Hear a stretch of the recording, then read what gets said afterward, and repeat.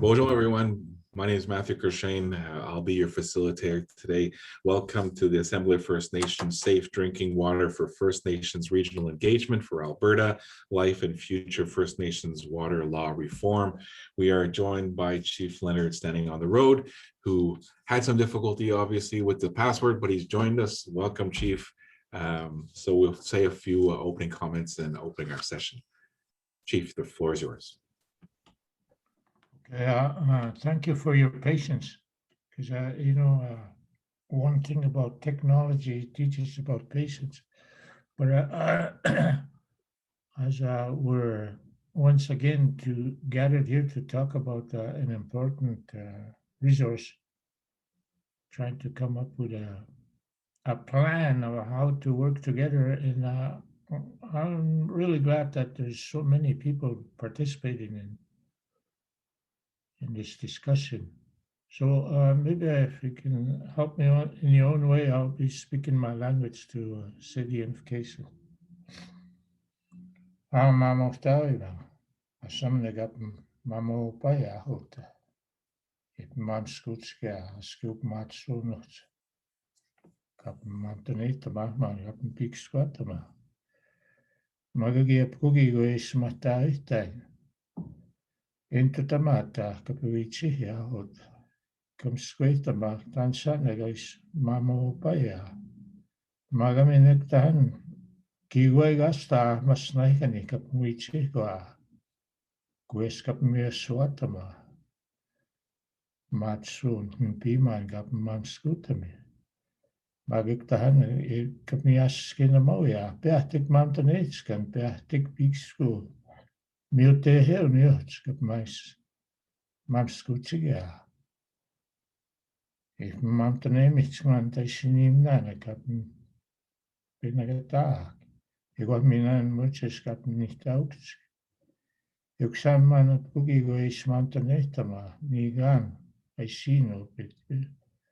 Bena nicht augs. Maget nanaskum ana no chigo kap miogiska, keps gues kap miopike. Hey. But Chief, we also have you set up for some opening remarks. Chief, if you wanted to share some opening remarks, and then we'll jump into the agenda. When it comes to water, I've been at this for the last 20 years, hoping something like this, a group like this will come together and have a good discussion on how we need to move on this to take control, I guess, for our First Nations across Canada. Everybody says Turtle Island.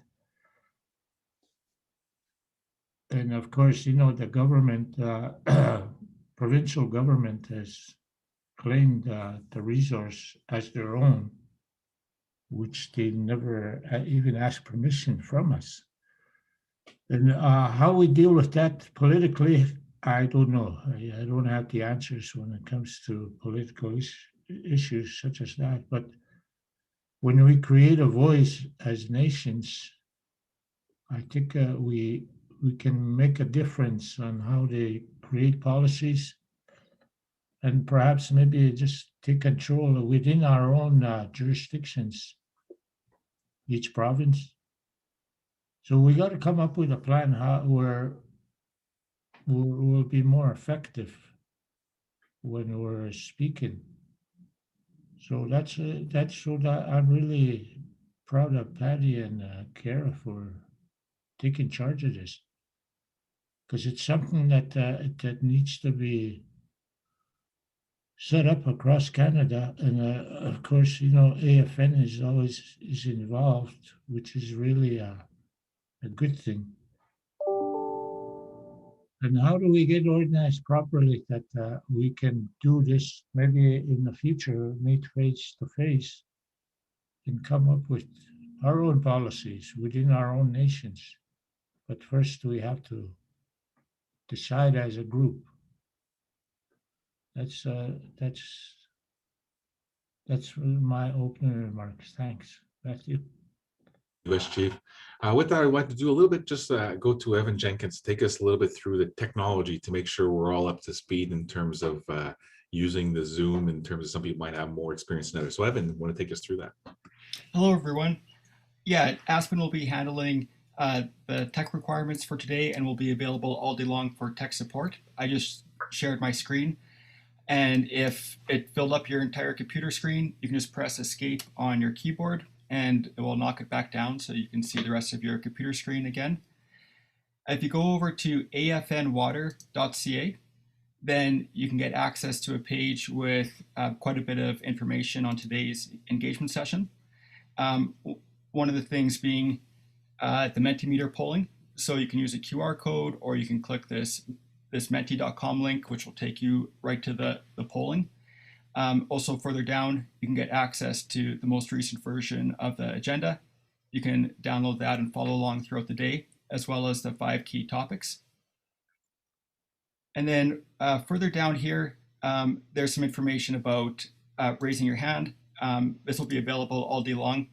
So if you want to have the opportunity to speak and you want to make sure bring that to everybody else's attention, you can go down to the reactions area and then click raise hand. Or if you're on your phone, you can go down to the more button on the bottom right hand corner and click raise hand.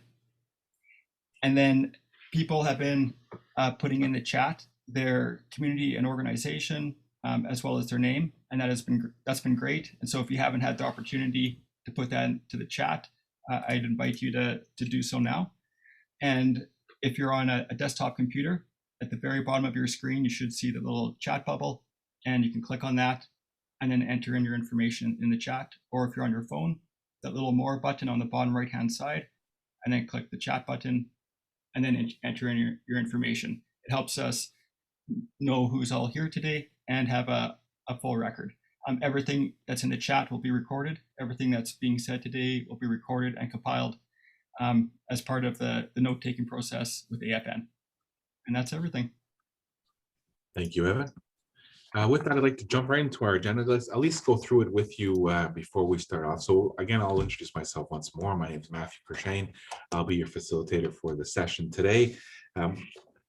As Evan was mentioning, we have 5 topic areas. We'll be talking about rights and responsibilities, water governance, transboundary governance and funding, funding and finance, and then standards and regulations. So it's transboundary governance is one topic, and then the next topic is funding and finance, and the last one, standards and regulations. So we had one little typo in your agenda where it said transboundary governance and finance. It's actually a separate topic. Our process is quite simple. We take you through the conversation that has taken place so far, the options that have been presented to First Nations across the country in previous conversations. We'll then have a short video from the experts, and then we'll open up the floor for conversation. At the same time as we're doing those conversations, there's the Menti polls that are available to you, and we'll also be doing a word bubble. So as people are commenting and making their voices heard, we'll definitely be putting up the keywords that they're sharing with us in that word bubble. So we'll see that at the end of our conversation. That's basically our agenda: options, video, conversation, vote or poll, and then we'll move on to the next conversation. So that's our agenda. What I'd like to do is before I invite Irving to say a few welcoming comments, I'd like to do a quick round of introductions, just so everyone knows who's here. Of course, I'll use my participants list here I have on the right hand side to invite you to introduce yourselves. And if we're kind of running a little bit late, so we'll try to go as quick and be efficient as we can through the introductions. And of course, as Evan said, use your chat function, use your raise hands function. I'll definitely use those.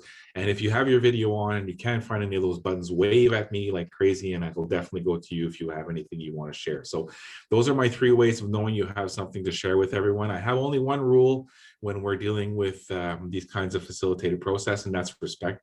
Respect yourself, take the time you need. Sometimes we're going through the agenda quite quickly. Sometimes we run out of time and we shorten our breaks a bit. So do take the breaks you need. Do take the time you need to fully participate and be here and share your thoughts. Also respecting others. Sometimes this is a little easier in terms of mute and unmute, and we won't have arguments across each other, and there'll be no physical altercations, seeing that we're all separated. Thankfully, that'll be easy to manage.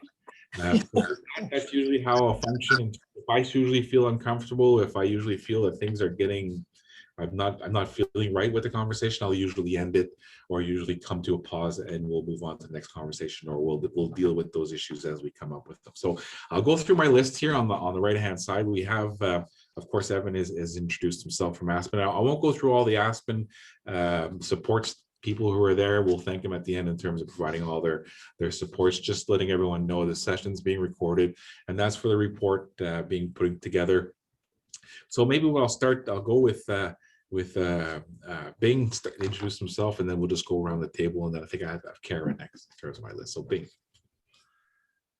Matt, Bing Labalagay, there's no cost, we kwem kung and don't ba dawa daw migisin do them. AFN in the Kitwa Bish no Nabi Manawi woman again do come down. Good morning, everyone. My name is what says Irving on my little picture there, but it's better known as Bing LeBlanc. I'm from Wikwemkong unceded territory, territory of the Three Fires Confederacy, the Adawa, Ojibwe, and Potawatomi. I am Adawa and Eagle Clan. Miigwech everybody, miigwech to the elder for his opening prayers and comments of support for the work we're doing. And I'm currently, prior to March 1st, I was the Director of Housing, Infrastructure, Water and Emergency Services. And as a result of the reorganization going on here at the AFN, I am now, as of March 1st, Director of Infrastructure and Water. So welcome everybody, and look forward to a good conversation today. As we are asking you, this is your engagement.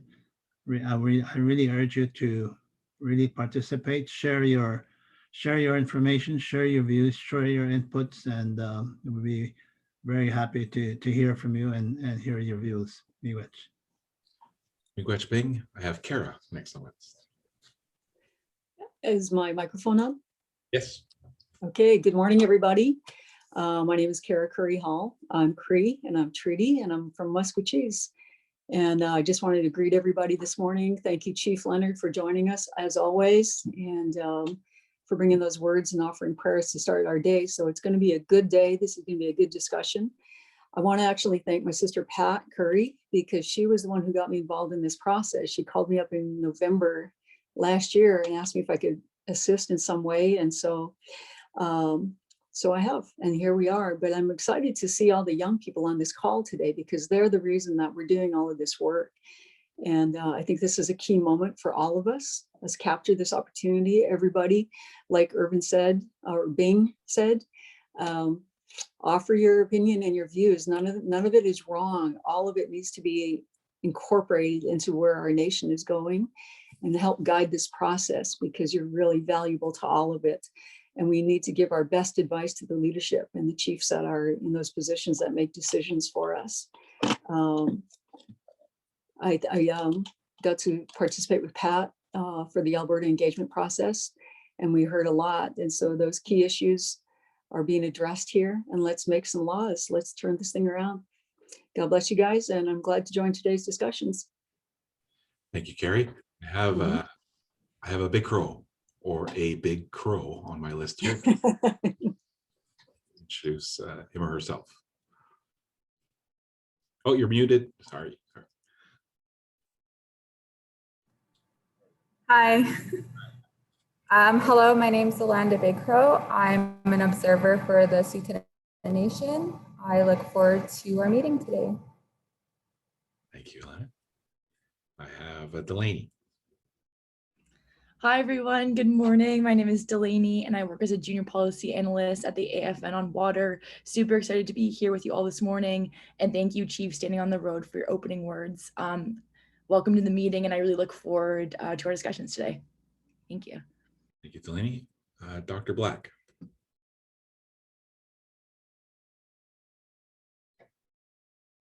Step one, unmute yourself. There you go. Yes. Despite the fact that we've been doing this for a year, I still didn't do that. Apologies, all my video is off at the moment and I won't be able to join you for most of the day, but I'm an advisor to the AFN on all things water, including the discussion that we're having today on the Safe Drinking Water for First Nations Act. So many of you I've seen actually in person or virtually, and I look forward to hearing some of your comments today. Thank you, Carrie. Anne.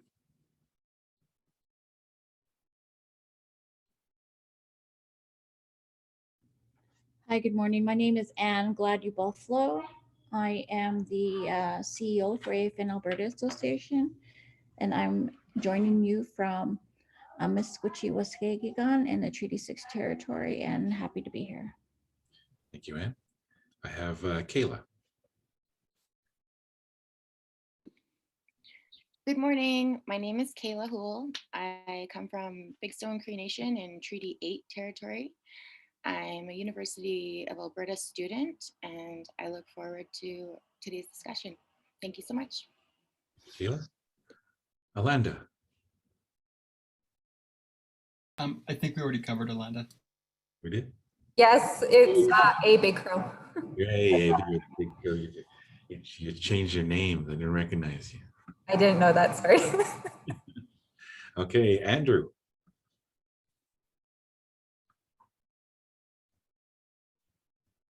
Is Andrew there?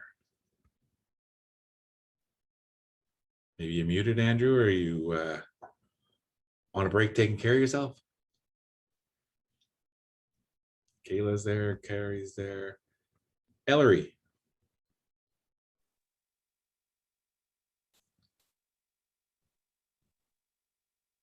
Is Ellery there? Yes. Okay. Adanas Ada. This is Hakije from Tutina. I'd like to say welcome to virtual world. I'm sorry I don't have a picture up there. Would have had braids. So everybody have a good day. Hoping to get a fruitful conversation going. Thank you, Ellery. Thank you. Thank you. Is Andrew back? See Andrew. Samantha. Hi, good morning. My name is Samantha Wolf. I'm a youth participant from Ermineskin Cree Nation. I'm just thankful for being invited to be a part of this discussion, and I look forward to hearing everybody's ideas and thoughts. Thank you. Thank you, Samantha. Sharon.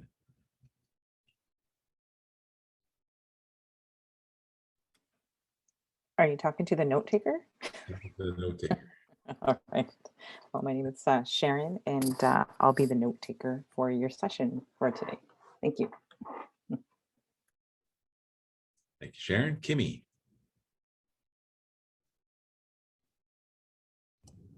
Oki, Idamak Skanatini, Kimmy Houle. I'm a member of the Blood Tribe. I work for the Blackfoot Confederacy Tribal Council. I'm the Environment and Land Director. Thank you. Oh, Kimmy. Phil.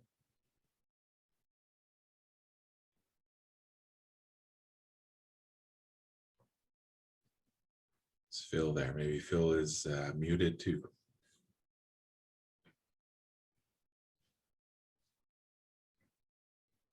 Oh, maybe Phil stepped away. Chief, we heard from Pat. Hello, sorry, hello. Oh, there he is. Go ahead. Yeah, I was muted. So my name is Phil Seawright. I'm an independent contractor, consultant. I'm also a student, also really interested on the conversation around the legislation around the water and how that's all going to be taken care of and figured out. So good to be here. Glad to be here. Thank you for having me. Thanks for being here. Pat.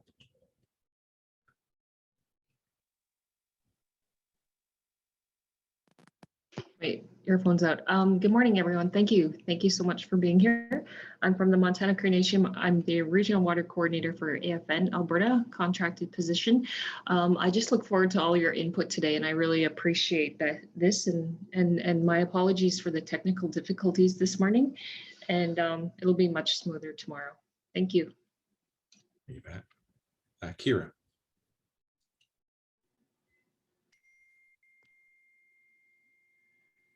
Dante, good morning, everybody. Kara Northwest Nitsikasun, Agamik, Ochinia. My name's Kara Northwest. I am from the Montana First Nation. I currently work for Samson Cree Nation in the consultation department, and I also am a member of their NIPI committee, and that's their water committee that they have. So thank you all, and thank you AFN and Pat for the invite for today's meeting. And thank you Chief Len for the prayer this morning. Hi, hi. Is Andrew back? Good morning, everyone. Andrew One Spot, Satuna Nation, Office of the Chief. Thank you, Andrew. Stephen.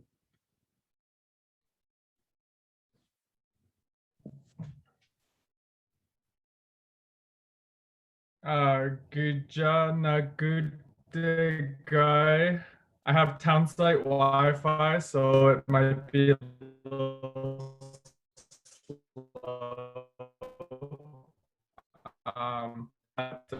John, good day, guys.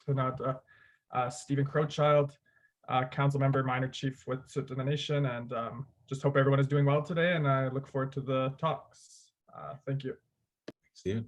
And Blair.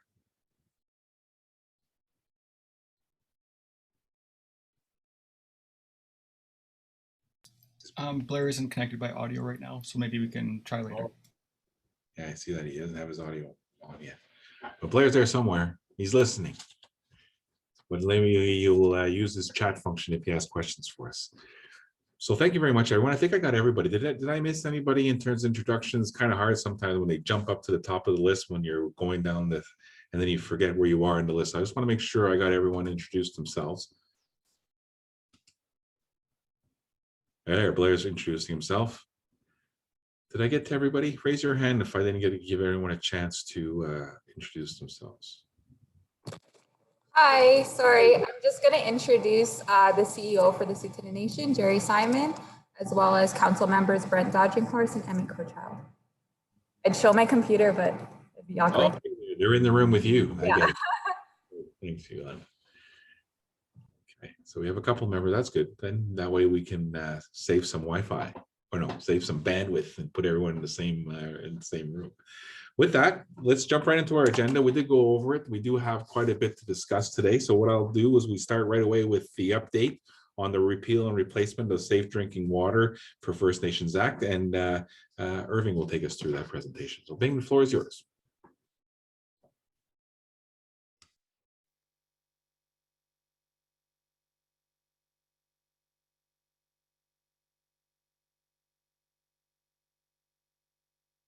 Are you muted, Bing?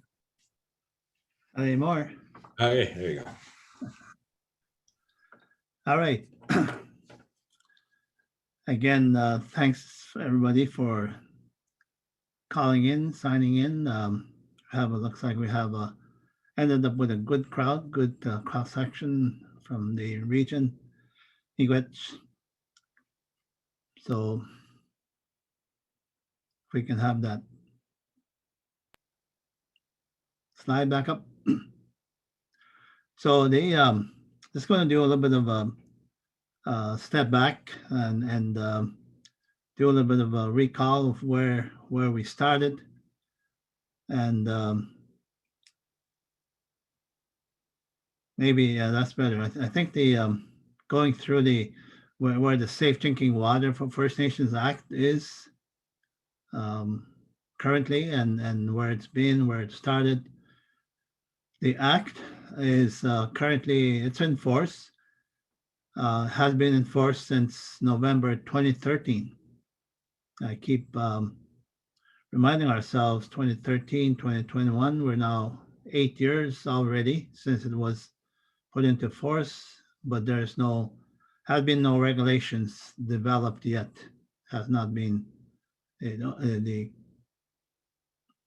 legislation basically gave the government the authority to develop legislation regulations after that, but nothing has happened.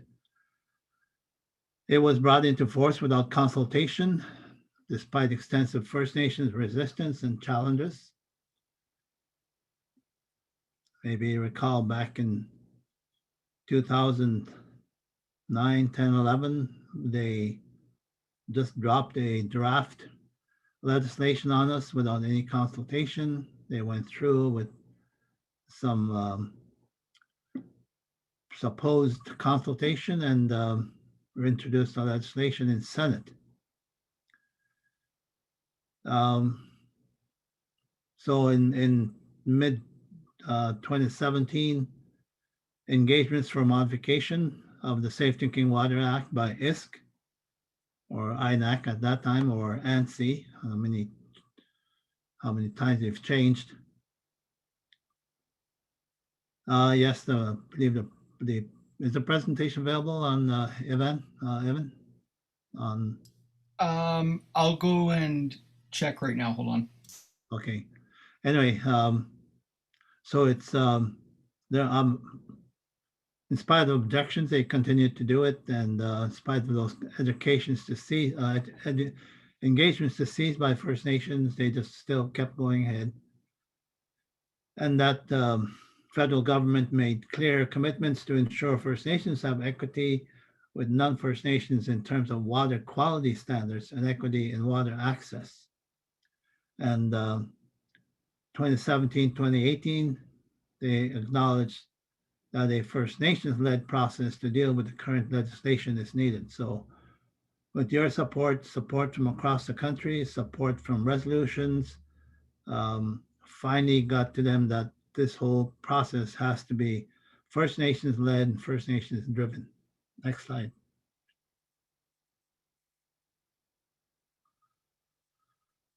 At the AFN, everything that we do, everything that is given to us is provided through directions and mandates through resolutions. And there have been resolutions supporting this all the way through. In 2017, 2018, there were 4 resolutions passed on safe drinking water, reflecting substantial results of sustained First Nations advocacy, which shifted the approach of First Nations of federal government on the Safe Drinking Water Act. First resolution 26-2017, Safe Drinking Water for First Nations Act, repeated the call for repeal of the Safe Drinking Water Act and immediate cessation of the federal government engagement sessions for amendment of the act, and instead call for the federal government to develop in partnership with First Nations the next steps in engaging with the Safe Drinking Water for First Nations Act. So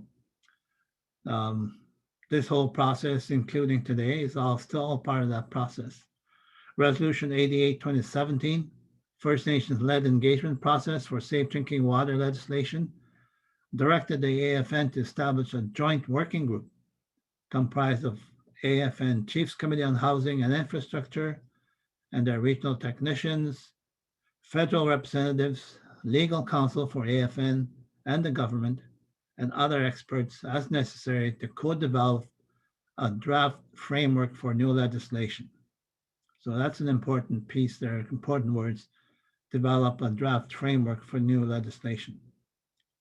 Resolution 1-2018, First Nations-led process to develop new federal safe drinking water legislation, took this process even further and mandated the AFN to immediately communicate to the federal government that, in keeping with the government's commitments to reconciliation with First Nations, a joint legislative co-development process and mandate will proceed in full partnership with First Nations, including the development of a joint working group on safe drinking water for First Nations. So that provided additional support to the previous resolution.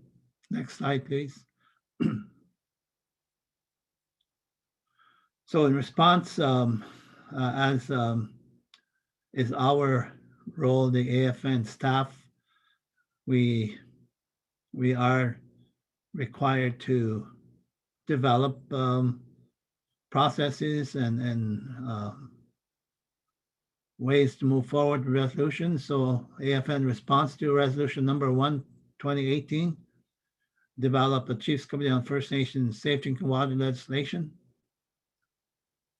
drafting of First Nations Safe Drinking Water preliminary concepts, presentation of the preliminary concepts to the Chiefs in Assembly at the AGA in Vancouver, July 2018. Resolution 26, 2018, support for a First Nations safe drinking water legislation, preliminary concepts. And so we're moving forward on that. Preliminary concepts as a working document to support engagement, directs the AFN to proceed with national engagement to develop new safe drinking water legislation, and directs the AFN to advocate for co-development of this legislation in a manner that affirms and ensures First Nations rights, interests, aspirations, inherent rights and laws, standards, guidelines, and processes are protected. So it's pretty wide-ranging direction there to make sure everything is considered. In 2019, we went out across the country and held engagements to further discuss key elements of the proposed repeal and replacement. And out of those sessions, there were 5 basic themes or areas to consider: rights and responsibilities, water governance, transboundary issues, big discussion there, financing, the standards for the provision of water and sanitation. Next slide, please. So where are we and where are we going? In the short term, in 3 to 6 months,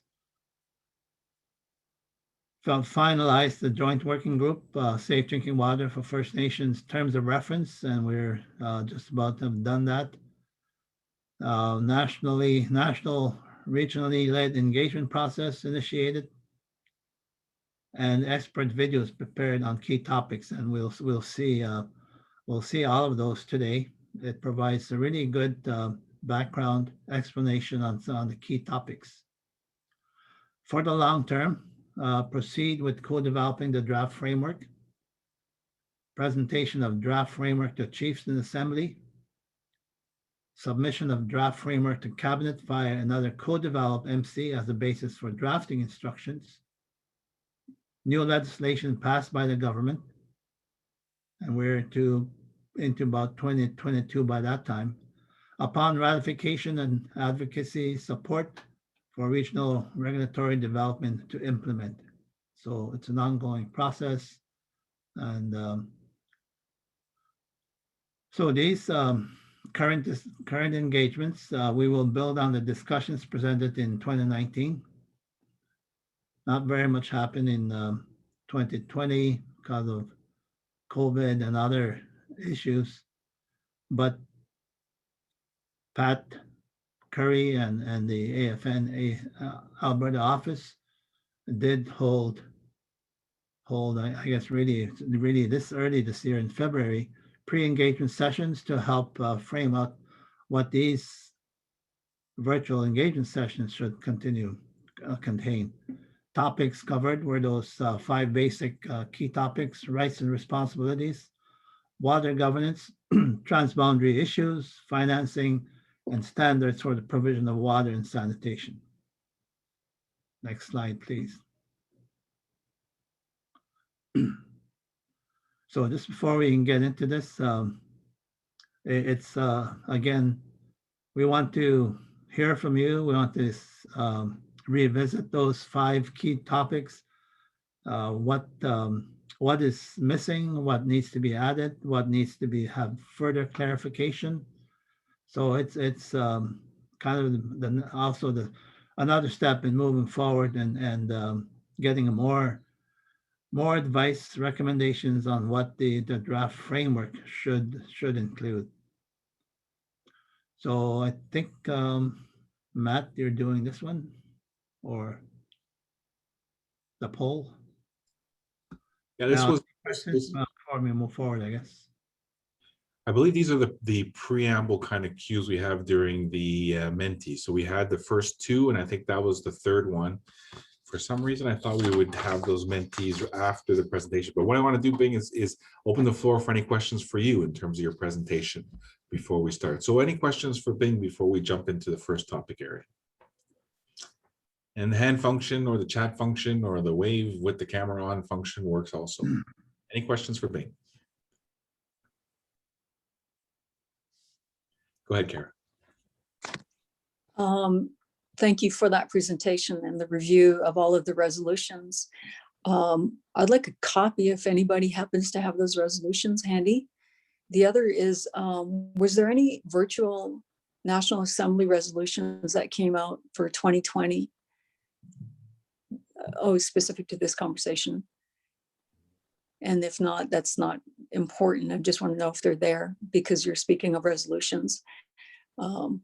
I think that what I would propose from here forward is the urgency of time. That if 2020 didn't reveal anything else, it was what was broken and what didn't work, and because of the isolation factor of a global pandemic, that their availability of fresh water was very likely non-existent. And so I just want to impress an urgency to move very quickly. And Larry Salt of the Ontario Chiefs gave me a phone call last week and we had this discussion, what was going on with you all. And I said, it's really hard to build regulations, as you were speaking of, being that there were no regulations developed from 2013 since it was implemented and enforced. And it's really difficult to develop regulations when there's nothing in the bill. There's nothing in the act. It's just adversarial, just the way that I read it.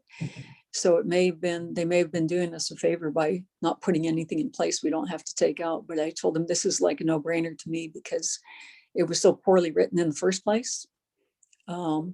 Repeal it. Don't even build off of it. Just immediately replace it.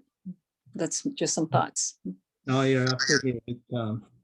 2013, we just set that aside and we were pushed for repeal and replace. But now we're in the discussion now is to replace it entirely. So that's where we're at. I think at the memory serves me right, the AGA 2020 was canceled because of COVID, and I believe in December 2020 there was a virtual. Actually, it was the virtual AGA.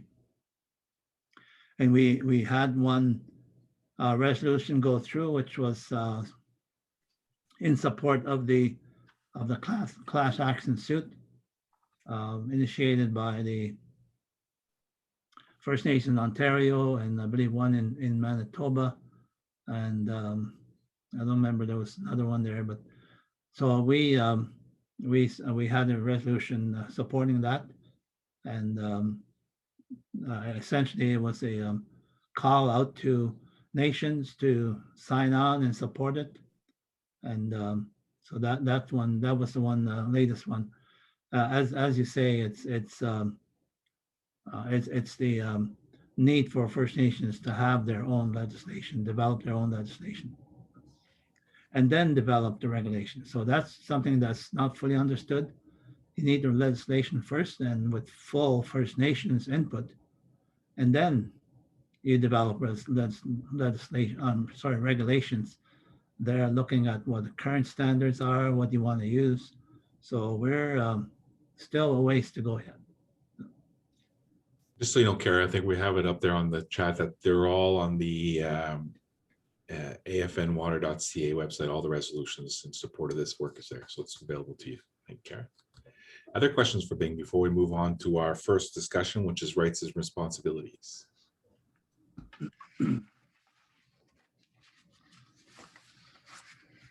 All right, seeing none, let's jump.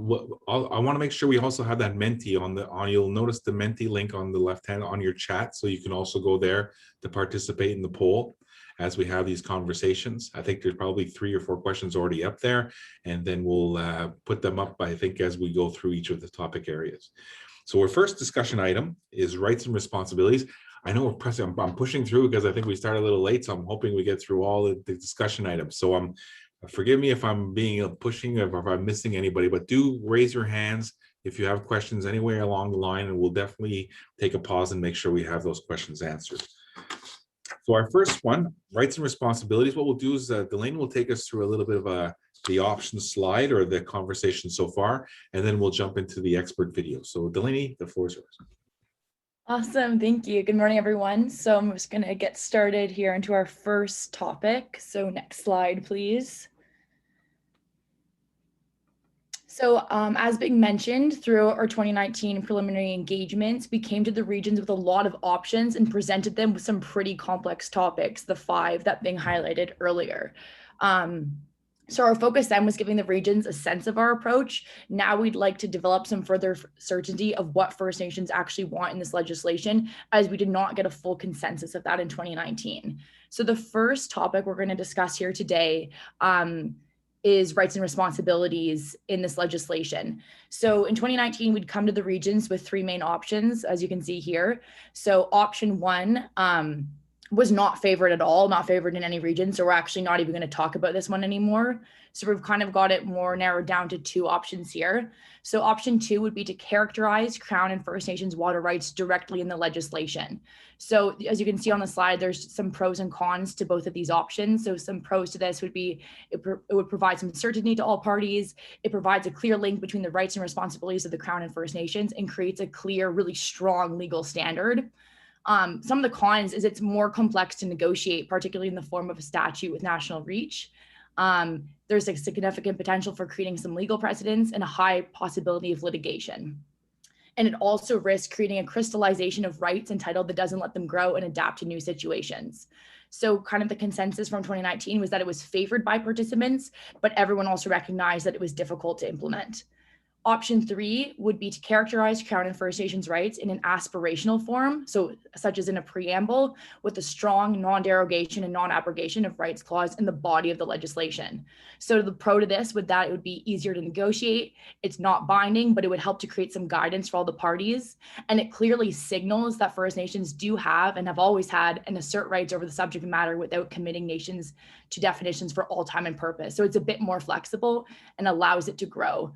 The cons is that it is non-binding, it is aspirational, and does leave uncertainty to powers and jurisdictions. So in kind of in conclusion to this, it was favored by participants, but needs to be reworded.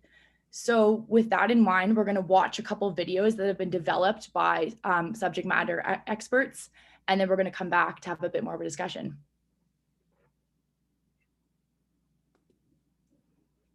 Thank you, Delaney. Delaney, well done.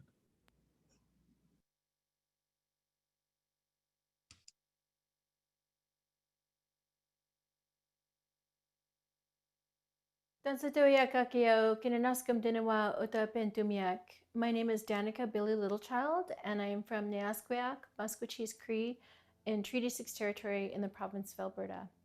I'm an assistant professor in the Department of Law and Legal Studies at Carleton University, and I also am an advisor to the Assembly of First Nations in the field of environment and water.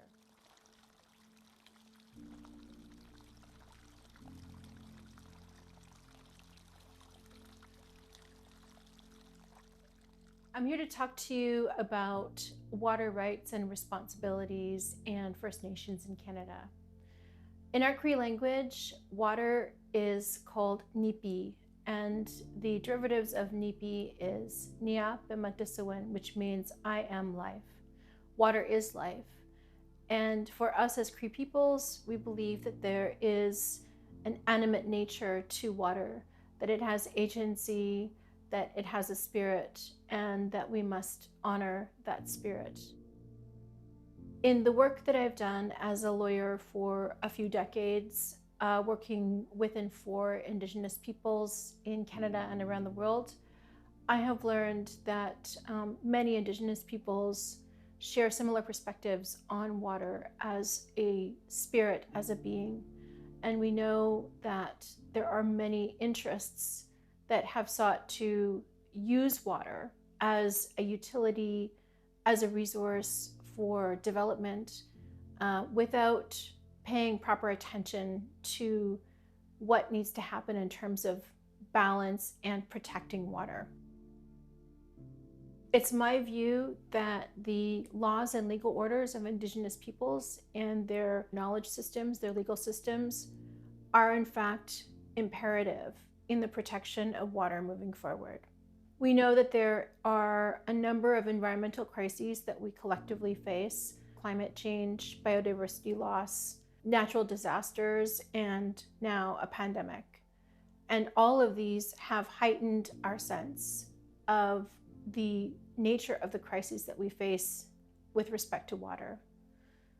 We as Indigenous peoples and as First Nations deserve to have a place and a space to exercise our rights and responsibilities vis-a-vis water. Our systems ought to be respected and elevated to a position of equity and equality to the written systems of the mainstream institutions and legal orders.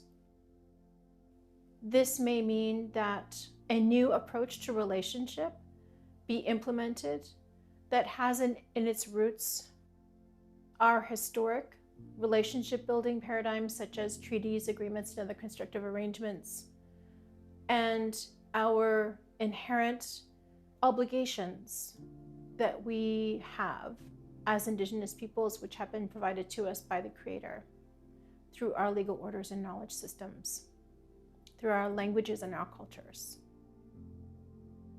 When we think about the idea that water is life, for Indigenous peoples, for First Nations, this is not simply a concept or an idea. It's something that resonates throughout our systems.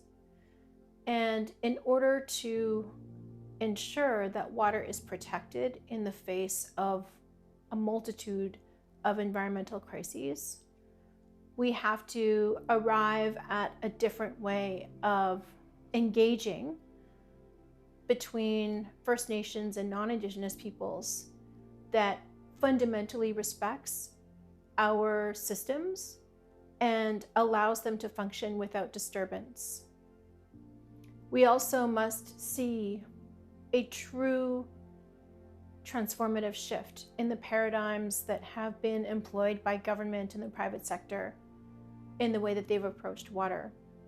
In order for that to happen, we actually need Indigenous peoples themselves, First Nations leadership themselves, through their own systems, to be recognized and respected. Hi, hi, Ninaskum Tanawao. Hi, hi. Thank you.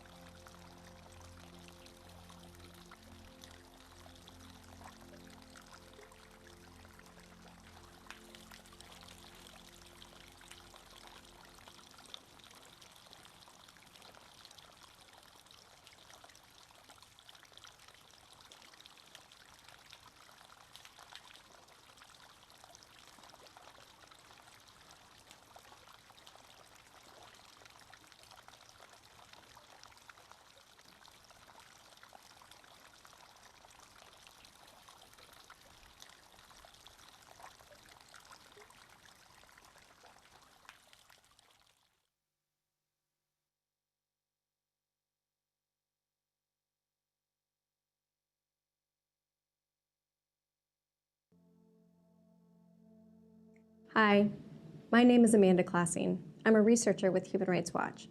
We're an independent, international human rights organization dedicated to investigating and exposing human rights abuses around the world. We operate in over 90 countries, and since 2015, I've been working in Canada documenting the First Nations water crisis as a human rights abuse.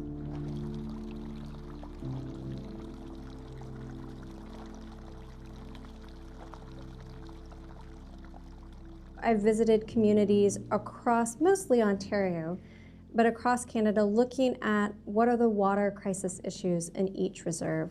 They're different. Some have to do with contamination of individual wells. Others have to do with underinvestment in operation and maintenance, which puts whole systems at risk. And still others have to do with collapsed and failing water systems that have led to decades-long boil water advisories in communities. All of these have human rights impacts. And one thing that is true in all of these cases is that there's a lack of safe water regulations on reserve. In Canada, if you live off reserve, you are protected by drinking water regulations, which means when you turn on the water, there are safeguards in place that ensure that your water is safe, it won't make you sick, and somebody is responsible for ensuring that that's the case. If you live on reserve, there's no equal protection. There is no safeguards like that, no safe drinking water regulations. And this human rights violation is something that has persisted. In 2013, Parliament did pass the Safe Drinking Water for First Nations Act. It was thought that this would help resolve and lead to the promulgation of the regulations necessary on reserve. But the act has problems both in process and in substance. Process-wise, parliamentarians did not engage with and consult with communities and leaders as they should. Substantively, that meant that this act does not take into consideration the full aspect of the drinking water crisis. It seeks to set out who is responsible and lead to the drafting of regulations, but it doesn't seek to resolve and repair the decades and decades of underinvestment and overpromising in delivery of safe drinking water systems on reserve. That underinvestment has led to failing systems that simply can't be turned on tomorrow with new regulations and meet them. In order for the Safe Drinking Water for First Nations Act or some sort of successor act to work as it should to ensure the realization of the human right to water on reserve, there needs to be a true and firm commitment to invest in the capital and the operations and maintenance necessary to bring all systems up to the code that is determined. And it needs to be done in close consultation with communities. Water isn't just a human right, it is an important, sacred, and spiritual relative. One that, when engaging on issues related to water, requires right relations and ceremony. There needs to be the space for the recognition of the full impact of the drinking water crisis on reserve.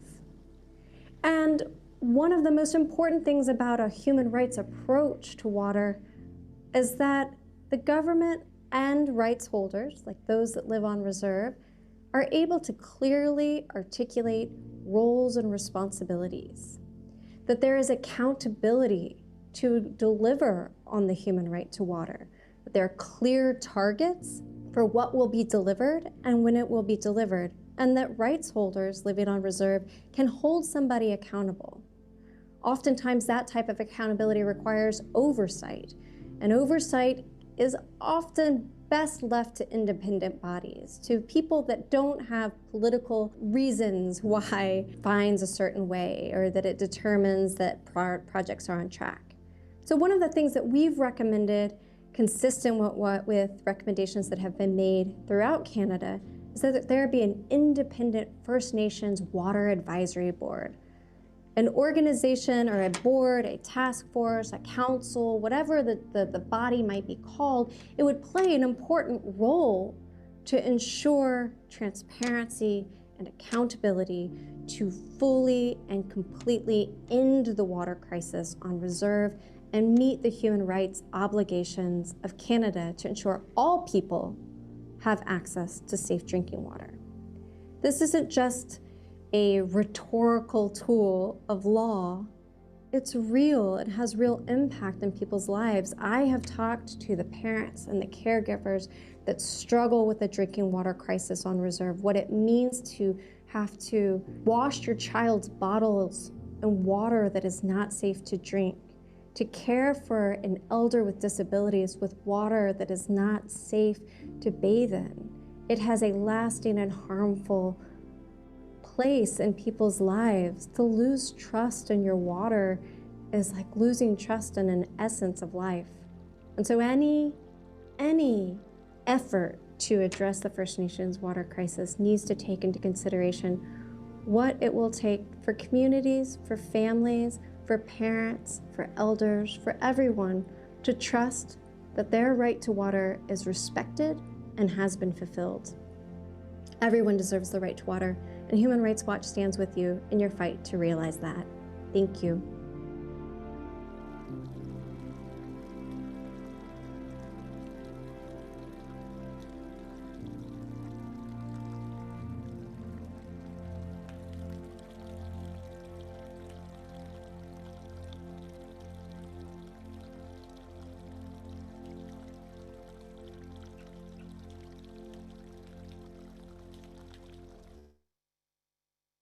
All right, well, thank you very much for that. Two interesting videos, two interesting perspectives, talking about rights, talking about water having spirit. We do have a couple of Menti questions that are, do you agree with the new legislation should characterize First Nations water rights in direct or aspirational form in a preamble with strong non-derogation and non-abrogation of rights clause in the body of the legislation, and no mention of Crown rights. So that's the poll we have available to you. So I'll open the floor for any conversation or thoughts around the videos, or even around this whole question around characterizing water rights within the legislation. Any comments, thoughts?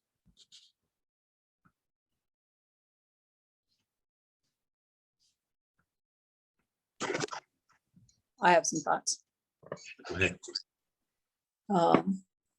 I'm just going to share it because my time will be limited today, but I think all of our conversation is always based on and from the perspective of treaty rights, because that's who we are as treaty peoples. And I think that Willie Littlechild shared some of that conversation in the pre-engagement and in the national session. So let's remain consistent there, because those experts have worked decades to establish that as recognized. And then the framework that he offered us, a legal framework, I think just build off of that. And so my answer to your poll would be absolutely. It's always about our rights. The whole entire engagement is about our rights, and from that position, and that we're rights peoples. Thank you. I don't have your name. Sorry, I just have your band counselor on. So thank you for that. Any other thoughts?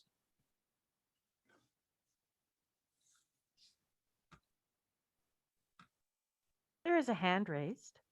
Oh, well, I thought that was the first the person that just spoke. It's Ellery, Starlight from Sukuna. Go ahead. I think one of the ideas when we're talking about preambles, it's us always protecting ourselves in the treaty. Now, I think it also has to be taken into account when we're writing legislation when it comes to resources, natural resources. I think we also have to put in a preamble, and this is just a thought, that we need to say, notwithstanding anything to do with the NRTA.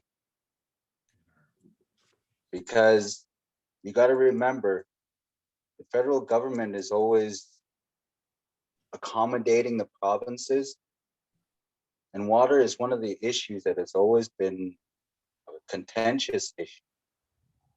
Alberta chooses to have these water rights. They think they can give it to us. No, we've always had it. So I think the preamble should actually be have a little more strength in our favor, so that the provinces have to start protecting themselves. So I know it's a very controversial thing, but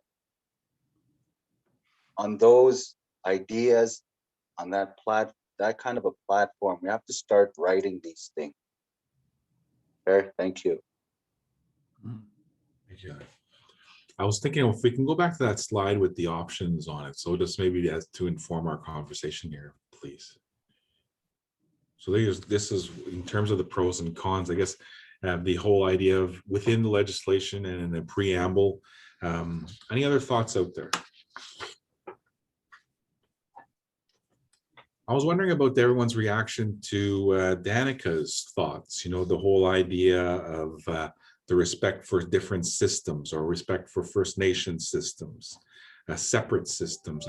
Is that something we're thinking about putting in the preamble thing, or is that something like the respect of each other's system, the relationship change that Danica talks around, the obligations of First Nations she also talks about. So there's obligations on both sides in terms of how Danica is describing it.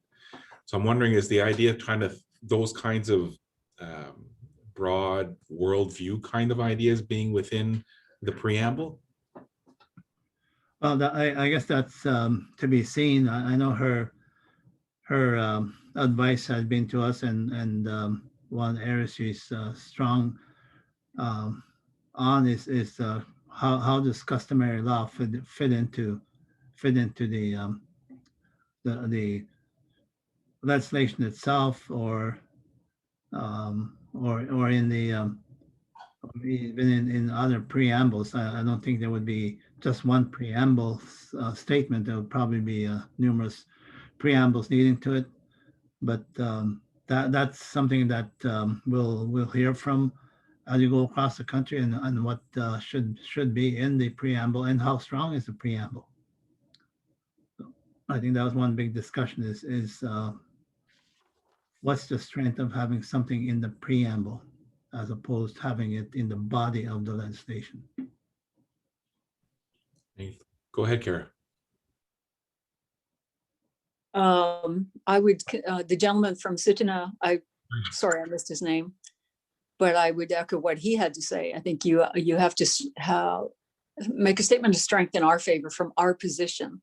And this has to be an assertion of rights in both the preamble and in the body. And again, it is exactly that, is the assertion of our rights established through, and as I go back to what Willie Littlechild was sharing with us, with documents like the United Nations Declaration on the Rights of Indigenous People, the documents that have come out of the Organization of American States, all of that work was based on our rights. So I would echo what the experts have already advised us, and then support what the gentleman from Sutuna, and I think he was one of the tribal councilmen, had to share. So I would, from the get-go, set the tone that we're asserting our rights. We're not explaining that we're sovereign peoples, treaty peoples. We're announcing it. I agree. Notwithstanding, a notwithstanding clause would be probably have a lot of strength to do that, especially with the NRTA. NRTA, that's the National Resources. Do we know what NRTA is? Let me try. Natural Resources Transfer Act. Am I right? Oh, that sounds right. Steve. Yeah, just wanted to support those comments as well. Like I think all of these legislation, those Declaration of Rights and Assertion of Rights statements should just be a no-brainer by now. Like, and I think that discussion that you kind of raised about more, you know, we're all diverse in our backgrounds, like as you know, First Nations people, but just as Danica like outlined in that video, like there are, you know, those common worldviews around like water and you know, water is life, and I think you know, those ideologies, like I think, you know, we're always defending our rights, and I think the world, like, you know, in Canada definitely has a lot to learn from us. And I think, you know, finding ways to include some of that worldview in legislation, you know, about, you know, I guess that spirit in water, yeah, just those, I just think those rights statements as well, like those should just be no-brainers at this point. But thank you. Thanks, Steve. Anne. I just wanted to reflect back on what on Danica's presentation. I thought I really appreciated all of the points that she made regarding our systems of need to be elevated, and that there needs to be a new approach to this relationship. and respect and understanding of our inherent obligations. With that being said, nations have to be able to do that work in a parallel process in terms of having the doing the work, their lawmaking, their making their laws, their constitutions, sharing that understanding of legal orders and their knowledge systems and their language and their culture. So there has to be a parallel mechanism for nations to be able to do this as well, in order to be able to have the ability to enforce, like based on their systems and things like that. So I think that there needs capacity support for that as well, not just operations and maintenance, but to build these governance systems, their own governance systems around water. Thank you. Thank you, Anne. Any other thoughts?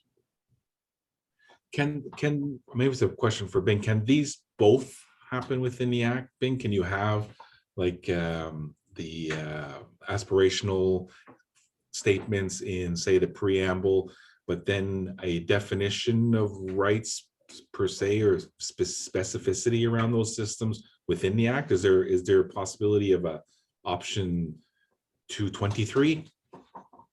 Well, certainly not an expert on what should be in it, but I think it makes a lot of sense to have the aspirational comments and what the legislation is meant to do and is intended to do, and but then elaborate it further in the body of the legislation. Matthew, this is Kara. I see that Crystal Lehman's in the room. Is it possible that Crystal could offer some thoughts, because they're way ahead of us and what the kind of work that they've been doing? So I don't know if she's listening, but if she could join us, that would be invaluable. Who is that, Kara? Sorry. Crystal Lehman. Is she still in the room? I'm here. Oh, there she is. Go ahead, Crystal. Sorry, Crystal, I don't mean to put you on the spot, but I see you're in the room. You totally put me on the spot. It's okay. I actually don't have anything to add right now, but I will.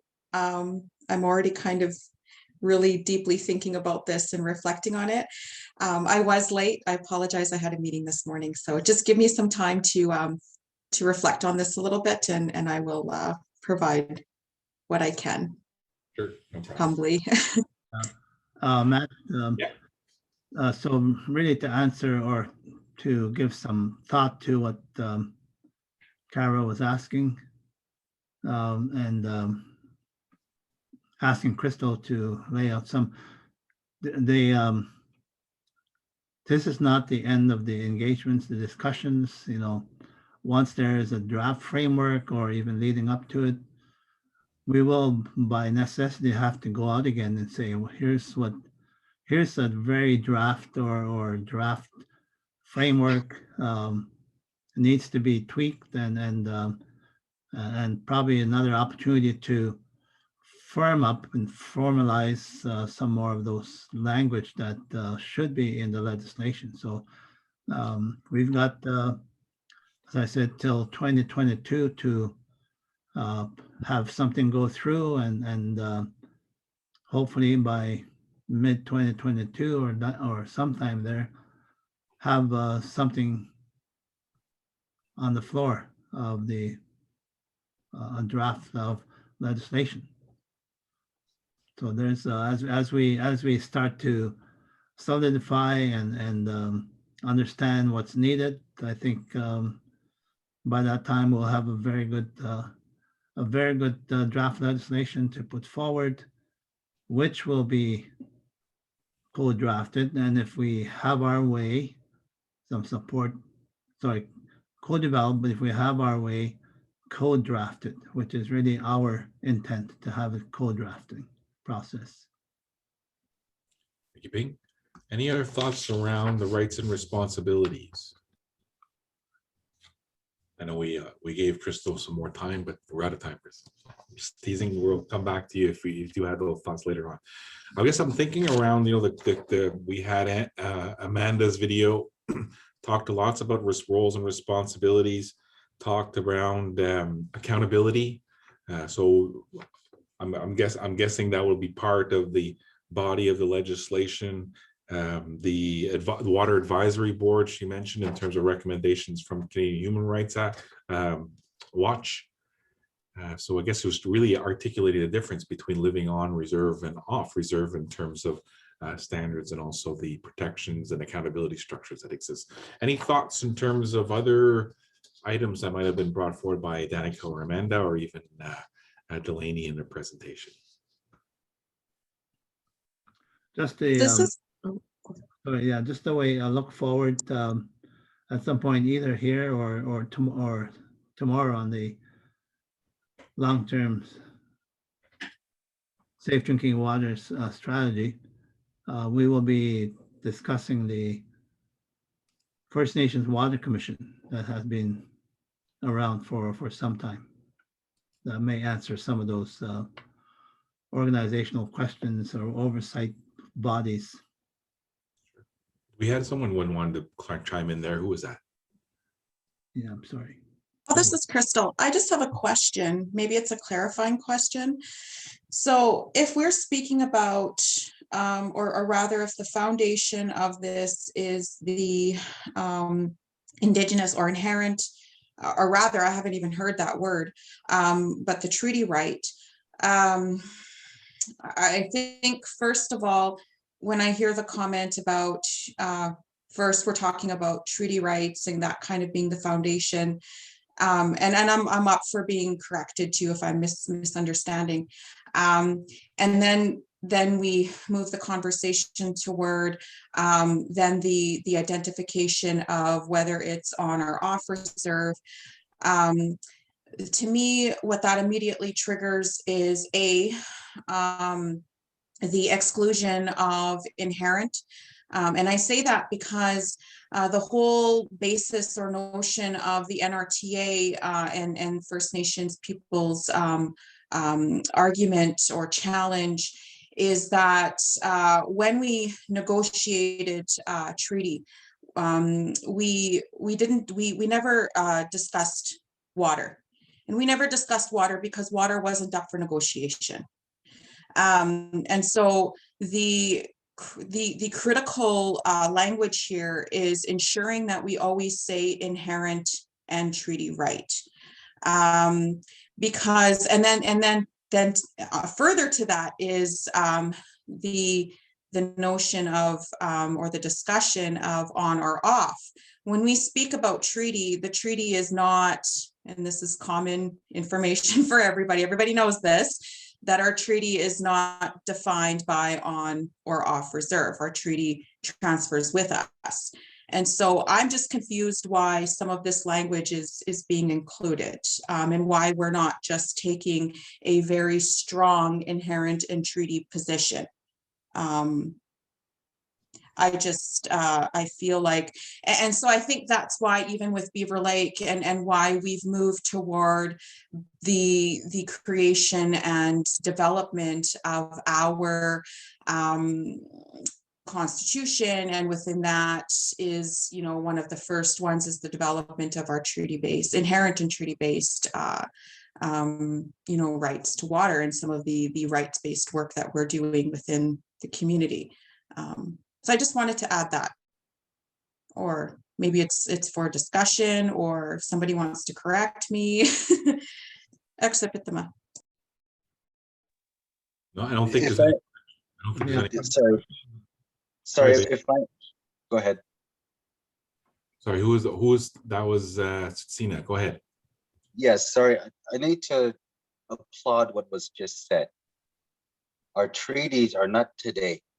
Our treaties are forever, which means that when we were on this land before the colonists, we existed with rights.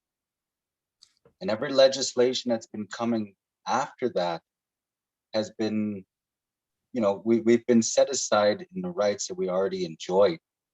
And we have to always write these legislations like we're in treaty days. We didn't talk about water. water is our right. And Canada had to accommodate us right from the beginning. The NRTA, that's why I put forward, notwithstanding the NRTA, because they gave us, Alberta thought that they can give us rights for water when we already had it. And we have to write our legislation to that point. That does back up what Danica's saying, and Chief Littlechild. Everything he's been fighting for. And that's why we're here today. Like, if I don't think I can stomach anymore. We can't do that. I can't stomach that anymore because our people are suffering. Thank you. Thank you, Barry. Hi, it's Kimmy from the Blackfoot Confederacy Tribal Council.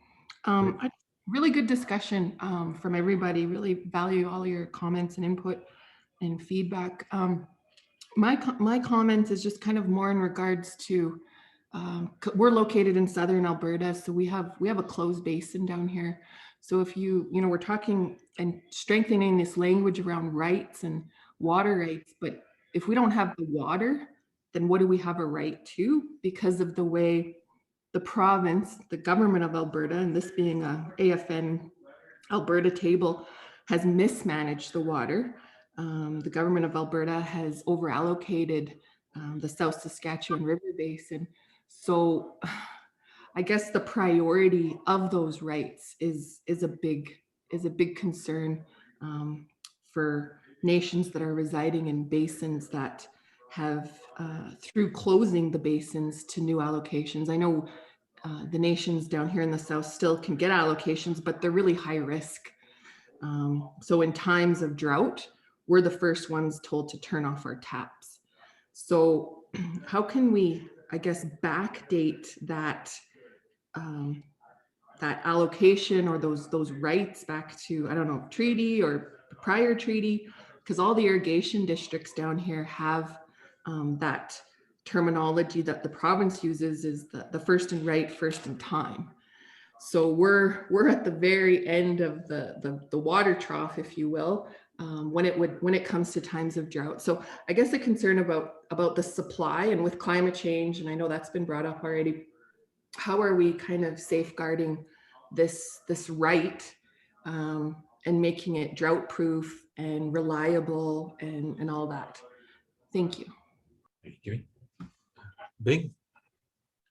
No, absolutely, Kimmy and others. That's got to be some language in there, very strong language. Looking at some of the, I guess, advances some of the tribes in the U.S. are doing in terms of getting back their original access to some of the waters. Certainly understand the first in time, first in right, the fit for that you're facing here. It's got to be a very strong recognition of how that how it's protected or how it's considered. So very good point, Kimmy Miwich. I was thinking the comment around on and off reserve, I think was a reflection of Climate Watch, the World Watch. I think they were saying that the differentiation was that on reserve, there's no standards at all. I think that's why they made that differentiation. I don't think it's part of the conversation in terms of aspirations of First Nations within the legislation. I'm curious about the, the sense of urgency. Kimmy kind of brings that to the front, right? If you have no water, or if the water is completely contaminated, or those kinds of issues, I guess it goes beyond recognition, is what I'm thinking. So I don't know how, and then if you're going to assert your jurisdiction, is that also something you put within the preamble, or is it a recognition, or is it an opt-in clause within the clause thing that we're going to assume those responsibilities? I guess I'm wondering what the thinking is around the options around beyond recognition, but actually supporting and then assuming jurisdiction for your waters. I don't know what the thinking is around those areas. looking at you, Bing, what's happening around those in terms of recognition or beyond recognition, I guess. Well, that will be the area where the most support will be needed from leadership, and bearing in mind that the original Safe Drinking Water for First Nations Act, when we brought up treaties, First Nations rights to water and all that, they're saying, oh, this is not about that. We're not talking about that. We're talking about health and safety issues. We're talking about standards and that other stuff. So replacing that act gives us the opportunity to introduce those languages and considerations, but it'll be required support all the way through to making sure those are kept in there, and we'll be continued to going back and reaching for support when that time comes. So even when the drafters providing what we call it, drafting instructions on what the drafters need to put in there, we have to be very strong and clear what needs to go in there. And we don't have the answers here today. This is why we're out to listen and begin to elaborate what needs to go into at least the drafting instructions and the draft legislation. Steve, have your hand up. Go ahead. Have Steve's hand up here. Yeah, just as a younger leader, it's really interesting discussion, and I wanted to just thank all of the mostly women, a lot of women who have been in this discussion for years, and all of the people who have protected our rights. It sounds like there's two discussions. Like one of them is the actual clean drinking water on reserves right now. Like the reality is people can't drink their water, and we need to set those those standards. And I think like legislated funding and fiduciary duty is really important for just those water systems. But through this legislation and any other, there's still that whole underlying issue with our water rights and jurisdiction, and so I guess with this particular legislation, it definitely shouldn't, any legislation should strengthen our already existing rights. But I think in this, I don't know if there's a fiduciary duty in the preamble, or really clearly put that accountability on, the federal government to any, I guess, the funding wise for the operation of these water systems on reserve.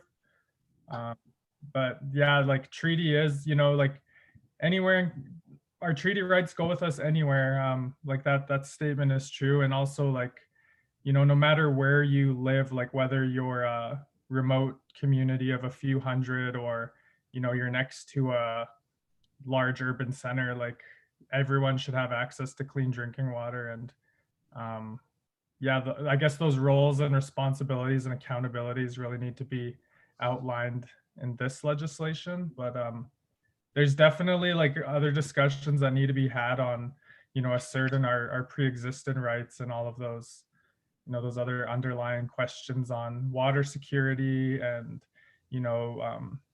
I guess that's just, it was a really interesting discussion anyway. But just wanted to add those thoughts. Thanks, Steve. Kira. Hi, I just had a few comments. I think that if we're going to be talking about the rights and responsibilities that we have, and especially in terms of water, is we need to kind of be careful around the discussions around the use in a preamble, because we do know that a preamble doesn't really, it kind of talks about kind of considerations and purposes when it's going into legislation, but it's not really something that's legally binding, or not something that we can utilize in terms of enforcing any types of rights and obligations that we have, and then also that the Crown has with us as Indigenous nations. one of the things I wanted to, and I don't know if we're going to get to this discussion when we talk about water governance, but I know that while this process is happening, I was wondering if there was any other processes in place that can help assist nations in the discussions and implementing and drafting of their own legislations that could be followed. I think we have good discussions at these tables, but I think there also needs to be mechanisms in ways that we're helping our nations and holding up our nations in ways that they could be implementing their own laws, their own jurisdictions, and enforcing those. And I know we might be talking about things in terms of on reserve, off reserve, but we need to also realize our treaty territories and our shared territories. And we know there's members from Treaty 7 and Treaty 6, Treaty 8 on this call. And I think if we're coming together and helping each other with those discussions and helping each other with drafting and knowing about lessons learned, I think it's going to really help us in the long run. Because realistically, we're drafting and talking about these legislations, doing it on behalf of Canada instead of doing it, like, I know we're talking about doing this on behalf of and helping our nations, but this is something that's going to be enforced and done by Canada. And I think we should start to move towards something that we're supporting our nations in these discussions and, like I said, drafting their own laws. Thank you, Kira. I don't know if Bing wanted to respond or thoughts. No, very good points. In terms of governance, we will have a really good video coming up next on governance and how that might work out. So those are the points to bring up. Just want to acknowledge Kimmy's comment about the Winters Doctrine.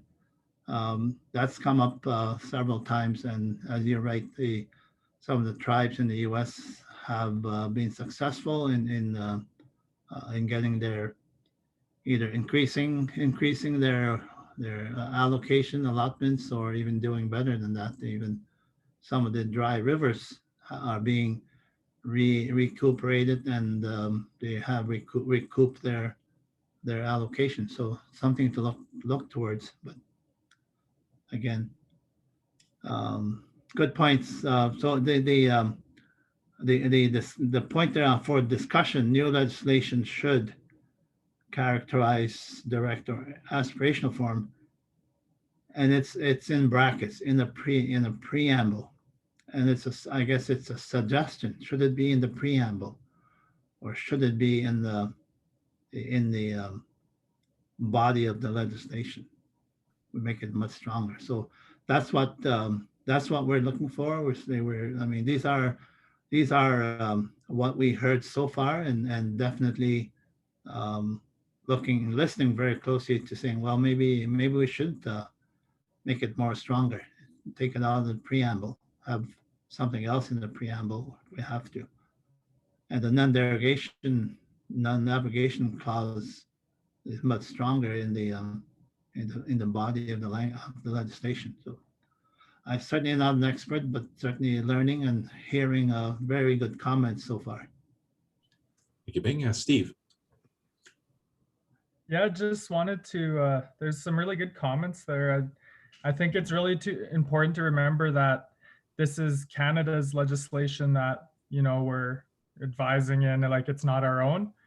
And so I think like with this legislation, it should really outline or define like their responsibilities to supporting our clean water drinking systems. Like everyone's at different capacities, like in terms of our communities, like some might have the capacity right now to develop and implement like water laws and maintain water system, clean water drinking systems.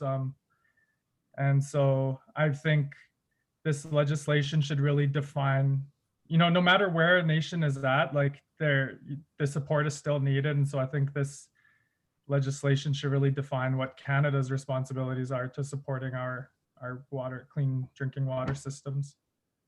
But yeah, it's definitely not our own legislation, and we need to be mindful of that. It's a good point. We heard in Ontario, I think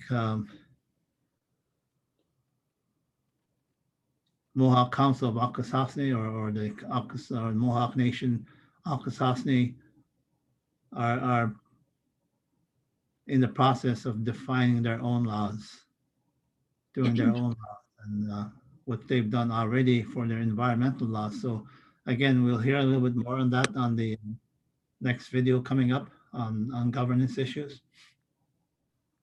Matthew, just really quick. The conversation is really, really good. And this is what I'm looking for, is that why I asked Crystal Lehman to speak, is that we can look to them for guidance, because they're, again, way ahead of us on how they're asserting their own rights. And hearing from Stephen, I think, from Sutina just now again, and then the caution from Kyra and that viewpoint, I think always is a strategy, and just learning from experience when you're engaging in it and going a whole bunch of different directions.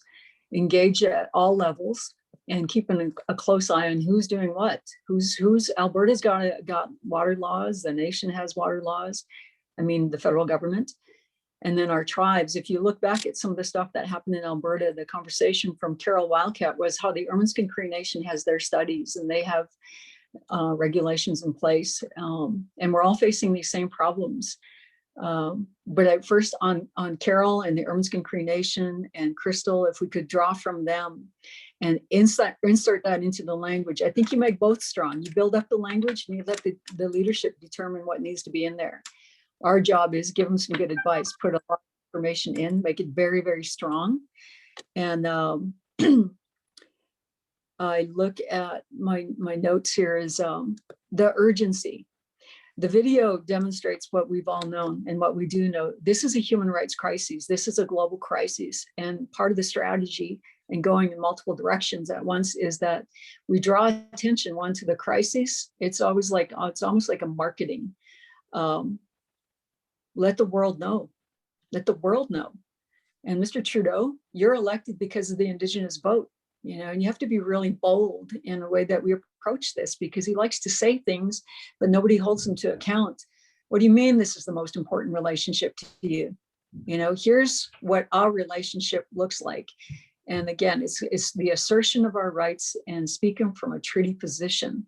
And I impress the urgency of time, because we're not getting younger. Our children and our elders need fresh drinking water, and they need it today. So I just want to offer those comments in this and bring back into the discussion what Carol Wildcat offered us. They were willing to share their studies as well. And we have simultaneous efforts going on, not just one, but put in as much language as you can in both the preamble and the body. Except. Any other thoughts or comments before we take a quick break and move on to our next conversation? Any thoughts on last chance on rights and responsibilities? Not last chance, but before we move on to the next topic. So we do have those poll questions.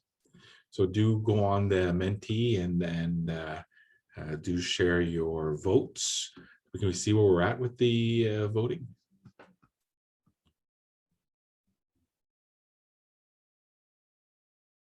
Oh, there's the first one.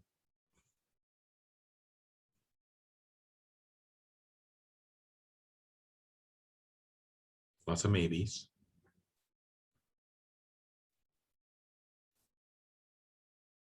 All right.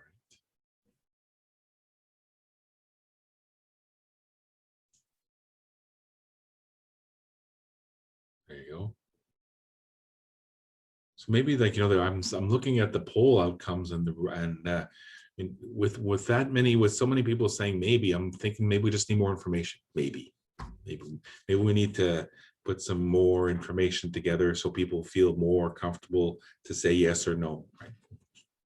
Something maybe we just need to maybe the people don't feel quite comfortable yet in terms of making a yes or no statement, or perhaps we need more nuance or more information so people can move from a maybe to a yes or no. Not to put. Matthew? Yeah, go ahead. This is Crystal. Can I just say that those of us that are here as designates, I won't say representatives, but as designates for our respective nations. At least my personal thought, or how I approach these kinds of questions, is that I will always answer with maybe. I will always assert my right to free, prior, and informed consent, and that's my right to say yes or no, and my right to say maybe. And I think that the maybe, because this is within the colonial context and colonial legal context, we have to err on the side of caution always. And that's just Beaver Lake's position. Even more so, Beaver Lake takes the position in this engagement as an observer. As an individual, I will participate in the conversations, but because this is a very serious conversation and very serious issue, you know, some of these questions are, they're really heavy, which is why I didn't participate in the polling. So I'll just add that. Crystal, I have a question for you in terms of, you know, the Bill C-92 and the work that's happening around child and family. What's Beaver Lake doing in that area in terms of asserting their jurisdiction? I'm just thinking maybe there's a parallel in terms of, you know, you can write your own laws with the, you know, assume that jurisdiction. Is that something that would be aspirational for the community around water?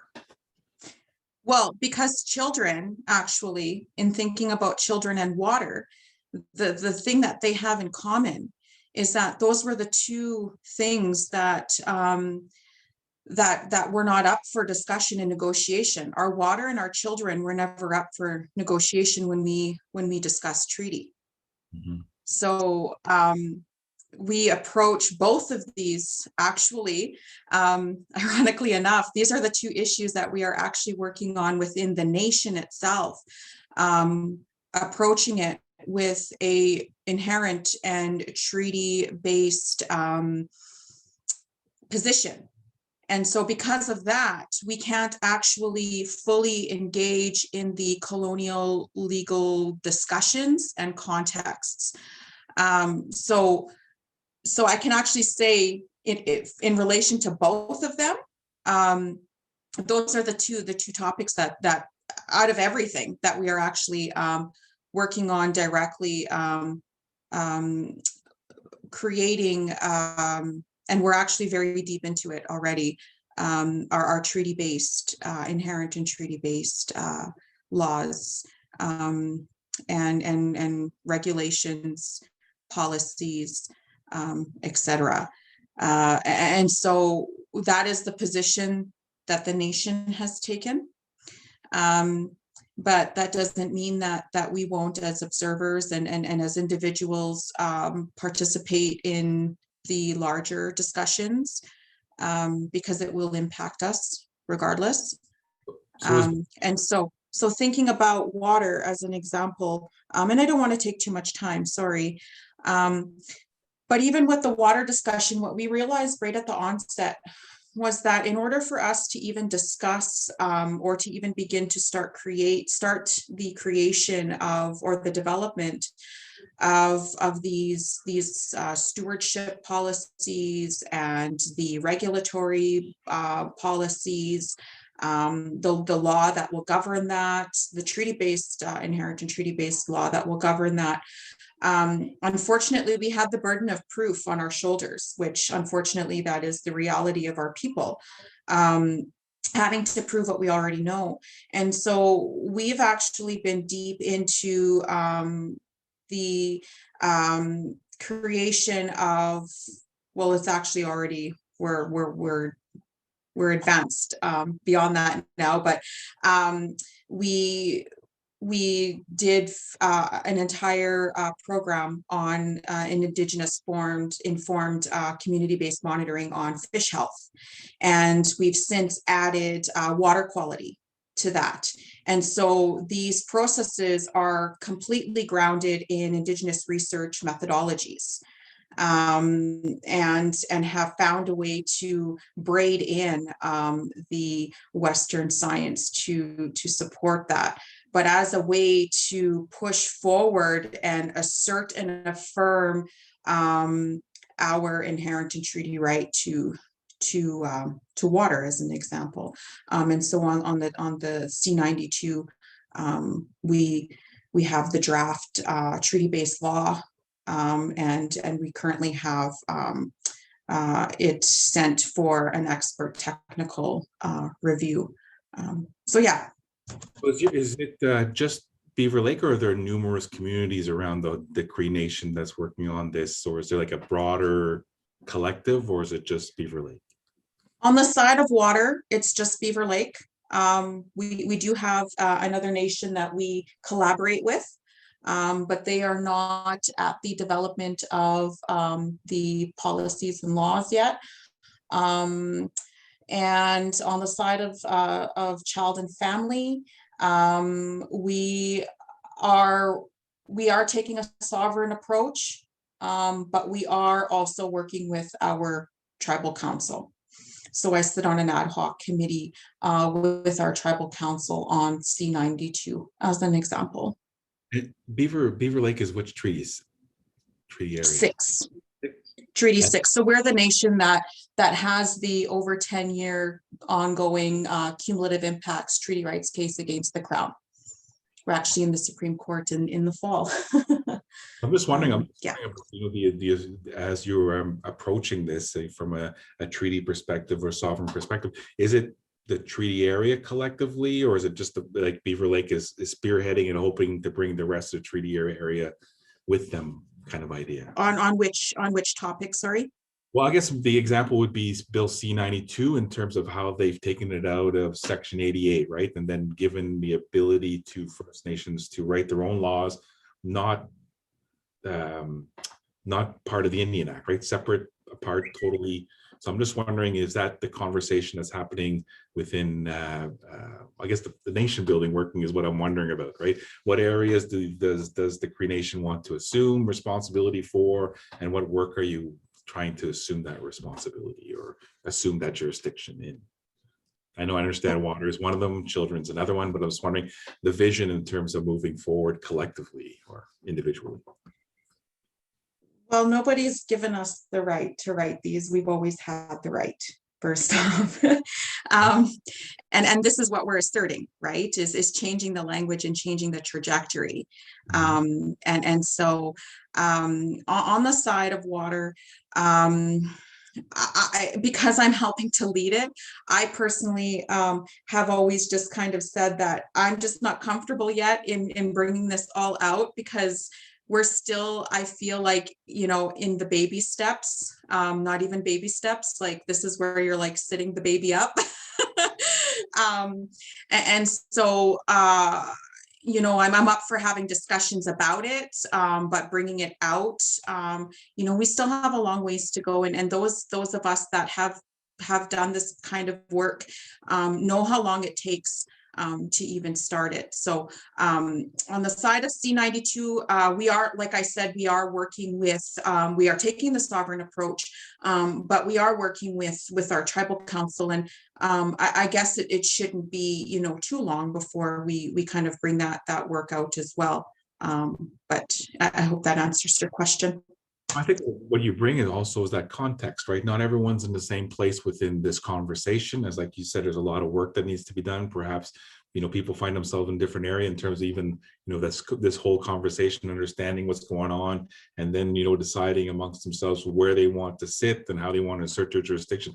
I guess it's just a reflection that it has to be flexible enough to meet people where they're at, right? It has to have, maybe there's a a chain, or there's a continuum in which communities can start, or maybe if they're already halfway down that road, they could start there. I guess it's that we would like the legislation to meet people where they're at. Is kind of, I'm trying to get a sense of where people are within this conversation of asserting their jurisdiction, assuming responsibility, those kinds of things. And I think we'll get a little bit into that too in the governance conversation. So I'm just trying to put some nuance in where people are at in terms of the development and their assertion of their jurisdiction. Basically where I was going with that, but appreciate that. Thank you, Crystal. You provided some nice context there too, and also you provided us with some feedback on even the process. If you're asking these questions and where people are even with answering them, so I appreciate that very much. Any other thoughts before we move on to our next topic? I also want to take a little 10-minute break, give everyone a chance to recharge before we move on. I see Phil has something in the chat here too, so I just wanted to acknowledge, make sure that we will track all the chat also at the same time to make sure it's part of the report. Any other thoughts or comments before we move on to our next discussion item? Oh, there's our word bubble. Has a better effect when it's up on the big screen in front of a room full of people. This is a little more challenging, but there you go. Any other thoughts, final thoughts on this topic item before we move on to our next topic? Seeing none? No hands raised? Matthew? Yeah, go ahead. I have just a little something to add, just maybe a little bit of context, adding to the conversation on, so the Canada Water Agency and the paper, the discussion paper that they developed, I mean, they use a lot of verbiage which is incorrect. Hang on a second. And they leave out a lot, and they make no mention of Indigenous First Nation systems of governance. They talk about some disparities, but they never expand on them in their discussion paper.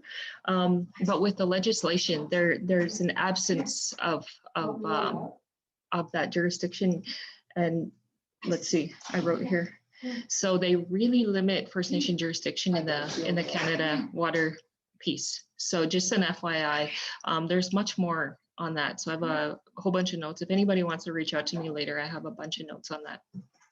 So sorry, we have contending meetings going on in the house. My apologies. Everybody's working remotely, so I'm kind of listening over there and there. So here we are. Thank you. It is the nature of nature of our virtual world now. And I think we'll have some conversation, and even Bing will bring that up also, the whole Canada Water Agency conversation. I think he put it well, it put a, what do you call it? Not a wrench into our work. It put he'll come, you'll say something, I'm sure it'll be a pun that'll come out later on that I'll recognize, but he has a good way of putting how the water I forget. Let's take a 10-minute break. See, I'm already lost my train of thought. Let's take 10 minutes. Let's reconvene at 22 top of the hour. So it's 32. Let's reconvene at 42. All right, everybody. We did say 42. Let's jump right back into our agenda. Hopefully you've had a chance to grab a little snack. I always hate this when you go like this and then you realize you got actually nothing in the cup.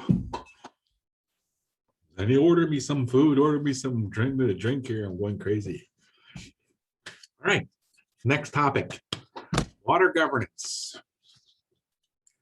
I wanted to also acknowledge Phil's little word here, little thing in the chat. How do we assert ourselves instead of trying to fit within Canada's framework? As someone new to this, I believe and feel like we need our own systems and frameworks that need to be accepted by provincial and federal bodies, which is an interesting challenge, which is exactly like, if that's the aspirational statement, then how does it, I guess maybe Canada has a responsibility on with their legislative side in terms of allowing to this within their legislative rules. But is there a need for a parallel legislative system for First Nations? Who knows? I mean, if that's the aspirational statement, I guess we're just putting the challenge up to AFN. That's the aspirational statement. How do we get to that place?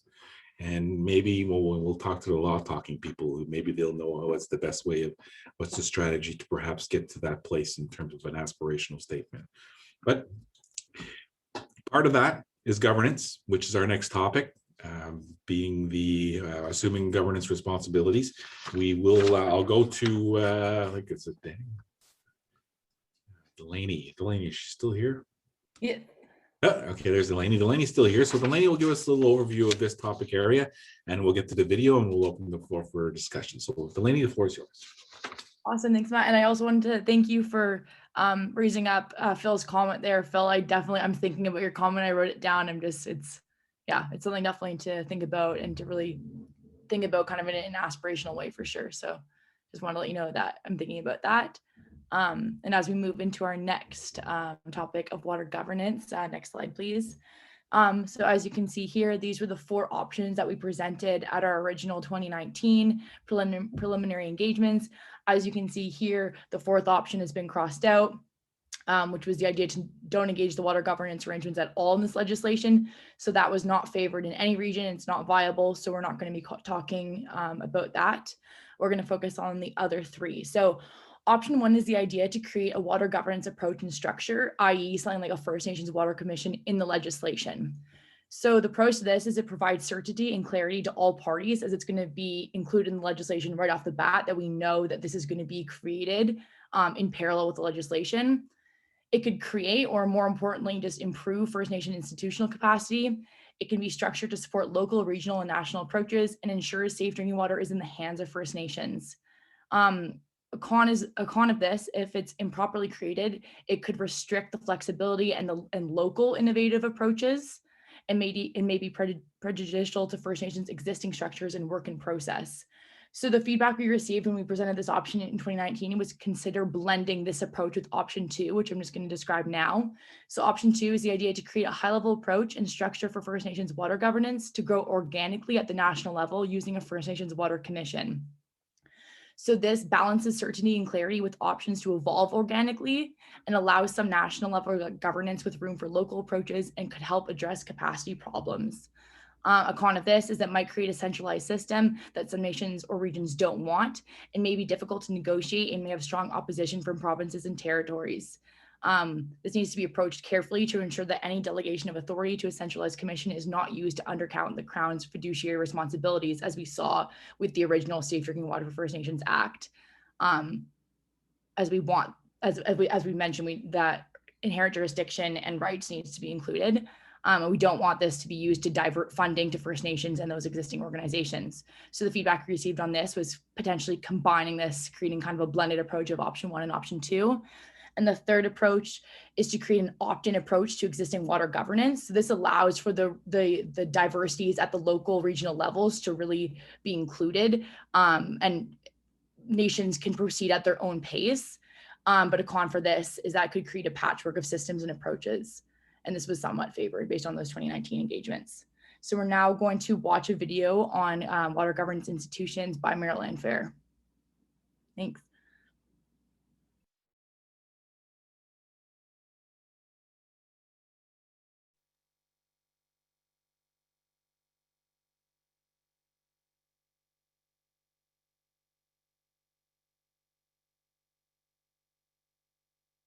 Hi there, my name is Marilyn Fair. I'm a lawyer and I've spent most of my career dealing with Indigenous water issues and in particular Indigenous water rights, and I'm here to talk to you about the governance options that are on the table or that you should be thinking about when it comes to the First Nations Safe Drinking Water Act repeal and what might be in the new act.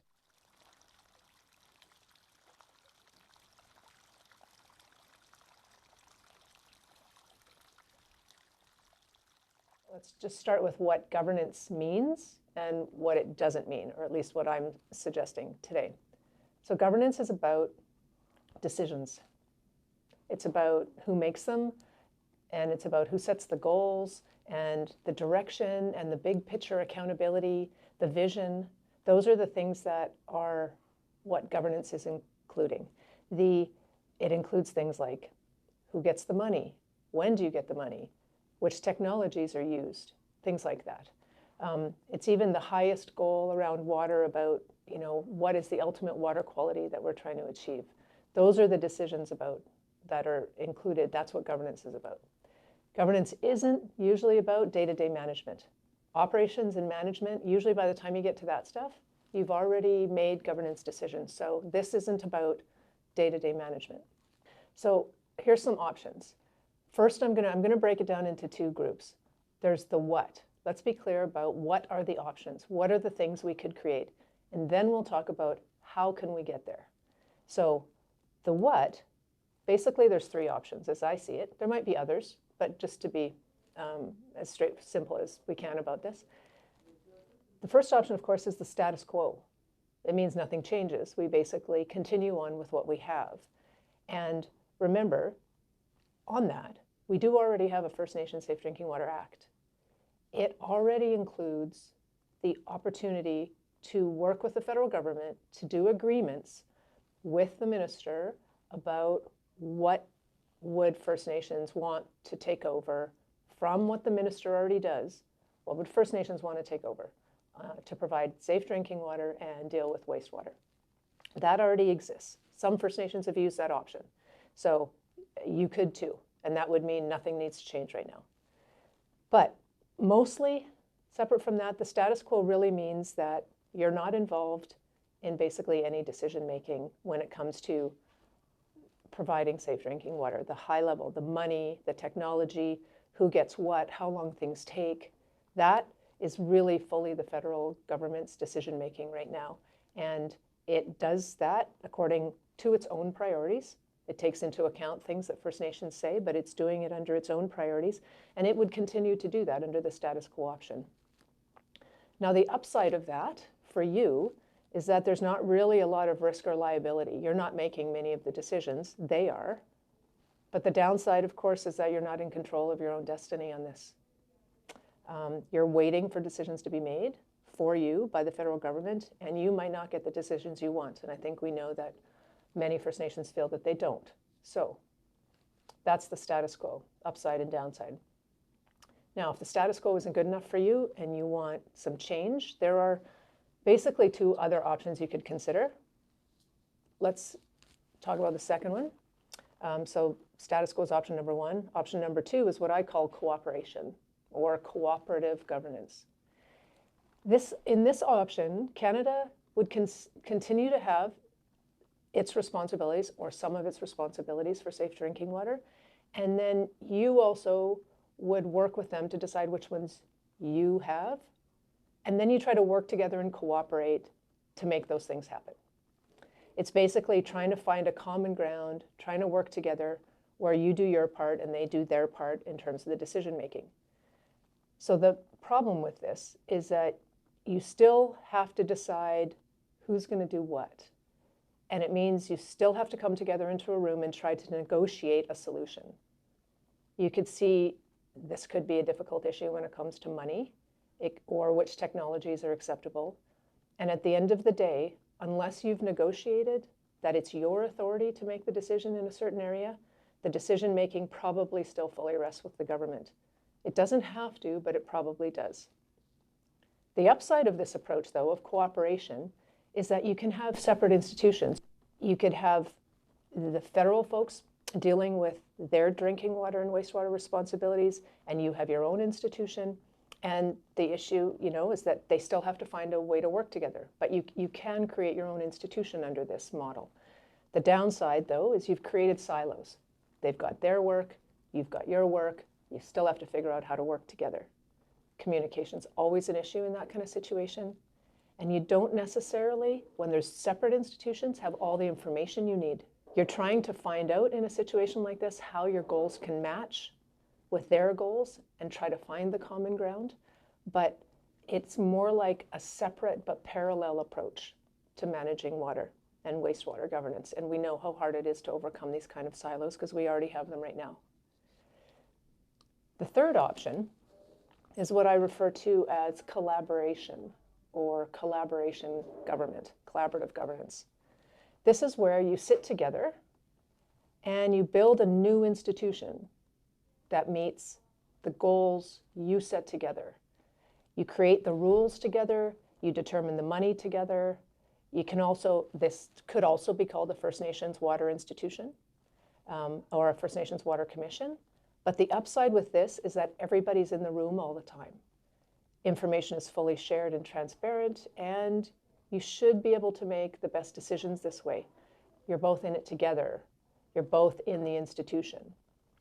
The downside, of course, is that it's hard to work through. It's hard to do this kind of work. It takes more time, probably a bit more money. This is the option, though, that is probably most aligned with the expression that says nothing about us without us. And it probably is most in line with the original concept of the treaty relationship, which is to work together. So those are the three options for the what. What are the options for what we could do? Status quo, cooperative governance, or collaborative governance. Keep everything the same, keep things separate, but try to cooperate together, or build a new and effective institution together that you co-design and co-implement. Okay, so now I'm going to move on to the how, meaning what does it actually look like? How could it actually work on the ground? So there's 3 options here also. The first option is that regardless of which approach you take, of those 3 that I just listed, at the end of the day, everybody still goes it on their own. That's the first option. Every First Nation could have their own water authority or institution, for example. What's good about that is that everybody could design their own water authority to meet exactly what they need just for themselves. The bad thing of that, of course, is that every First Nation has to do it by yourself, basically. You're on your own. You might not have the knowledge or capacity to build and run your own water authority. And you are actually then also having to take on all of the conversations that you need with all of the other governments at the local and regional and national level that have anything to do with water, and you're having to do it yourself. It's probably the most expensive way to do this and the least efficient. And it's kind of like the status quo option because basically everybody's kind of on their own right now anyway. And so it's like trying to fight your own water battle again. So but that's the first option, how to do it. You build your own institution and you figure out how to work within the system. The second option is more of a regional approach. And by regional, it could be, there's a lot of different meanings to what regional could mean. It could be regional by an Indigenous nation, the Dene, the Cree Nation, the Ojibwe Nation. It could be nation-based. It could be individual First Nation-based, or as I said, or it could be broader. But it could also be, for example, along provincial boundaries. You could come together as a group of First Nations and realize that the major partner you need to deal with will be the province, because they make lots of decisions that might impact water quality. And so you want to be able to deal with them as a unit. So you want to create a provincial scale First Nation Water Commission. It could be even national. It could be along treaty boundaries. There's any potential way that you could do this, any political or legal boundary. Another option, of course, is that it could be based on what nature says is the most reasonable regional approach, and that's the watershed. Watersheds are how nature moves water through land by a watershed approach, and so you could create First Nation water institutions that are dealing with water within a watershed. And whatever you choose, the benefit of a regional approach is that you have more than one partner sitting in the room. You've got others, you're sharing, you're helping each other. The biggest challenge is how to bring everybody together into a regional approach or an institution. It's a little bit harder to coordinate, it's a little bit bigger, and of course it's a bit hard to figure out what's the scope of the region. But you can see there's efficiencies if you can do it regionally, and particularly if you do it in a way that builds on what makes sense to nature, which is watersheds. The benefit of that is that you're bringing more people together, you're sharing the workload, you're supporting each other, you get to make kind of these governance decisions based on a unit that makes sense in nature, watersheds, and it's just easier to connect and support each other and make good decisions that way. The hard part is that it's bigger, of course. It's a bigger region. You've got to coordinate more players, more people, more Indigenous nations, more Indigenous communities might have to come together to do that. And so, again, that could be the downside. The third option is kind of a combined option. It kind of combines the first two. It's basically saying that what you want to have is a local, regional, and national level that work together. The local level could be the First Nation having its own water institution, its water commission, its water authority, rather, and if it's ready to do that, it could do that. And then it would connect into a regional governance body that would have responsibilities, and that would connect into a single national body, a First Nation Water Commission body. And the issue is they would have to work together. And so an example of what this could look like could be that the national body, for example, would do the big picture things that kind of would apply to everybody, the things that have everybody in common, that everybody has in common, like what are the basic water quality standards that everybody should be able to have? And how do you treat wastewater? What are the standards for that? It could also define the high-level goal that is about providing safe drinking water, that it's meant to achieve a human right to safe drinking water, that ensuring sources of safe drinking water are protected, safe, and not polluted. It could set very big high-level goals like that. It could also do things like trying to assess technologies so that each individual First Nation doesn't have to go through the very difficult thing of determining is a new technology safe and good.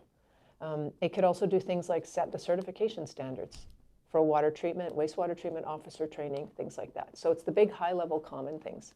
One thing to remember is that all of these three governance, the what, and then the three hows, cost money, but that's a solvable solution. The issue is just making sure which option makes the most sense. The other thing to remember is that regardless of which option you choose, they can all be an opt-in approach. It could be that a First Nation decides they're comfortable with the way things are right now.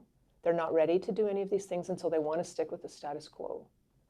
The other things could still proceed, and a First Nation could participate when they're ready or not. So to summarize, governance is about decisions and setting the goals and the direction, not about day-to-day decision-making. There's three governance options, the what, which are the status quo, cooperative governance, or collaborative. And then there's three options for how to get there. There's everyone does it on their own, you all build your own institution. There's maybe a regional or a national approach, or there's a combined approach where maybe we have the three layers and we have to figure out how to work them together. I wanted just to say two final words about the whole governance piece because it's related about rights and about the United Nations Declaration on the Rights of Indigenous Peoples. The First Nation Safe Drinking Water Act doesn't and shouldn't and won't give you water rights. Those exist separate from this. They were before this.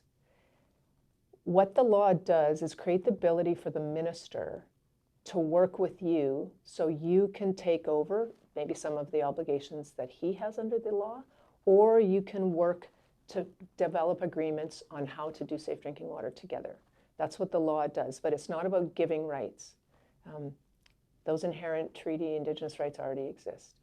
So with that, I hope this has assisted you in trying to think through some of the potential governance considerations with the First Nation Safe Drinking Water Act. I want to thank you for letting me explain some of my thoughts on it, and stay safe.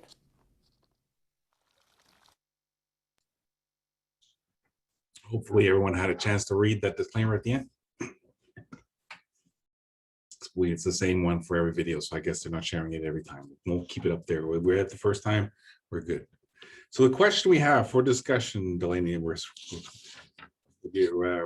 correct me if I'm wrong, the new legislation should create a high-level approach and structure for First Nations water governance. Was an opt-in approach to be considered. A water commission should be explored. We do have the Menti questions that are available for everyone as we're having this conversation. The first question: do you agree with the new legislation that the new legislation should create a high-level approach and structure for First Nations water governance with an opt-in approach to be considered? Water commission should be explored. Yes, no, maybe. The second one: should a water commission be explored? And the third one: should governance pursue an opt-in approach? So those are our questions for the Menti and the poll. So I'll open the floor. Any conversation, thoughts, issues, concerns, reflections?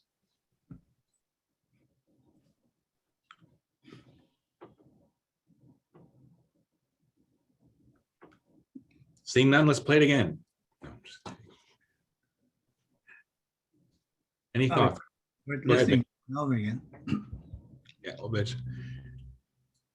Any thoughts?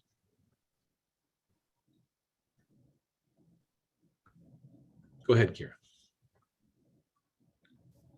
I was just wondering if there was any examples of existing water commissions that are out there and what the structure and framework looks like, and how, if there's been any successes or challenges from the existing ones that are out there. I think when we're doing this type of work, it's important to kind of see what's pre-existing, what's working, what's not, and then also kind of thinking about how those systems can be improved. I know like for us as Habson Cree and within Musquechies, there has been, we've received presentations from non-Indigenous water commissions, and it's basically rural municipalities and towns that are within our territory, and kind of coming to us and having meetings with us to have discussions on projects that they're facilitating. But one of the things that we've been talking to them about is kind of lessons learned from their water commission. And one of the biggest things that they've talked about with their commission is that they've gained a lot more traction and have had a lot more funding success because there's about 5 or 6 of them that are part of their commission.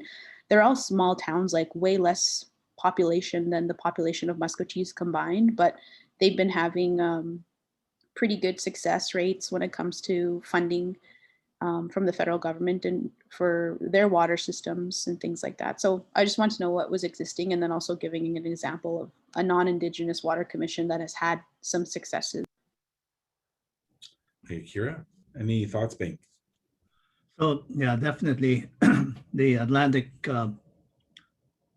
AFNWC, Atlantic First Nations Water Commission, I think is the best, most current example that's going on.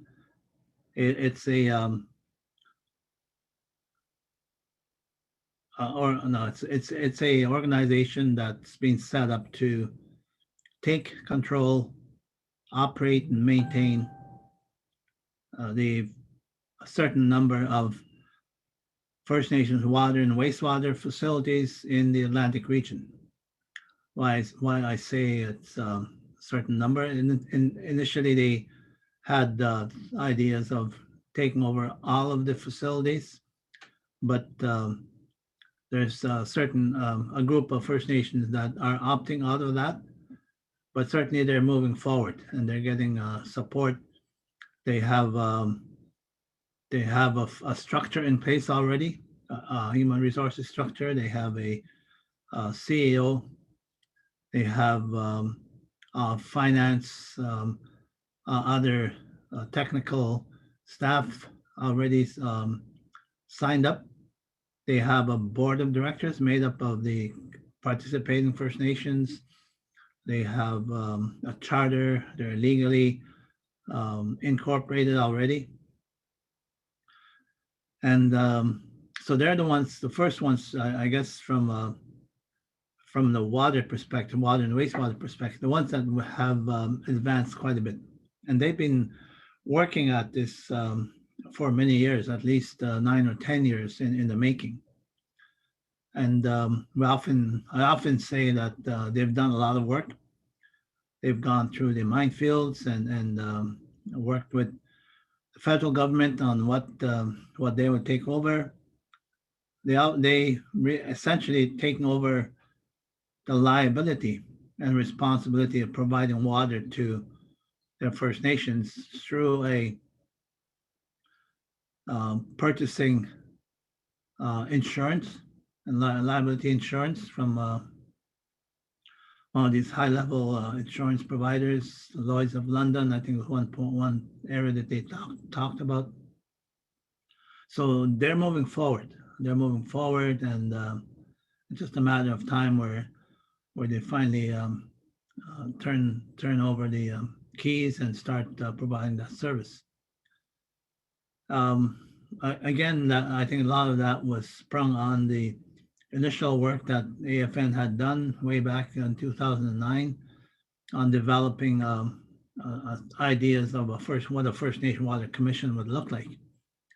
And that's been bandied about over the years. And actually why it's in the current discussion is it was revived on another resolution a few years ago, directing AFN to set up the First Nation Water Commission and also a Housing and Infrastructure Commission. So we've gone the furthest on the Water Commission, but we'll, based on the successes and lessons learned from that, we should be looking at a Housing an infrastructure commission. And I think we, so that's the work that's been done on the commission. I mean, there's other commissions, as you mentioned, away from with other non-Indigenous groups that should be looked at. So I think that's probably the most pertinent to the work that we're doing on water. Kira, did you have a follow-up? Yeah, just another quick question. I know with some of the existing water commissions, like I'm not 100% sure about the Indigenous led water commissions, but I know the ones that are in our area, they have customers for their. Sorry, you cut out. Could you try saying that again?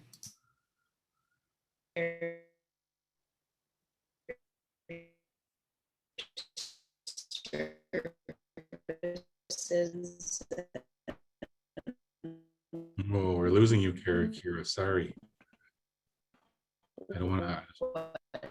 Yeah, I think what she's getting at, once she comes back on, are the various commissions with, like the Public Works Commission in large cities, large urban areas.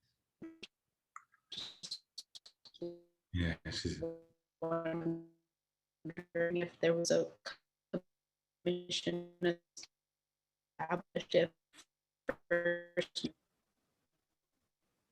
oh, sorry, this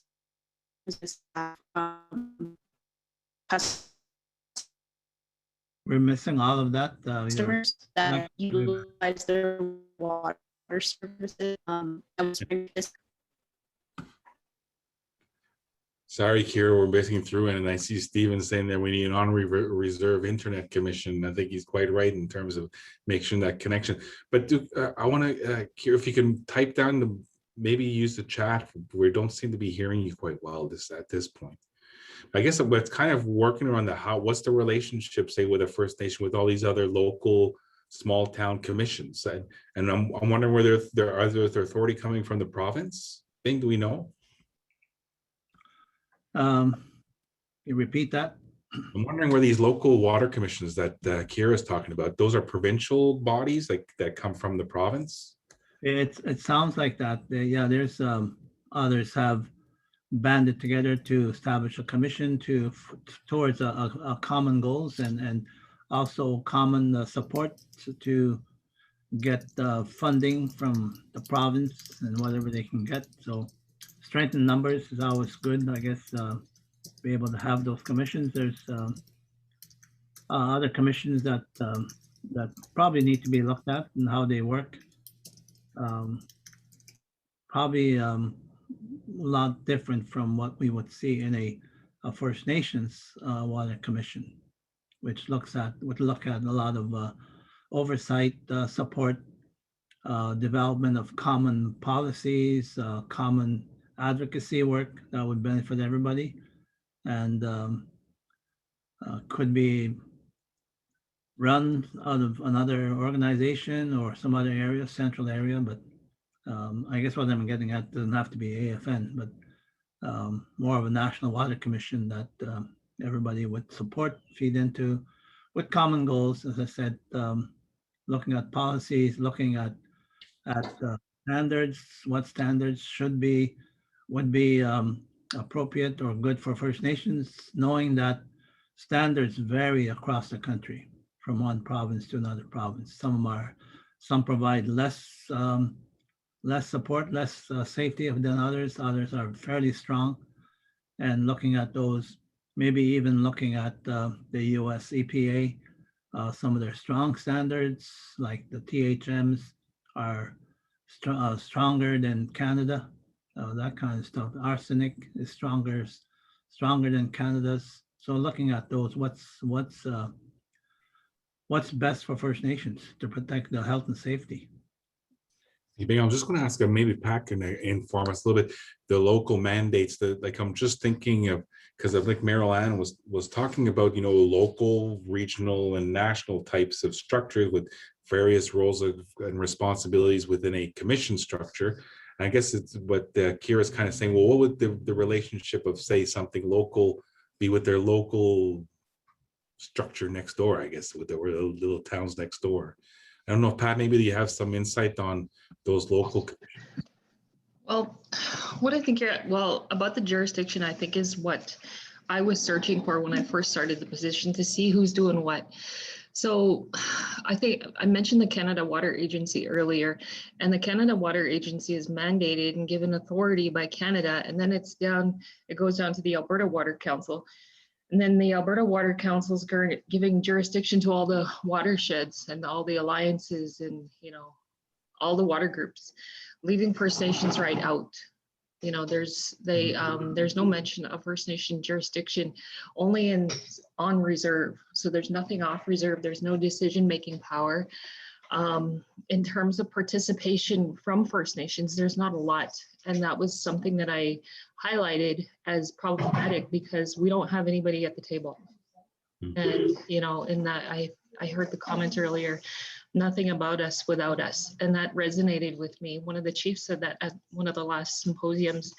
And it's true. I mean, so the whole governing dynamic is, it needs to be redone. First Nations, we need to redo our own. I mean, I see the questions, I see the shift in the benefits of being independent, but the problems and difficulties, financial difficulties.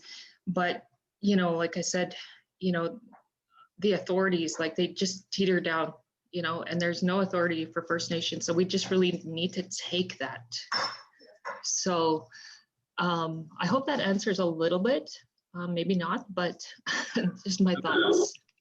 Well, it does provide some context, right? It provides how they're flowing that jurisdiction or that authority down to local governing bodies, and then you have to figure out how this is all going to work out for First Nations.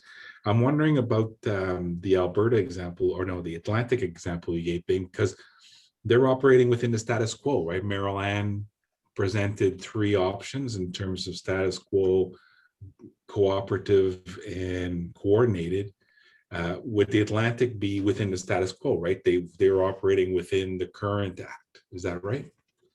I think it's probably more of a cooperative approach in terms of they are taking on the liability and the responsibility of providing safe water to their First Nations, but the feds have to be part of that ability to be able to do that. So I would say it's more of a cooperative approach that they're looking at.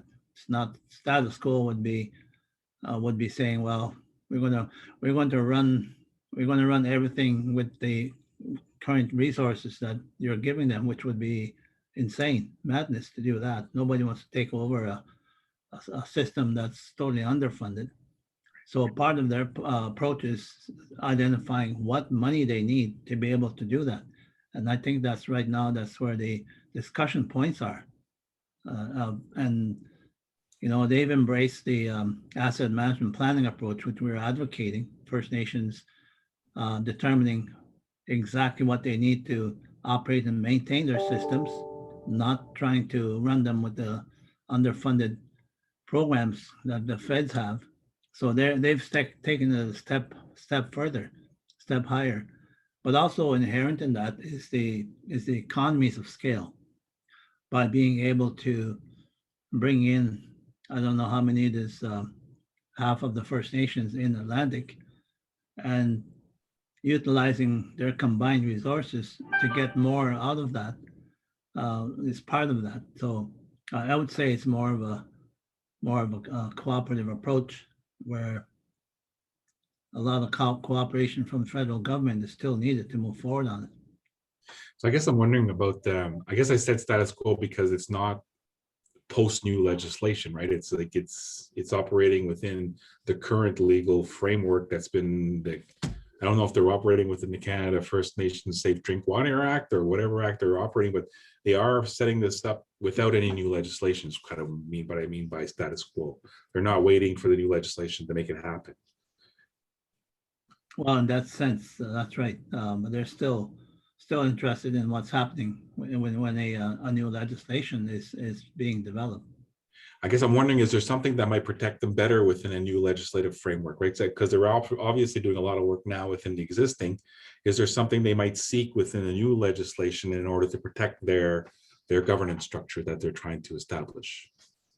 I don't know what the discussions they've had in terms of on that side of things, and will they opt out of the legislation? I don't know.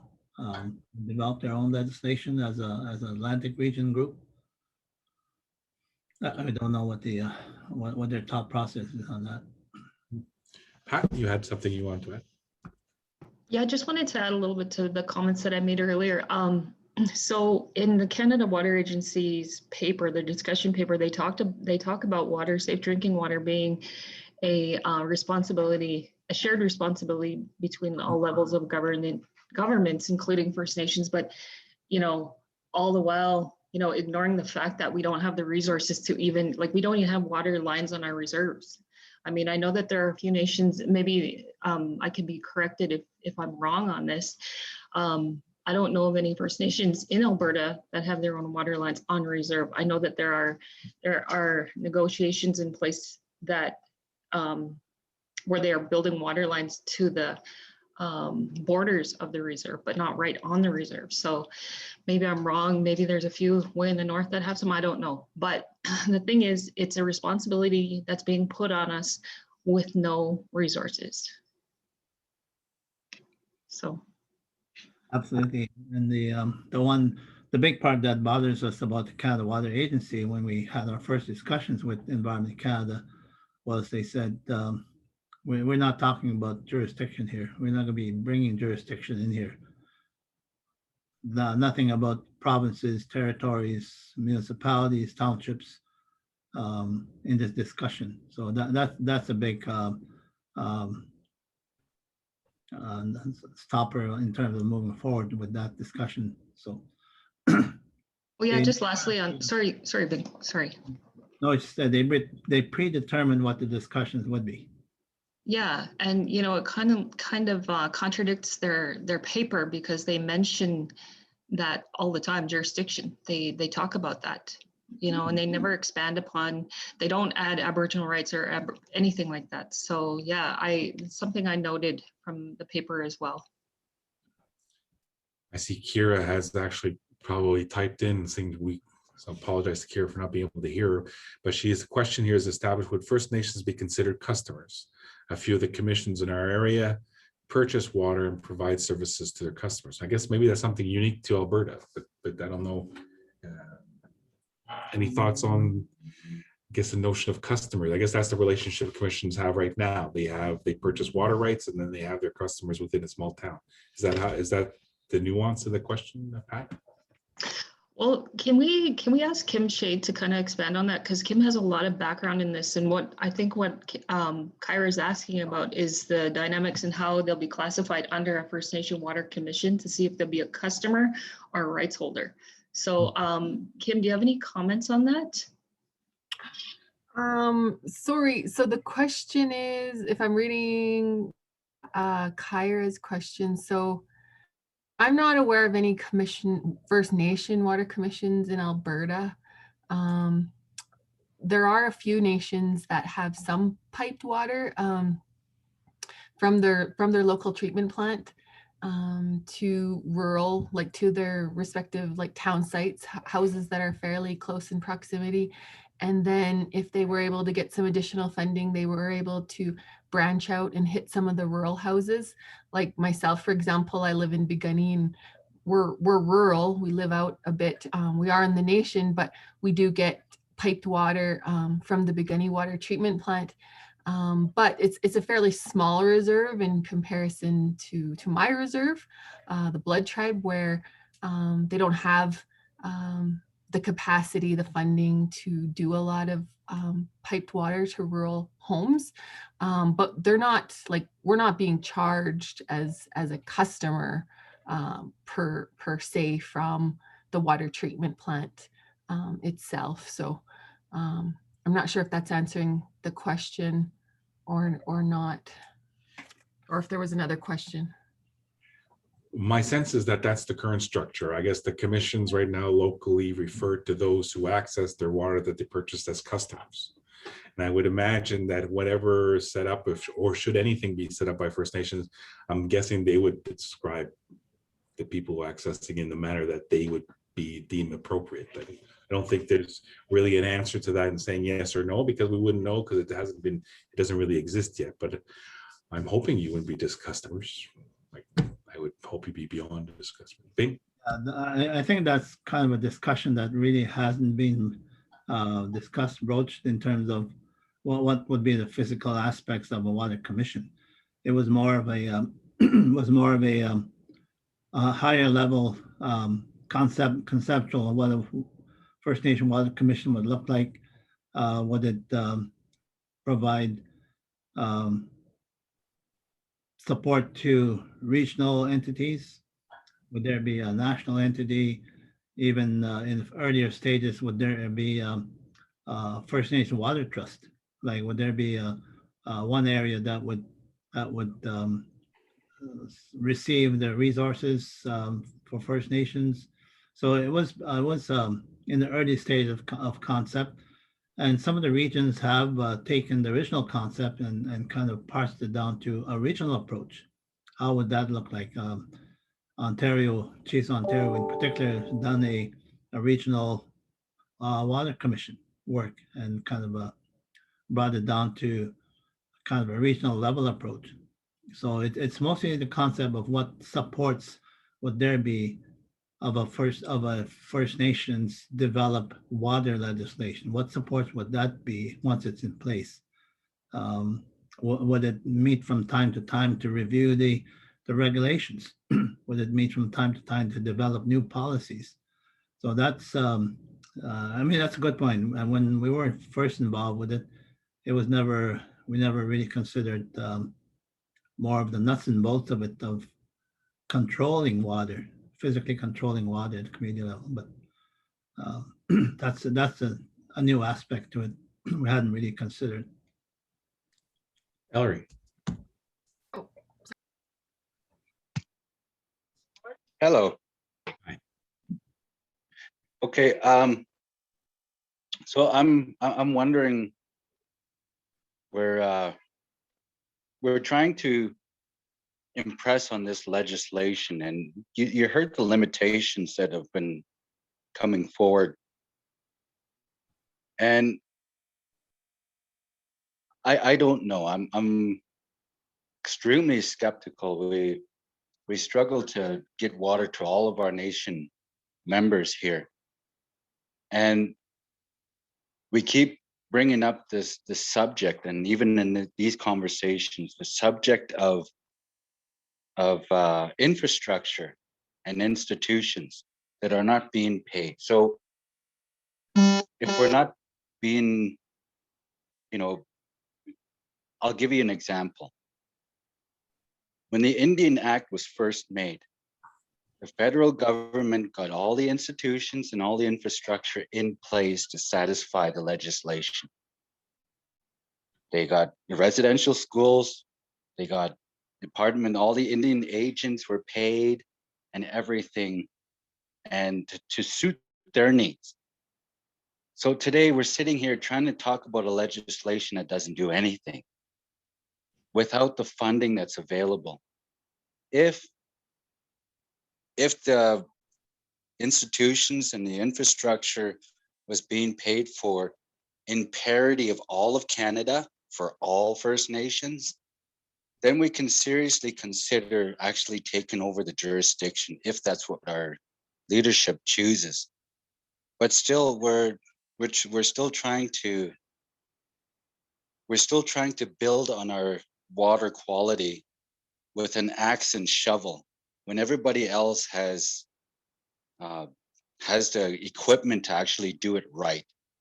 So when do we get to that conversation? We're talking about reconciliation, and in this exercise, we're only talking about legislation that Canada is going to give without any funding. I know maybe out of the scope of this group, but we can't do anything comfortably unless there's actual parity and actual reconciliation that's in the, at least on the horizon.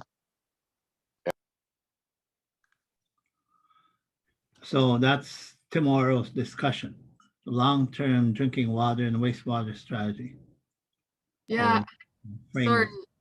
sorry, Irving, I think that's a really good point, and I think it's a really good discussion that we need to have a bit more. And while we're not metering water on reserve, I don't know many, I mean, aside from the water treatment plant operators making sure they're meeting the needs of all of the homes that they have tied in, whether rural or within subdivisions or town sites.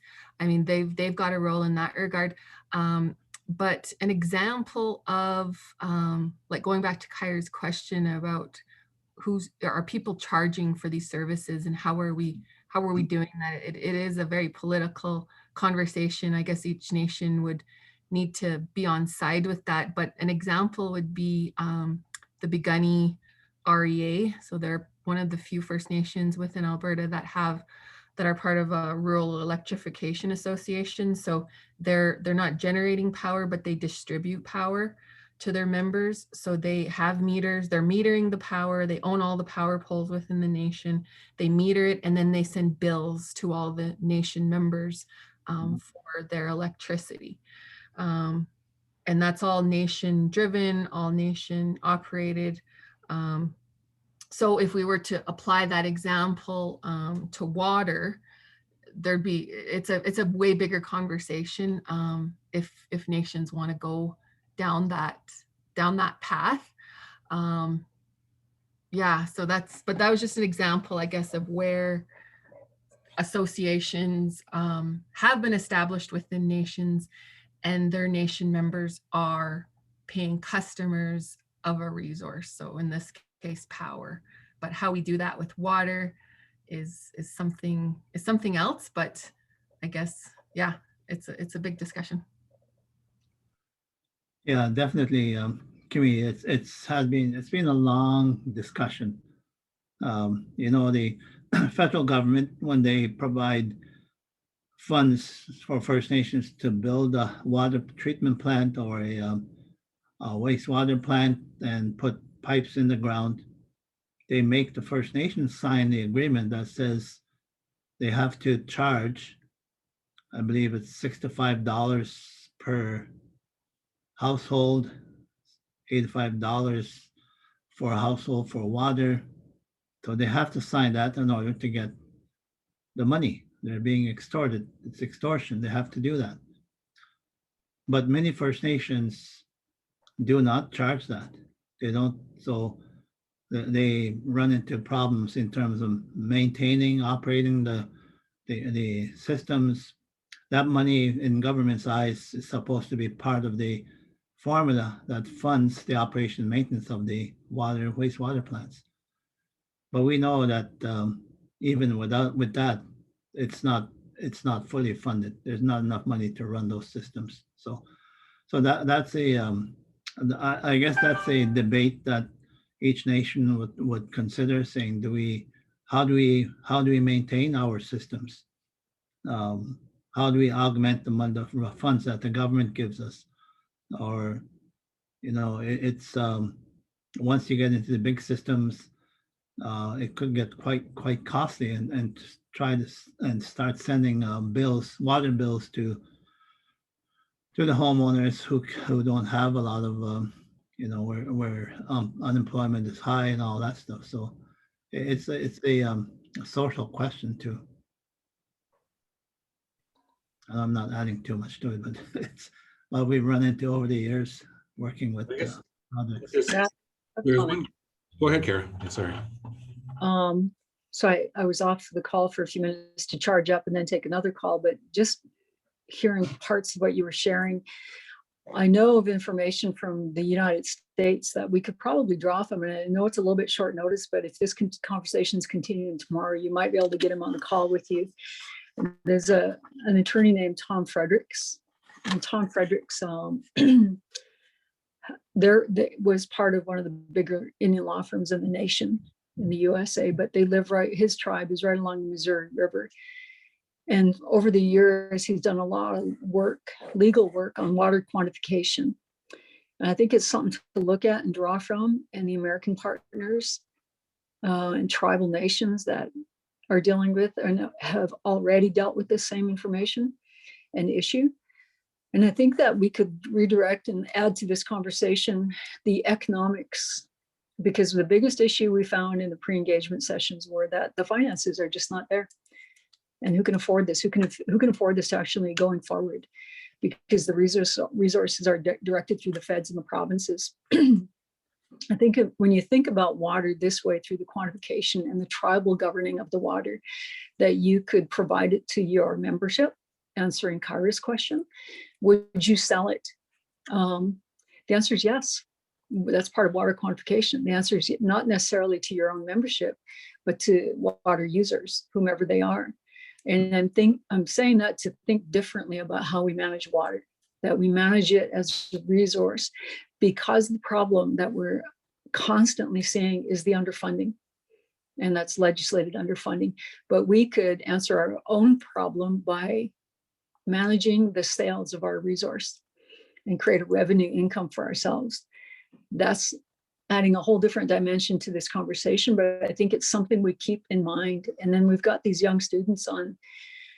I think we should hear from them. Let's ask them to give us some input and what their thoughts are, because we know, they're all studying. They're all the ones that are the users of this resource. What are their thoughts? And then I've added this, once upon a time, the thought of creating water recycling technologies as part of our management system, because the technologies already exist, the technologies are already used, and it's something that we should look at for the sustainability of our peoples on the reservation. Just some thoughts. You're right, Karen, because that's one of the key elements. We elaborate at the front. Innovation is not a big part of it. Yeah. If you want, Pat can probably get in touch with Tom really easy, Tom Fredericks, and see if he has any availability. I don't know if that's your thinking, but we should, I think, make the effort.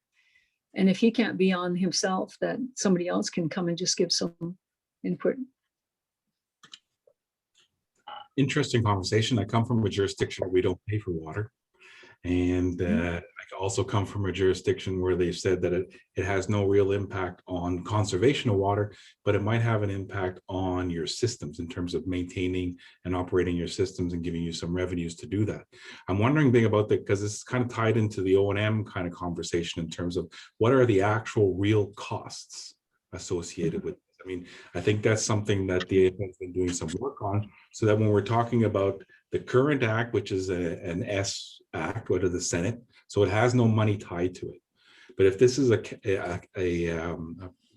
C budget, it must have, if it's a C bill, it must have some kind of budget attached to it in terms of making it operational. And then from there, you'll have your regulations. And then again, I don't know if what's the budgetary cycle. And I think that was a conversation we'll have in the financing portion, right? In terms of where do you house that? Do you put it in the body of the legislation as a fixed amount that's allocated every year, or is it something that's part of the budgetary cycle? And I think Kevin Page's video later on will speak a little bit to that. So we'll have a conversation about that. But maybe what we need to bring in terms of the work that's happening around what are the actual costs, the true costs. And I think that's an O&M asset management work that's being done at the Assembly of First Nations, or maybe I'm wrong. You have to tune in tomorrow. Okay. Very quickly, we've taken on working with our federal partners, changing the operation, revising the operation maintenance policy, and essentially to reflect 100% funding of fully costed plans by First Nations.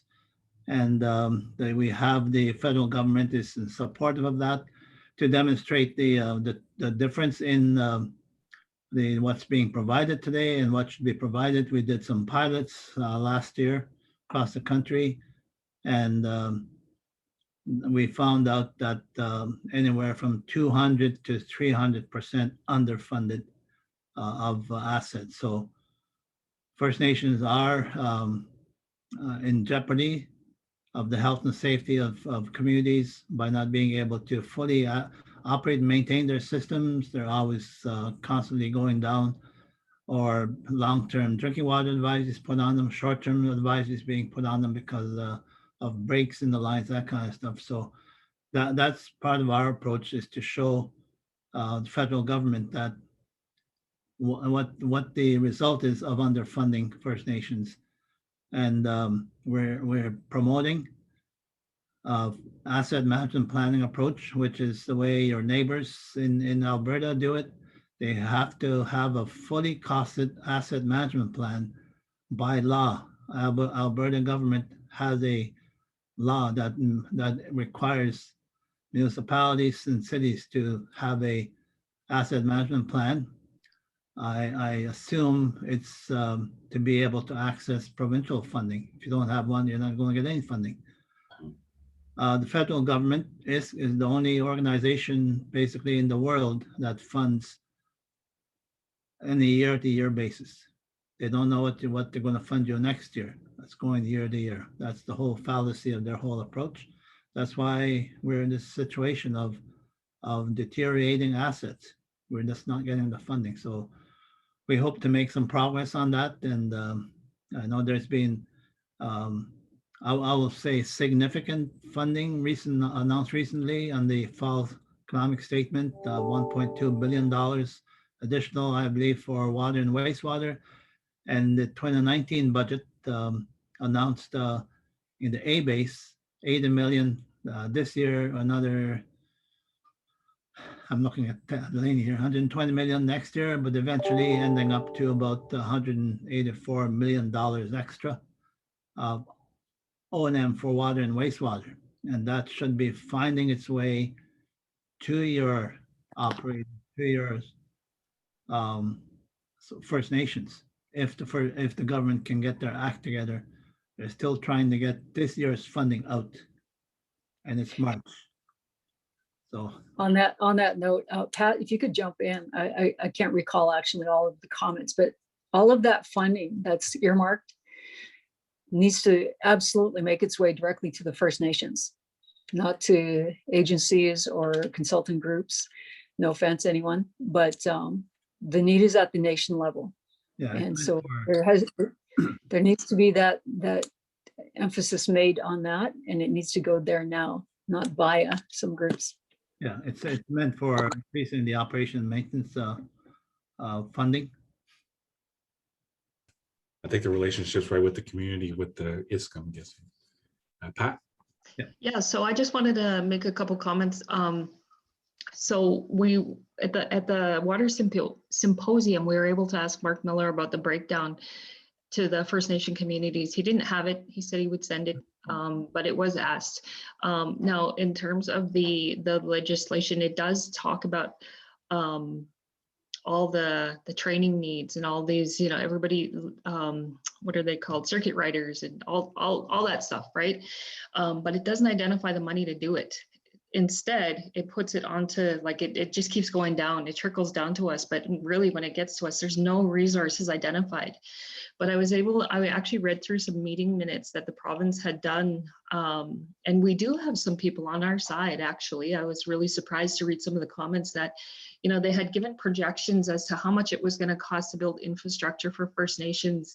And the question was out there, why aren't we doing this for the First Nations? Not by everybody, but, there were some people, and, they said, well, there's no money. How can we do this? How can we, accept this? And why do we keep allowing this to happen? The First Nations don't have safe drinking water. So just some of the comments that I heard, like just feeding off of that right now. But yeah, I don't even think the government knows, really, to be quite honest. So I think we just have to be really clear on what our ask is now, and that we need it sent directly to the nations, because what we did find was some of that money was going to municipalities as well. And this is something that Kim Shade enlightened me on, was that a lot of that funding was going to municipalities, and they were upgrading their own infrastructure, and it wasn't even, you know, assisting our people. So yeah, that was just all for now. Two conversations happening. Obviously, the urgent need in terms of communities right now, and I think some other groups have talked about catch up. You know, it's not equity, like catch up our systems to everyone else's systems and then maintain those systems. And some of the conversation in terms of the urgent need right now. Another part of the conversation is really this idea of governance, right? If you have local, regional, or say watershed or regional, however First Nations want to organize themselves, those are institutions themselves will need funding, right? They will need some capacity.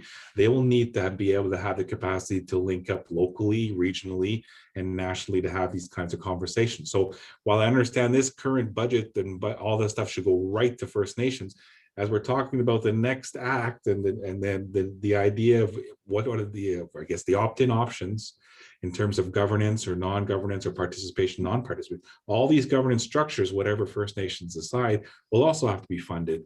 So I'm wondering how much, what would that cost, right? I guess it depends on the model.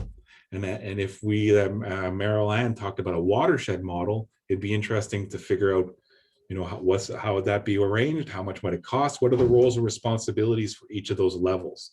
So what would be a local responsibility and what would they be charged with and responsible for?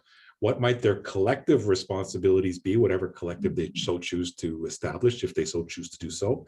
And what would be a national responsibility? And then the costs associated with those things. I think those are the details that have to be ironed out. And I think Meryl Ann said them quite nice in terms of what the possibilities they could be, in terms of there could be national standards, there could be more onerous regional standards.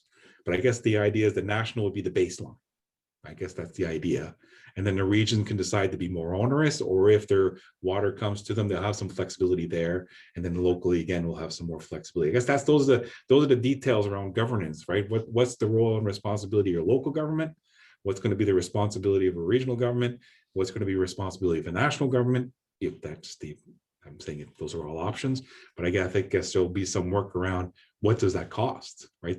To be functional, to be effective, to have the knowledge to make those decisions regionally, locally, and nationally. I mean, that's a lot of institutions being built up. And then Bing was talking about housing and infrastructure on top of that, which might be something that maybe it could come together somehow in terms of capital, maybe. Yeah, I think we have I think one thing just to be careful of when we're talking about a governance structure when it comes to water is we have some really good, bad examples of through housing. When I was housing director for the Blood Tribe, you know, we had over, I think it was 1,200, almost 1,300 homes. We had a collection rate of, I don't even think it was 20% of those people in roughly 1,200 homes were paying rent or their mortgage, either rent or mortgage. So I think we need to be careful. And we got into a huge debt because we were taking out loans to build the houses.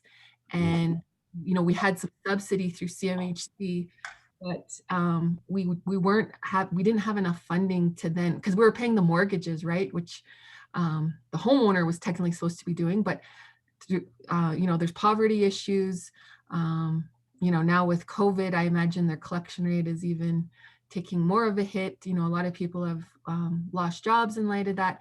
But I guess my point being is that nation, my nation, has a very huge long-term debt. I think when I was there, it was over 30 million. It's probably 50 million now. And so I guess we got to be careful, really careful with the way that we're setting these up, because we don't want to. We all want clean drinking water. It is going to cost money, a lot of money, but we've got to figure out a way, because people just, our members won't pay stuff. And then we get in a bind, you know, we get in a bind. Is that, I mean, that's housing. That's an example of housing where some of our members will say we have a treaty housing. Some of our members say we have a treaty water, you know, so there's all these different aspects, I guess, that we have to consider in moving forward. We just don't want to get in debt over this by taking on something like a water commission, which isn't going to be funded properly, which requires user fees, our members to pay user fees. They don't. So then we're incurring debt. Yeah, those are just my comments or cautions. Thanks. I mean, those are all real life things that happen, right? At the community level. So, I mean, those are things that we're already dealing with, and perhaps our lessons learned, as you said, Kimmy, in terms of don't recreate something that's failing. Let's create something that'll have success. And we will definitely, hopefully, look at those existing structures and make sure that we don't make those kinds of mistakes. And I think about even, you know, hydro. I don't know, we go into debt for hydro in a lot of communities because some people just don't have the ability to pay it, and you can't just shut them off in terms of the provision of hydro in the middle of winter. So, you know, the poverty that exists out there is real, and then we have to deal with structures, and water is a necessity. You can't go without. Right? It's a sacred item. You can't go without. So how do we ensure everyone has it? I just put up a comment that you want to read it back because I can't see it. Which one, yours? I am not advocating that members should pay for water. I think we create an opportunity to utilize our water resources economically. Yeah, makes sense. I think you just be really bold too. You ask the Alberta who's selling water, you know, those revenues should be redirected, and just put an ask in for them, redirect them to First Nations, you know. And so I just think bigger, think creative, think really creative about this. And I certainly would not put a financial burden on any of our members, given they've already historically legislated poverty. So I'm not asking our members to pay for anything. That's already been negotiated. They've already given up the nation by a treaty. That's what I mean. I guess the option's always there though, right? I mean, if you have the ability locally and there's a willingness to pay for their own infrastructure, that's an option the community can undertake if they so feel, if it's something that's viable. But I mean, like you said, you don't necessarily want to do that either. I guess the option should be open for local authorities to make those kind of decisions. I think that's what kind of Merrill Ann said, you know, the decision makers, right? The governance structure that will make those kind of determinations. Yeah, by the sounds of things, are already doing that. I think that Kyra could jump back in and share what Samson is doing. And then everyone else that's spoken, they're already doing that. So don't take away from it, just support it, expand it. Build on the strengths, right? Any other thoughts, comments on governance? All right, seeing that. Sorry, one more thing. So if we did want to like economically benefit from water, there's just no way to do it right now with the Alberta, the way the water licenses work. So there are some nations that have some allocations. They're not utilizing their full allocation. Those allocations are located within a closed basin. There's a water market that's created. Last I heard, you know, $25,000 for 1 acre foot of water is what, you know, that's the last amount I heard, and that was a while ago. So it's got an actual value attached to it. It's not a regulated market within Alberta. So trying to, but what's hindering the nations and what's really not fair is how in those agreements, they cannot lease or sell or economically gain from not utilizing that full allocation. It just goes back into the system, and the communities downstream are taking advantage of it and building their empires while the nations have no flexibility. So I think if that could be something that gets looked into, because I mean, water is gold within the South Saskatchewan River Basin because it's a closed market and it's an unregulated market. But yet we're in shackles. The nations that have signed water agreements and have a supply or a set amount, but it's returning back into the river for other users to utilize. And like I said, they're not getting ahead. So I think, I don't know, there's a lot to be said and discussed in regards to that whole process. Thank you.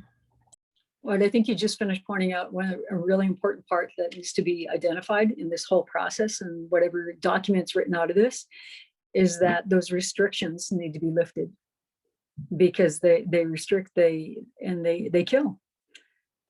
And then their whole process, we want to allocate, we'll license, taking away from them or borrowing what they're already doing. We'll take your process and we'll make it our process. And I agree, water is gold. Water is more valuable than oil. Is this something we see in other jurisdictions, Bing, or is this something exclusive to Alberta in terms of allocations, jurisdiction, or like that kind of stuff? No, it's pretty well restricted to Alberta on the fit for first in time, first in right regulations going way back, not before my time. I mean, way back 1870s, I guess, when those were set up. A very good book written by about that initially First Nations had the upper hand on there, and then when the ranchers came in, the whole situation turned around in favor of the ranchers. I guess there's some very nuanced pieces specific to Alberta that would have to be considered moving forward in terms of legislation. And I mean, it really is a southern Alberta. It's when a water basin is closed, that's when this issue arises. So wherever across the country, whichever province, if they close a basin due to water scarcity issues, and the government of Alberta's or any government, provincial government's mismanagement and over allocation of water resources, and then they put a halt on it and they stop, that's when that water market is created, and that's where we really get shut out. And it's a bad situation to be living in an area where the water basin is closed and you have such water scarcity issues, because there's just no guarantees, which is tough. Thanks. Is it a racist based approach? Yeah, I would say. We are, like I said, we are able through there's a Crown reservation, but I used to work for Alberta Environment and Parks also. So I worked with the people who gave out water licenses as well. And I always ask the question, what is the Crown reservation, and how much water is exactly in the Crown reservation? So the Crown reservation, when new licenses are issued within the province of Alberta, they take off 10%. They're supposed to take off 10% of that allocation. So if you were, and that's what's supposed to go to that Crown reservation, but they don't always do that. I found that out. So they're not adequately, and I said, how much is in it? And they couldn't give me a number. Because I said, well, we should know if you're taking 10% off each license, you've got a 50,000 acre foot license, you've got a 35,000 acre foot license, you're constantly, processing these licenses or transferring, because they can't issue any new ones. You're transferring, and again, through transfers, you could take that percentage off. So there should be a number. They could, and more nations should be asking that too. Challenging the provincial government, what is in that Crown reservation for us? Because that Crown reservation is set aside for environmental, like to make sure that water conservation objectives are being met, in-stream flow needs are being met, and then they lumped all of the Blackfoot nations and the Treaty Number 7 nations into that. So those nations can access a license, but it's the highest risk. So it's almost not even worth the paper it's written on, because it would be given a priority date of like 2021 if one of our nations wanted to go in there and get a license. And then your 2021 license is going up against 1894, I think is the earliest license, which is an irrigation district. So if water mastering kicks in and we have a drought, we're the first ones told to turn our taps off. So if we have ag production and food production, as well as that irrigation district, it doesn't matter. We'll get told to turn our taps off. Do we follow that? No, we assert we have a treaty right to water, but it's the way it's set up and the way all these documents, it's really not good, and it just doesn't work in our favor, unfortunately. So not to prolong the discussion, but I'm very interested in what you're talking about there, Kimmy. How does the Winters doctrine, I think you mentioned it already, how does that differ from what you have in Alberta and the prairies? Okay, yeah, so the Winters doctrine, I know, like you guys mentioned, it's been tried, and I know the nations here have tried it. I know our nation has tried it to use that argument as well. Alberta and the feds just won't accept that. So it's a United States Supreme Court case that clarifies water rights of Indian reserves, First Nation reservations, where it's not clear that they have that first in right, first in time. So our Blackfeet Nation, they got a huge, and they called it a water compact. It took a number of years to negotiate, but it's over 800,000 acre feet of water for their roughly 25,000 members, and one of our largest nation that we have within the Confederacy. So they've got that right, and they're in a water scarce area as well, but they were able to negotiate and get the government on their side to agree that Winters doctrine did apply, and that they have that first in right, first in time. They're accepting that that's true, where here in Canada we don't have that right. Then we keep getting sidelined and sidestepped, saying no, that doesn't apply here. It's a US type of concept. So I don't know, it's tough, but I don't know if there's, I'm not a lawyer, so I don't know if there's other angles to try and work that with nations in the US that have been successful. I think somebody brought up a lawyer that might be able to shed more light onto that whole process. But yeah, so that's kind of, I guess, the difference. If we were able to do that, we would be able to benefit more from it economically. But unfortunately, we have these really restrictive agreements that don't allow us to participate in this unregulated water market where, it's like 25,000 an acre foot of water. And some of these nations have huge allocations within the Confederacy, and we're building other people's empires with it, unfortunately, and not our own. Chair, if I may, this is why I brought up the point of notwithstanding the NRTA or any successive type of legislation or agreements. This is a situation we've been in for since treaty. And this exercise, are we limiting what Canada's obligations are? I think that's what we're doing. There is no limitation to Canada's obligation when it comes to water. It's that's why we got to start talking that language of anything that has to do, that goes against our inherent rights. Those things have to be legislated so that we have that ability to tell Alberta, for example, no, you don't limit us on our water use. We have a water use that is integral to our self-sufficiency. And, it goes part and parcel for everything that we're trying to achieve, especially on a political scale. Because even at that, there was a water license that we used to have, and they cut us down just under half of our allotment that Alberta said that we can have. And they did that without our consultation. And they gave it to some other people that wanted to make money. And we're still trying to provide for our own people. So, Chair, I think that's something that we have to really be strong on.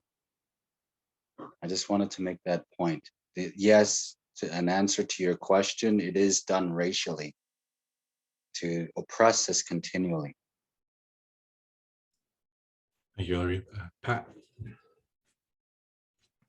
Could I just call on Crystal really quickly? Her and I were having a side conversation, and I really appreciate what she had to say. I asked her about the fiduciary and relieving the government of that in taking on our own responsibilities. So Crystal Lehman, can you, I don't see you on here. Can I have you talk about that a little bit?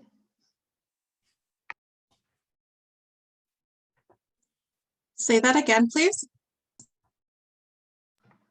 I just told the group here that you and I were having a side conversation about the fiduciary, and you had some good insight on that about, what was it? Sorry, I'm trying to read this. The termination tables. We could talk about that. It's actually funny that you bring that up because I actually received a direct message in the chat. Oh, for you? Oh, it was from you. Oh, it was from you. Oh, I can't see your name on there. I'm sorry, guys. I'm not trying to make this too fun. No, by all means, do it. Okay, so I'm going to make this comment, but I'm going to make this as a member of Beaver Lake Cree Nation and not a representative of Beaver Lake Cree Nation, even though I know my chief would probably appreciate it. So in thinking about, so the question that was posed to me was around First Nations taking on responsibility of water supply. And in my opinion, and probably why Beaver Lake has really, tried to advance the development of their own, governance, regulatory stewardship, and frameworks on First Nations water as a whole, not even, we haven't separated even just drinking water, it's water rights as a whole, is that even in this process, we have to tread, and this is my own kind of personal advice to my colleagues, is that we have to tread very carefully in this process. I firmly believe that this process in some way is indirectly, maybe even directly connected to the termination tables and to the notions around the 10-year agreements. So meaning we have to consider whether this relieves the colonial governments of their responsibilities to our people. So that's why I assert that we have to be very clear in the positions that we put forward as a collective, and that we do not waver on those positions. I hope that that provided what you were looking for, Pat. I was making a shake. I'm starving, so I just heard my name and came running back to my laptop.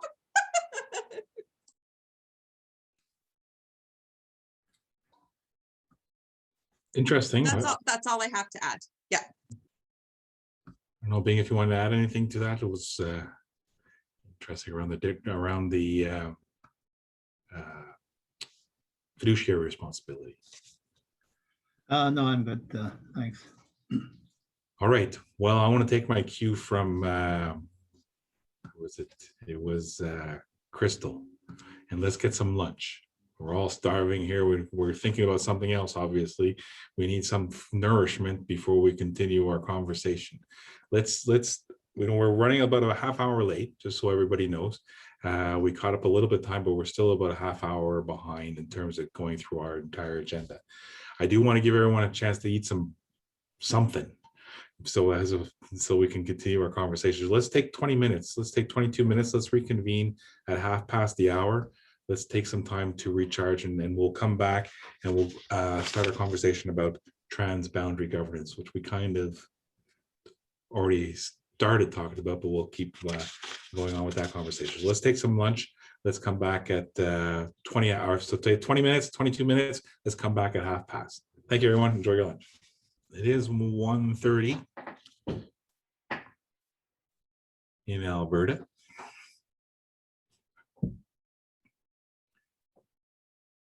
Hopefully everyone had a chance to have a little snack. I do want to reconvene only because we're already half hour late and I don't want to keep you here till 7, 8 o'clock at night.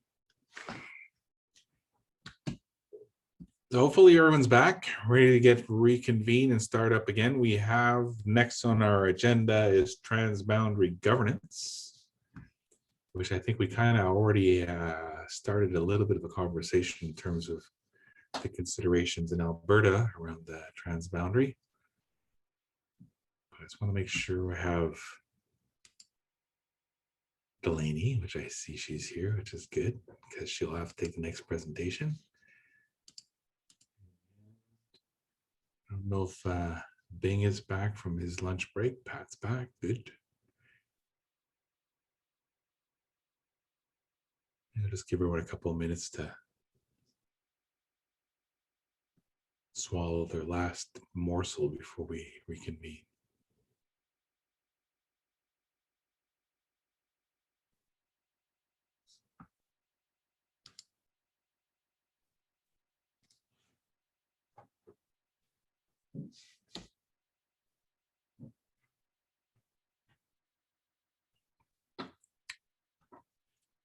I'm sure what's happening right now, Delaney, is everyone's eating.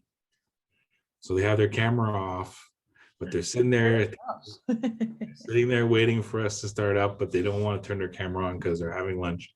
But let's reconvene. Let's start our next. I want to assume most have returned from their break, and we'll jump right into the next agenda item, which is transboundary governance. Delaney, the floor is yours.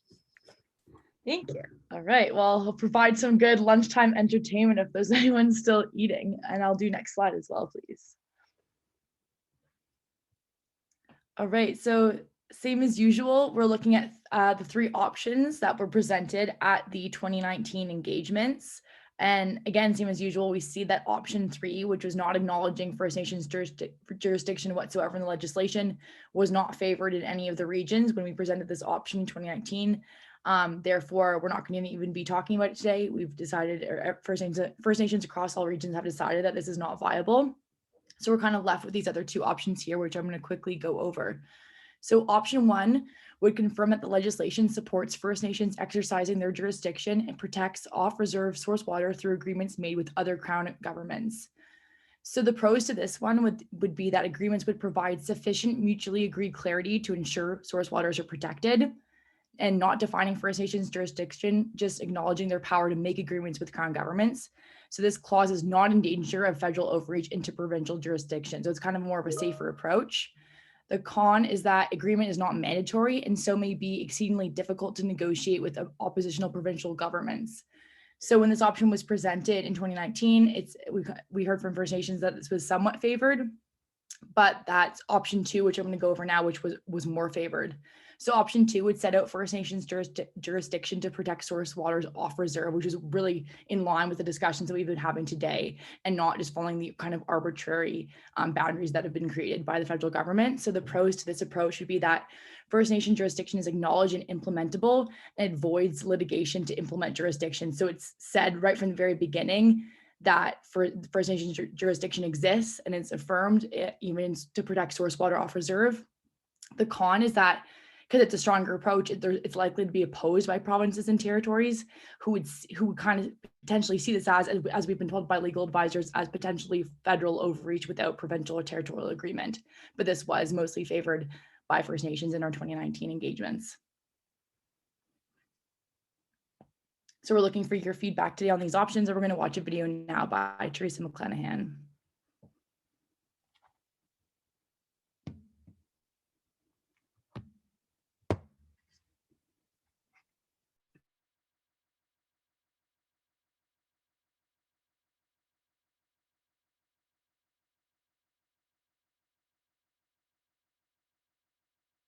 My name is Teresa McClenahan, and I'm with the Canadian Environmental Law Association, where I'm a lawyer and the executive director.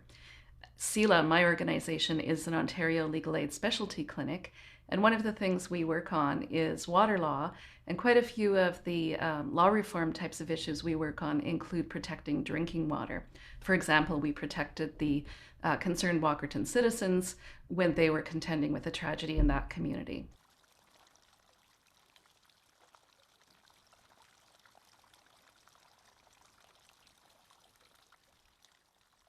So one of the things that people need to think about when thinking about setting up a framework for protecting drinking water is how different jurisdictions interact with water. So water doesn't respect boundaries. Activities everywhere are going to impact water quality and quantity. And jurisdictional intersections are especially important for First Nations communities, given that the impacts on water and the sources of water arise from activities crossing all kinds of boundaries, whether they be international or national, provincial, territorial, municipal, or even other First Nations. One of the things that came up during the Walkerton inquiry was the question about what are the roles for protecting drinking water in Canada, and specifically the federal role came up as a question in that inquiry. And so the department at the time made a statement to the Walkerton inquiry where they talked about responsibility being shared. And some of the issues that Justice O'Connor, who ran that inquiry, noted were governance and funding and adequacy of standards. So subsequent to that, the First Nations Drinking Water Act that's presently passed in Canada went to hearings at different kinds of parliamentary committees. And my organization, CELA, was not happy with the version of that legislation. And that was similar for many chiefs organizations and others across the country, academics, and so on. And it's because of some of those issues of governance and funding. So it seems that we've had to learn lessons from some of the crises in the past, like the Walkerton inquiry, where treated municipal drinking water was nevertheless contaminated and 7 people died in the year 2000. Or Kashechewan, where because of the location of sewage and infrastructure, there were contamination events and a necessity for evacuations.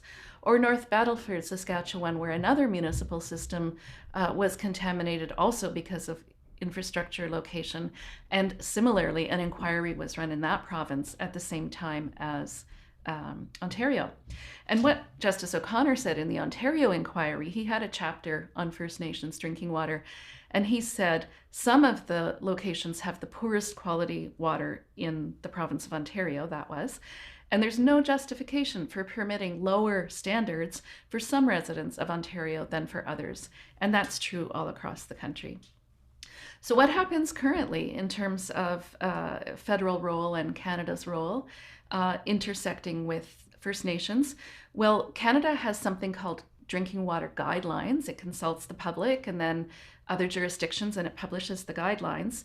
If it's a provincial or territorial jurisdiction, they decide whether to adopt those guidelines or make them even stricter or less stringent. In terms of First Nations, if Health Canada is monitoring the water on the community, then they apply those guidelines to tell whether the water is safe enough. And then generally we have a patchwork of funding agreements and the currently unimplemented federal legislation. But there are promising signs looking forward about having a much better system.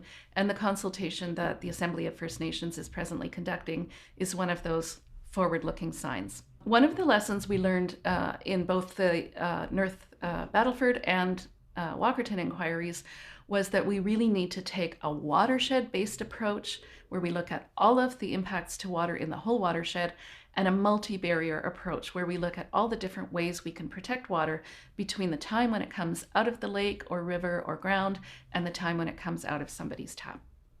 So that means source water protection has to be first. You really have to pay attention to protecting the sources of your water, and then other steps along the way, like making sure there's good treatment, making sure your distribution system is strong, making sure that you're monitoring. If something goes wrong, you tell people about it. And as I said, watersheds cross political boundaries, so all jurisdictions need to participate in protecting the water for any one community. So that multi-barrier approach is something I really want to stress, that when you're thinking about a new framework, that it be something that can enable these different pieces of the puzzle to make sure that water is thoroughly protected for the community. So in addition to source water protection, it also includes the question about what standards, what kind of testing systems, operator training. Is there training for people in remote communities, for example? Laboratory certification, adverse results, telling people when there's a problem and what to do about it, oversight responsibilities, and very importantly, local, traditional, and scientific knowledge, and incorporating that into the decisions. And it's best if source water protection that protects the actual source of water is very strongly embedded in community decision making.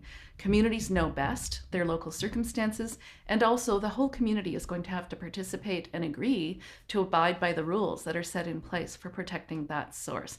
So it's quite important to have the community involved to help make decisions about things like which measures would work best. Would it be outreach and education for one kind of issue, or should it be bylaws or something more mandatory for something else that's perhaps more problematic?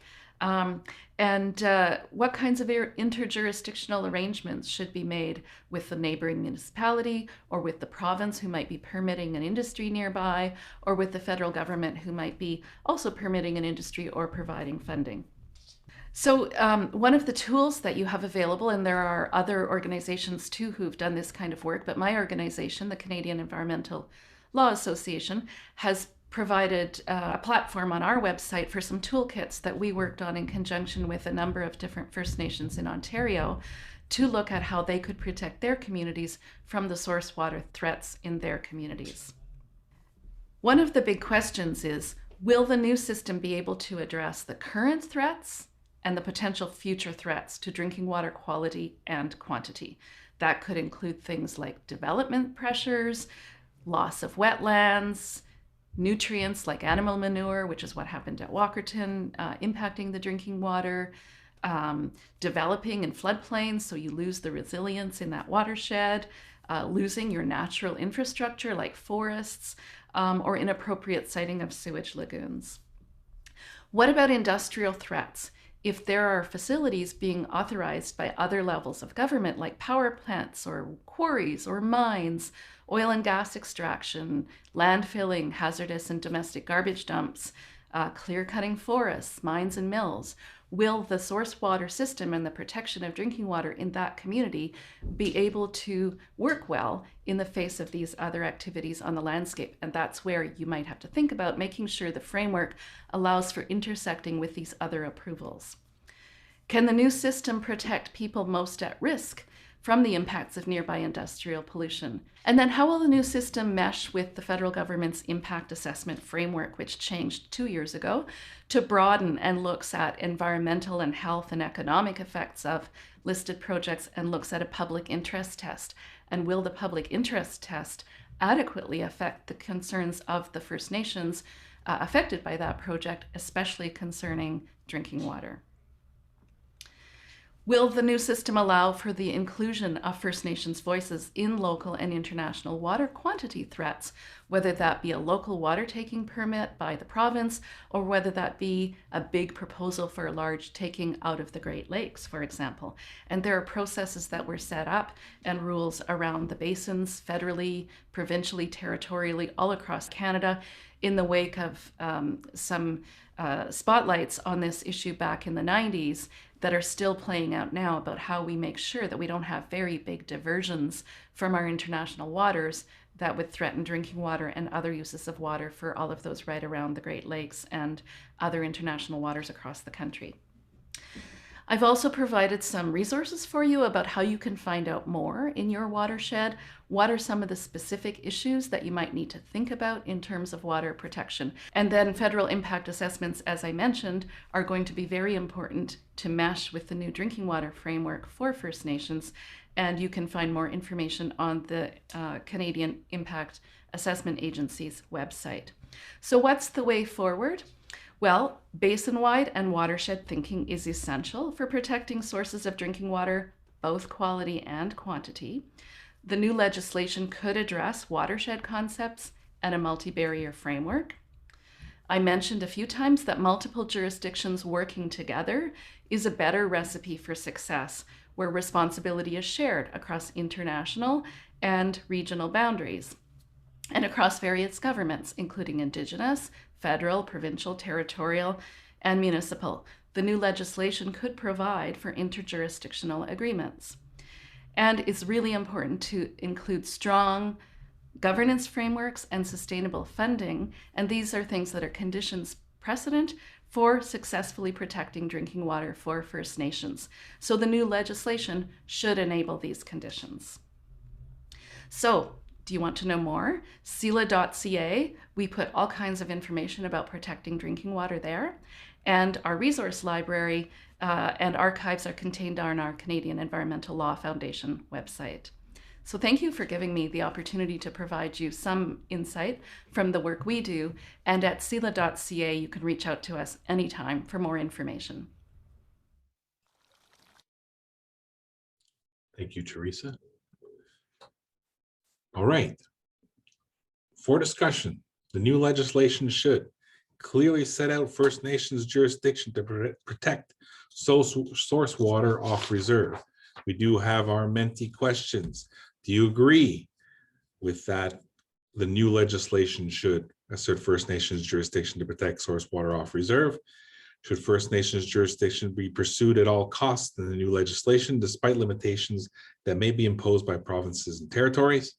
And what are your key concerns about transboundary jurisdiction considerations? And that's our word bubble. Floor is open. Any thoughts, issues, concerns, fears, reflections? I see we're talking about water.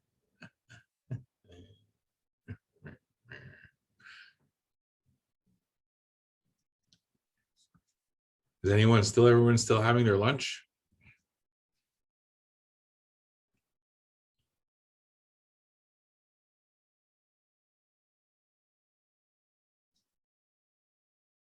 Pat's done her lunch. Maybe we'll ask Pat to kick off the conversation.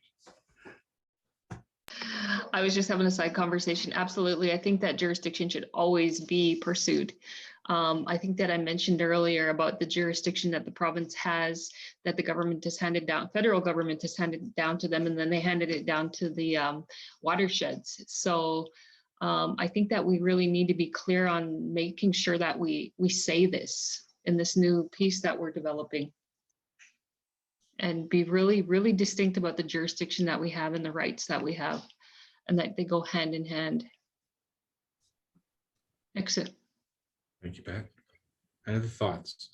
Is there like a current, like from the previous conversation, it seems that there is a water crisis in southern Alberta. If they're regulating it and they're managing it, is it a water crisis, or is it just that's they want to assert their jurisdiction provincially? I guess If go ahead. I may. Yeah. Jurisdiction goes with liability. And one of our biggest concerns is if we do take jurisdiction over our water, then the liability does come with us. Now there's a balance there. If we have the proper infrastructure and like I said, proper infrastructure and proper institutions in place that we can get there, then we become more comfortable in taking on that type of jurisdiction. Water is a right to every human being in the world, and we've always had that. But it's time now that, you know, Indian monies actually spend money on Indian things, and that's kind of what we've been trying to achieve over the years. And you know, what's a good level of liability do we take on? I don't believe that we should go under this legislation and just take liability and, you know, we're responsible for the infrastructure for the legislation when we're not even established. That's just not fair. So that's what we're looking at. That's what we're trying to achieve. So that's just my comments on jurisdiction, because Canada will always say we don't want to be responsible for that Indian. So yep. And I think you're How do we manage that? The challenge here is also that this is talking about off reserve, like an entire watershed, right? Then it's talking about, the previous conversation that Mary Ann had about, assuming that responsibility or assuming that governance responsibility, say for a watershed, for example. And what you're saying, Councillor, makes perfect sense. You can't assume something and don't have the tools to make sure you're fulfilling your responsibilities or addressing those potential liability issues, or have the capacity to write the policies, procedures, and enforcement regulations that allow you to assume that responsibility, right? If you're going to assert jurisdiction, comes with it all the tools that allows you to address those liability potential. I guess Walkerton showed that there's potential liability even for operators when things go wrong. So I think the liability was something something we had a conversation about even in other sessions. Is it's come up as an area of concern when we start talking about taking jurisdiction off reserve. So it is definitely on the radar in terms of issues. Yeah, I think it's really important that we assert our jurisdiction to protect source waters off reserve. Down here in the south, we're going through protecting water. There's a group called the Nitsitabi Water Protectors that are advocating, along with a lot of settlers, in regards to protecting the eastern slopes, which are our headwaters. And there is proposed coal mining going on there. So which will really change the landscape and potentially adversely impact our source water, our headwaters there. So I think it's really important that we do assert our jurisdiction to protect our source waters, our headwaters off reserve that are flowing into our community. But I think it is important about that whole resource piece, and ensuring we are able to also advocate as part of that protection, the resources to protect it. So having the ability to create, whether it's a ranger program or a guardian program, or our elders being able to visit those sites that we've been restricted from visiting in the past. So I think definitely need that protection, but also the resources to help us protect those areas that are our territory. Thank you, Kimmy. Other thoughts?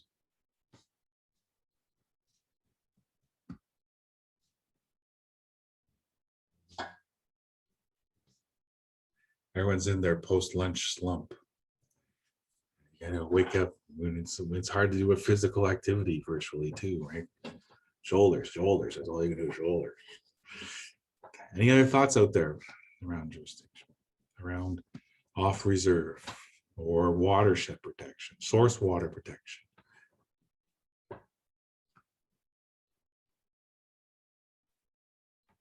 Is it that how is this done? Is this like, are the limitations, but is that because this provinces will assert that that's their jurisdiction? That's the challenge, right? So can this legislation then say, no, the First Nations are going to assume? Go ahead, Pat. I think from reading like the province's water legislation too, they really limit First Nation jurisdiction.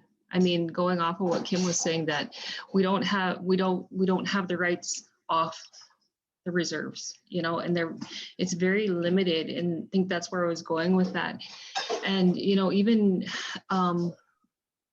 Canada has talked about, even environmentally, they'll referentially incorporate the province's environmental laws in the event of spills into the water, and that mitigation doesn't include any First Nation involvement.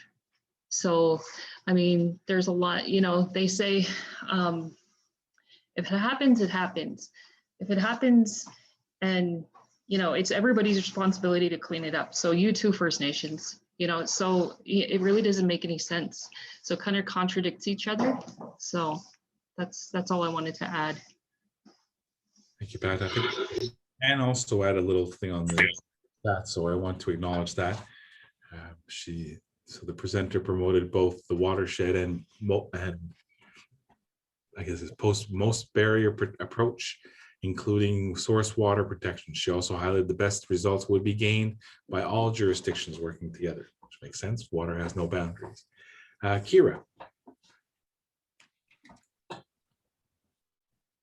Did you say you're asking for Kyra Northwest? Kyra, sorry, Kyra.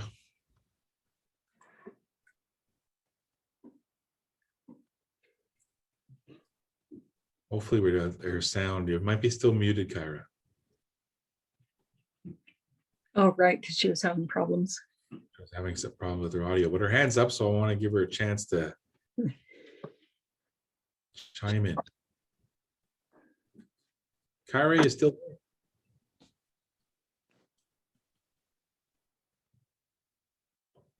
Oh, Kyra was the one having issues with her audio last time.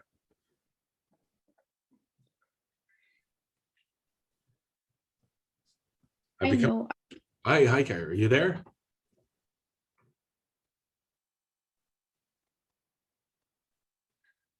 I become a virtual facilitator. I can't move on when I still see a hand up. I'm frozen. There's a hand up. Hopefully Kyra will be able to send us an email or something to make sure we're missing, because I mean, we're missing her. Hi, can you hear me? Yes, I can hear you now. Go ahead. Oh, okay. What I was gonna say is, no, I totally agree with Anne, and I think also like for the Musqueam nations, there is definitely the need for shared jurisdiction, and I think sharing resources when it comes to water security. Our nations are so closely tied together within the same location, and we always talk about how a lot of us are related in Musqueam, but when we kind of work in independence of each other or separately, I don't think it really ends up benefiting us at all. I would rather see us as the Musqueam Cree working together on a shared kind of governance and strategy when it comes to water. And it could work with also other First Nations, but I think just in our particular circumstances that we're so closely tied together in terms of land and in terms of water that I think we need to start looking in that direction and how that could happen. Thank you, Kyra. I think that Bing also had the Atlantic model, right? So they came together, incorporated, and purchased insurance around the liability issue. So they have kind of they're on a workaround trying to address the liability issue specific in taking jurisdiction by purchasing liability insurance as a collective. So that's one option that people have looked at in terms of liability in the East Coast. Other thoughts?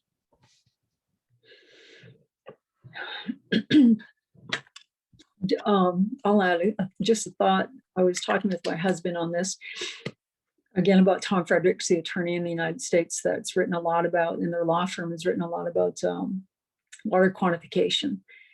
And he said that, and it'd be really useful again if we can bring them on just to have them share with us their research and their data. And it was for the maintaining of their rights. I think the discussion today began about the assertion of our rights and being really clear about that. And in that right is asserting our jurisdiction, like Kimmy just finished saying. I think that we have to be really clear, and that within all of this, within the governing and management of our resources, that we do identify all these things that keep coming out. We need to do it together. We need to do partnerships. We need to share responsibilities. And even if it is with the province, just because you're doing a partnership with the province doesn't mean you're giving them anything. And if you, in the forefront of that, determine what this relationship is going to look like, I think our approach and our strategy has to be really, again, founded on the treaty. I just go back to that. We are treaty people. The only reason that they have an existence is because of us. We have a legal and a political relationship, and that we have to constantly assert that. I can hear a dog barking, pardon me. And Alberta and Canada have historically always done this. One, they chronically underfund is legislated poverty, that they always incorrectly make the claim that they own the water.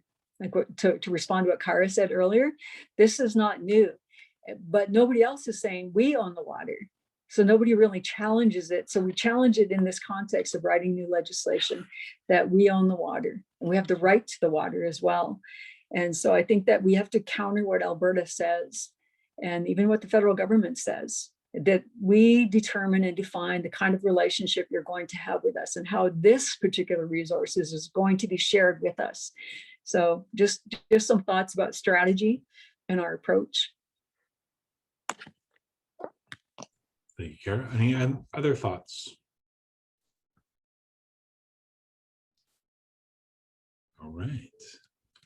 Yeah, we talked about it already, so that everyone's okay. We have covered this one.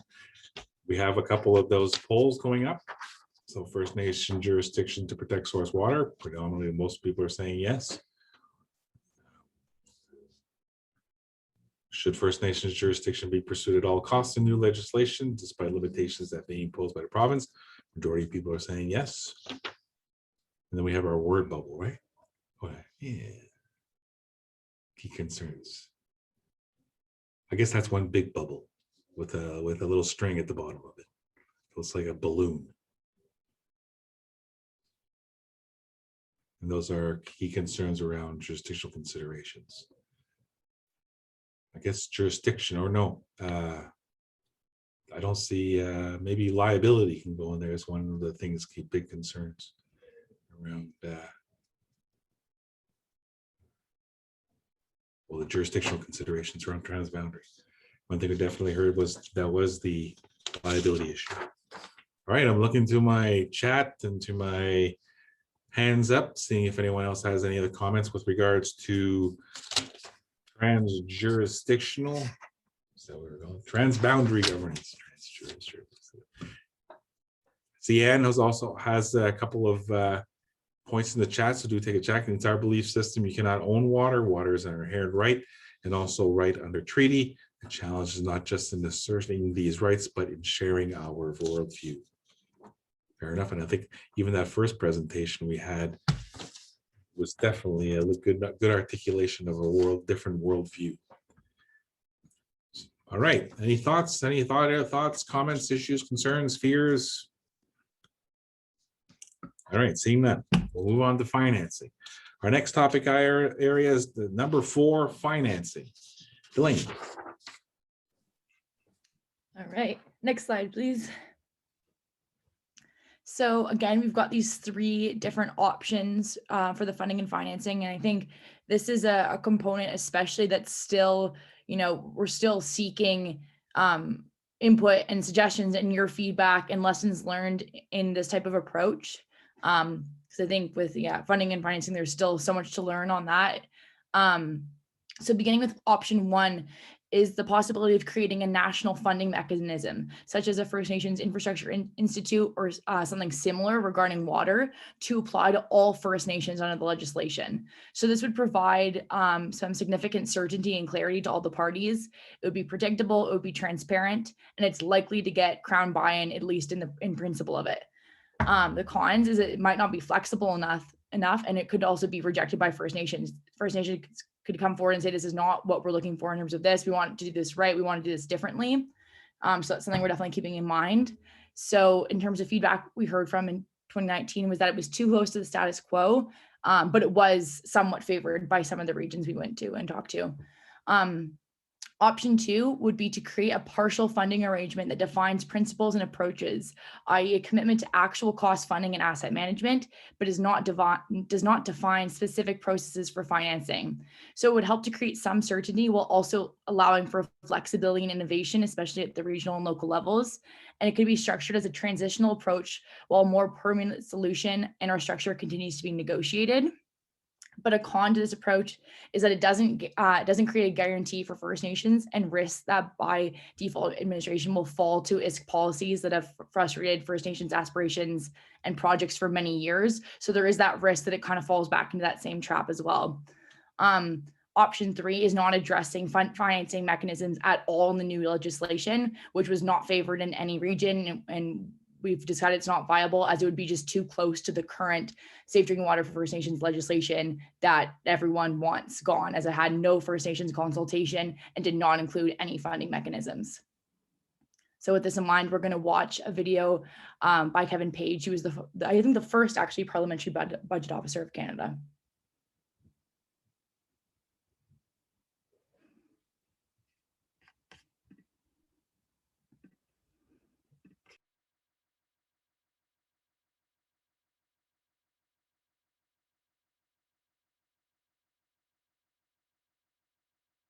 Hi, I'm Kevin Page. I'm the president of the Institute of Fiscal Studies and Democracy at the University of Ottawa. I'm also a former parliamentary budget officer of Canada, a longtime public servant.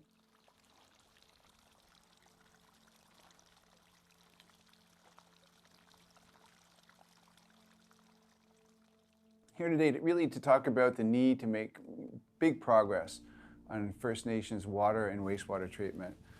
I think Canadians, we all know that there are basic human needs, of which water clearly is one. We need water, we need food, we need shelter. And we know as well for communities to thrive, whether they're Indigenous or non-Indigenous communities, there are other basic needs: health, education, culture, and governance. I think when we look back on just the issue of what has happened to with respect to First Nations water and water treatment, we could see that there's been a number of failures.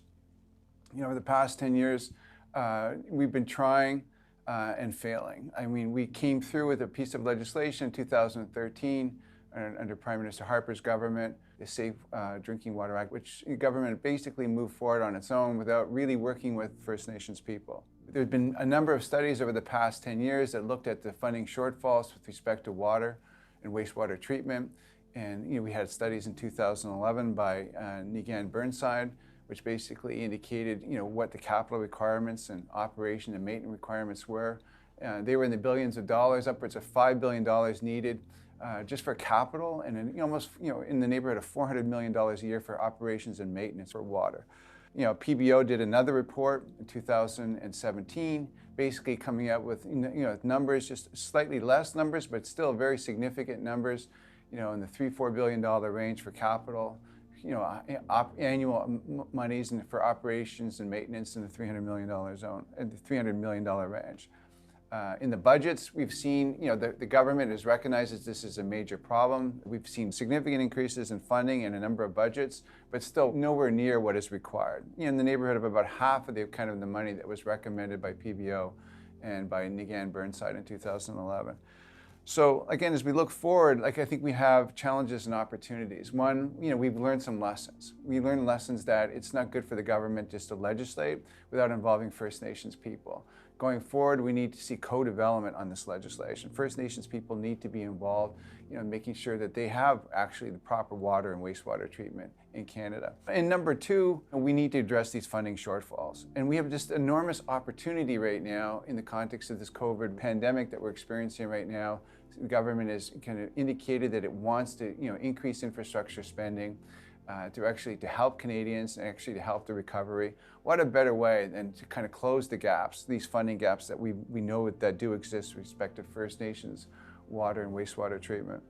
So again, I think on the legislative front, I think the current government has been very slow on the mark. They criticize, I think, Prime Minister Harper's government, perhaps quite rightly, that the legislation, the Safe Drinking Water Act, didn't go far enough, but they have not introduced legislation.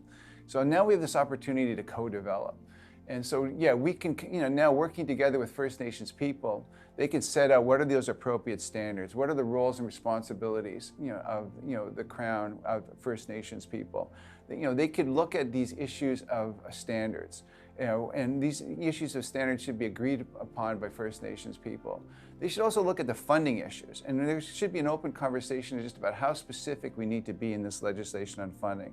Too often we see legislation like we saw in 2013 that really doesn't, really does not go far enough in terms of setting those standards and makes no mention of all in terms of the funding requirements. So this gap needs to be closed. We need to see funding formulas, specific funding commitments in this new legislation. Thank you very much.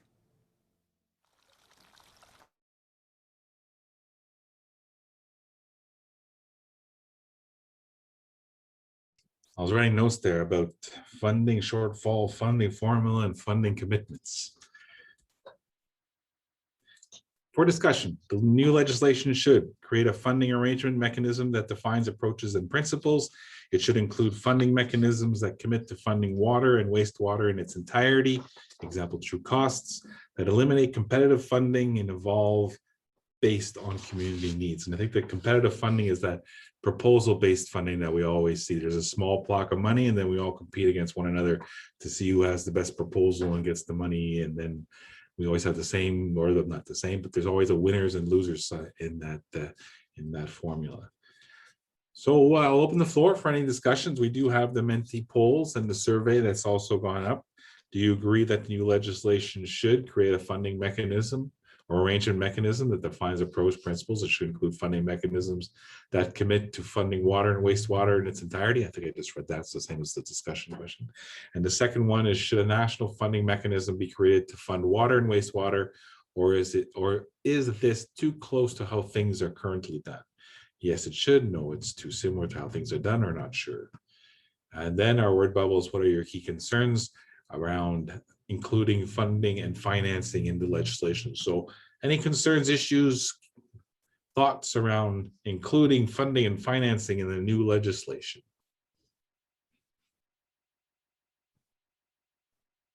Always look to Pat to start the conversation, only because she kicks off the conversation. I'm right here. Yes, I think that it should, but I would really like to hear from everyone else. I think these are really good questions, and just to really start thinking about it, because like, I think the group, you've heard about the disparities, you know this stuff is happening without your consultation or approval. I'd just like to hear what everybody has to say. So if you have your camera on, and if you would please answer some of those questions, I think that'd be really nice to have that.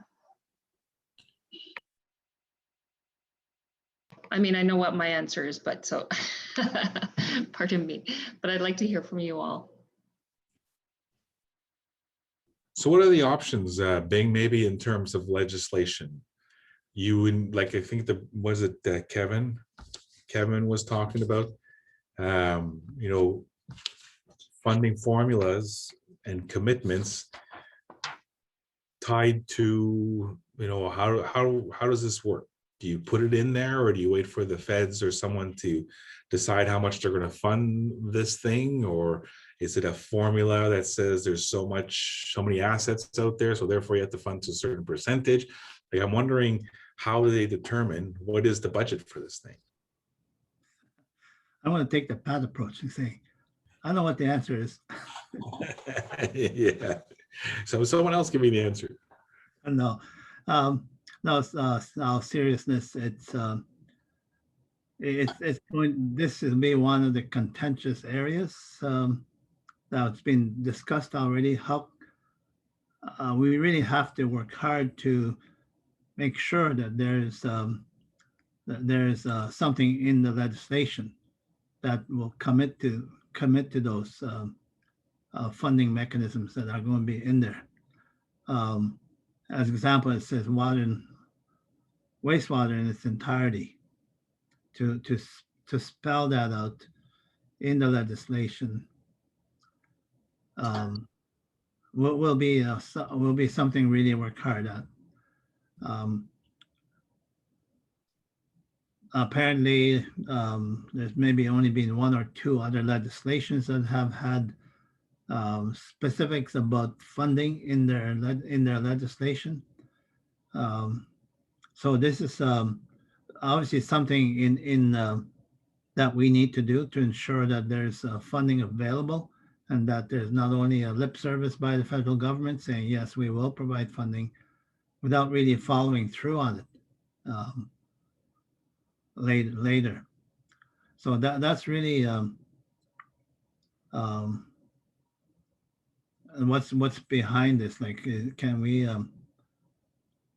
in the first question, new legislation, and then the second question is really is there something nationally that can be created to fund water and wastewater, and the not the First Nations Water Commission in its early versions had that water trust, national water trust, that First Nations could draw from that. And I think we're coming into another era of discussion with Minister McKenna, and now that she's looking after Infrastructure Canada. Her department altogether has about $180 billion in the Building Canada Fund. That maybe 30 billion more recent she has to spend. She spoke out publicly saying, I'm having trouble spending this money. And one of the resolutions that was adopted in December of last year spoke of a First Nations infrastructure bank to get after some of those billions that Minister McKenna is sitting on. Right now, those who follow this, if you go on the Infrastructure Canada website, you'll see all the projects, the money that they've spent to and sent to various departments. The one I like to use is the 1.8 billion in budget 2016, 1.8 billion over 5 years to eliminate all drinking water advisories and monitoring and sampling. If you go to Infrastructure Canada website, that money came from Infrastructure Canada. It's channeled through ISC. ISC puts all their hoops and bars on it before it gets to us. The idea is that if there was a First Nations infrastructure bank managed by First Nations or other organizations, we don't have to go. ISC right now is only a funder, but yet they put all kinds of hoops and barriers on First Nations to access that money. So that's kind of, I think, where we're at, especially with the Indigenous Services Act, which probably some of you know, that says ISC is going to be getting out of the picture sooner or later. They're going to get out of the picture, so we need to be ready. We need to have our own resources to be able to do that. Predictable, sustainable funding, that kind of approach. So how do we ensure that it's there? Do we work very hard to make sure it's in the body of the legislation, so that there's no argument that they can always renege on it, but saying it's in there. It's in the legislation that you're supposed to provide resources, water and wastewater, true costs, that kind of stuff. So that's kind of I guess my thoughts have been over the years in terms of how do we get the government to commit to providing the resources required, and they're the ones who talk about sustainable and predictable funding moving forward. So we just hold their feet to the fire, saying that's part of your rhetoric. You're telling us you're going to provide that. So I would think there should be some. I mean, this is just my view. That there should be something in the body of the legislation that guarantees that. Yeah, and I think what's helpful, like what's got me thinking, is the correlation in the data. There's a study, I believe, underway right now in regards to the correlation between COVID, the pandemic, and hand washing and people having cisterns on reserves. And so I like that bottom piece about the evolving, as different kind of, whether they're waterborne or different types of diseases. The next one they're talking about is chronic wasting disease being the next major pandemic. So I guess in light of that, a lot of our community members, they're not able to follow the basic health and safety guidelines when it comes to hand washing. If you have a 1,200 gallon cistern and you've got 10 people living in the house, it's really hard to, follow I think it's 20-second or 30-second advice in regards to just basic hand washing. So I think that funding really needs to be correlated and I believe in Alberta, there is a study underway in regards to that, the high rates that we're seeing within our respective nations, and not having that access to, or having access, but not being able to do it to the extent of what's being recommended in terms of the health guidelines there. So I want to acknowledge Anne has a couple of points up here. Many First Nations we speak to in Alberta are opposed to legislative funding and want to hold the Government of Canada to their treaty commitments, treaty-based funding, which is based on current or future needs and generational. Not sure what that would look like, as nations are looking at treaty-based funding sectorally at this time, i.e. health, education, but will likely come up with regards to water. And I think what Anne's illustrating there, it could be a lot bigger question. Right, a lot more to consider beyond just water and wastewater, but and saying that there's an aspirational statement there around all areas or all sectors, which would be, I'm trying to figure out the mechanism. So, for example, let's say that that we're going into a budget cycle for the federal government. Usually, it's around February or maybe it's November. So they start their budget cycle around November. Is the idea that they would have to go, like if it's in the legislation, for example, that the government would then consult with a body to say, well, what are our infrastructure and needs for 2022 to determine what that budget is? And then that infrastructure, that institution would do the research locally, regionally, nationally to say, well, where are we with regards to O&M, and then make a recommendation to government? Is that the kind of mechanism that might exist? I'm trying to figure out what mechanism would exist for the Government of Canada to determine what the budget would be for a legislative initiative like this. And who they discuss that with? What's the mechanism for this? And I'm guessing I have no idea. So I'm looking for ideas on how this could be done. I have an idea. All right, Valerie. Go ahead. Hello. Go ahead, Ellie. Go ahead. My idea is all residential needs, current and future needs, to be met and funded, period.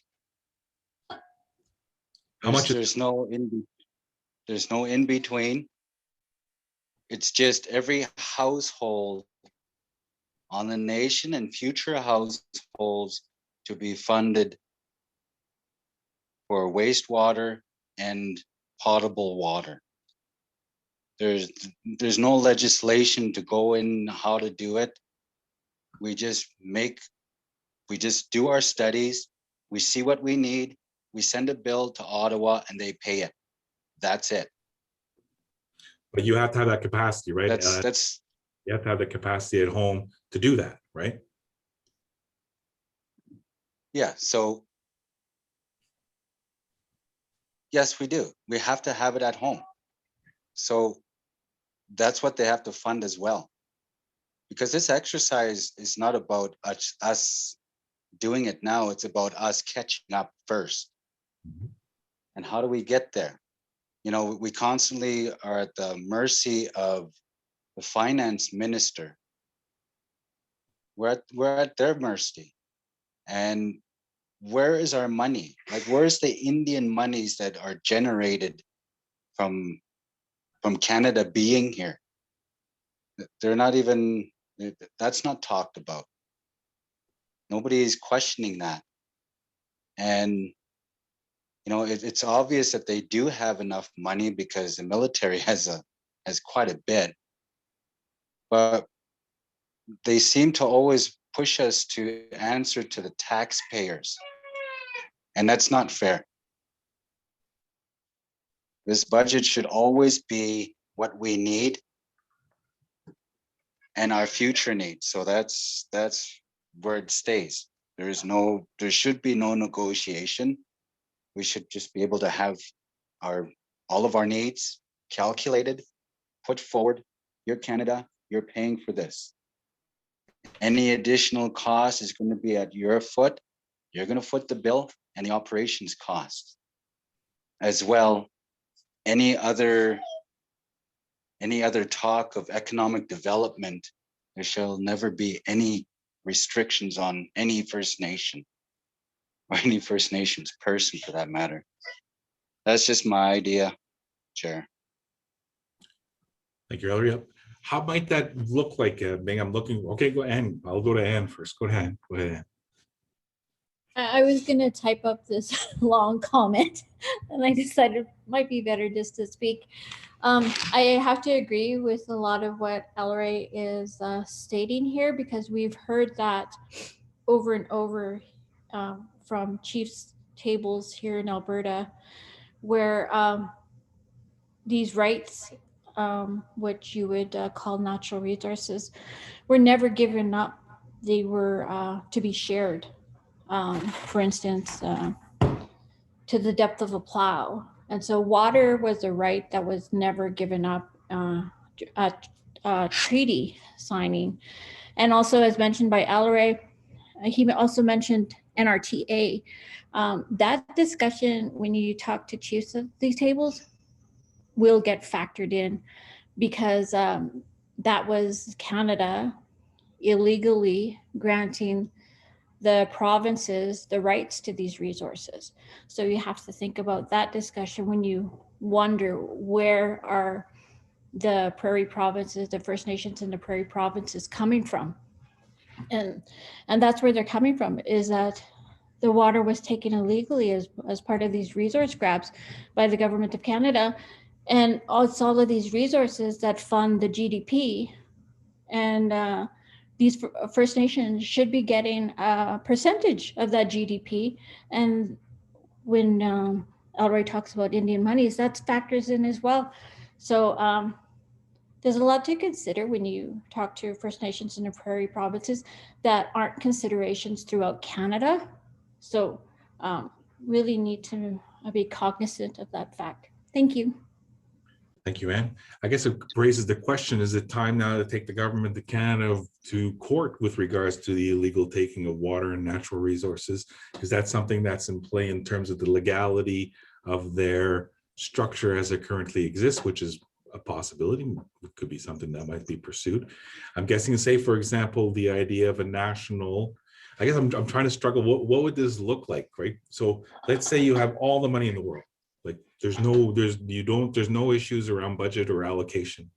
Then it comes to Merrill Ann's question around how will we collectively make those decisions? Like locally, you would have the responsibility or the ability and the capacity to do a thorough and complete assessment of your current water assets, give a determination of what your aspirations are with regards to water. Then you would bring that, I don't know how we'd set up structurally or government-wise. Do we go to a regional authority, say, for example, First Nations decide to do that, and then the region or whatever they organize themselves would do a regional requirement in terms of the budget, and then they would go to, say, maybe they go directly to the federal government and say, this is our bill, send us a check. And then, everyone goes off and does their own little thing or does their thing as per the full budget amount. So I guess I'm just trying to say, what is the mechanism for government to fund that? So this is their legislation. So they want to put it in their legislation to allow for the funding and the aspirational statements you're saying. You want everything to be funded so you can do everything you aspire to with regards to water. So I'm trying to figure out, where do we situate that and how do we do that? Do we set up an organization, or do we have 635 applications to a federal government with the complete bill, and then we just send the bill to catch up, and then we say, this is going to be the operational money for the next 5 years? Are we going to do a review every 5 years? Are communities going to be engaged in this conversation in terms of determining how much you need every year? I guess it's a lot of questions. I don't know what the mechanism to allow for your aspirations to achieve your aspirations, to get the full money you need to fulfill all your requirements you do to get water to every citizen that you're responsible for. So I'm trying to figure out, is it going to be an institution, or each individual First Nation going to send in an application? Like, I'm just trying, is there a mechanism within this legislative framework to allow to achieve what you're saying? You ask a lot of questions. No, Well, I really want to go back to what Irvin said, because I think he's absolutely right. I think we need to answer to what the chief said, the predictable and the sustainable funding. We've heard from all of the technical people that are working at the First Nation level of the problems, and the most critical problem is the lack of finances to be able to train our own people to create infrastructure, provide infrastructure. In creating predictable and sustainable funding, my thought is that you do put it in the body of the legislation. If you don't have a law, you have a policy and a program that can always be shelved and changed with every administration. It's harder to change the laws. So I would follow up on that, what he was sharing, that put it into the body of the legislation. And it's more likely to be able to achieve what the predictable funding is, because we don't know what it is now. Every administrative change and every budget cycle, it changes. And then to echo what the leader was saying a few minutes earlier, that every household should be funded. We're trying to catch up. We've always been chronically underfunded to 40% of the need. So it creates this poverty condition that we're in. I want to come back to the thought that you were sharing a little bit earlier, Irvin, about the minister and all of the finances. She didn't know how to spend it.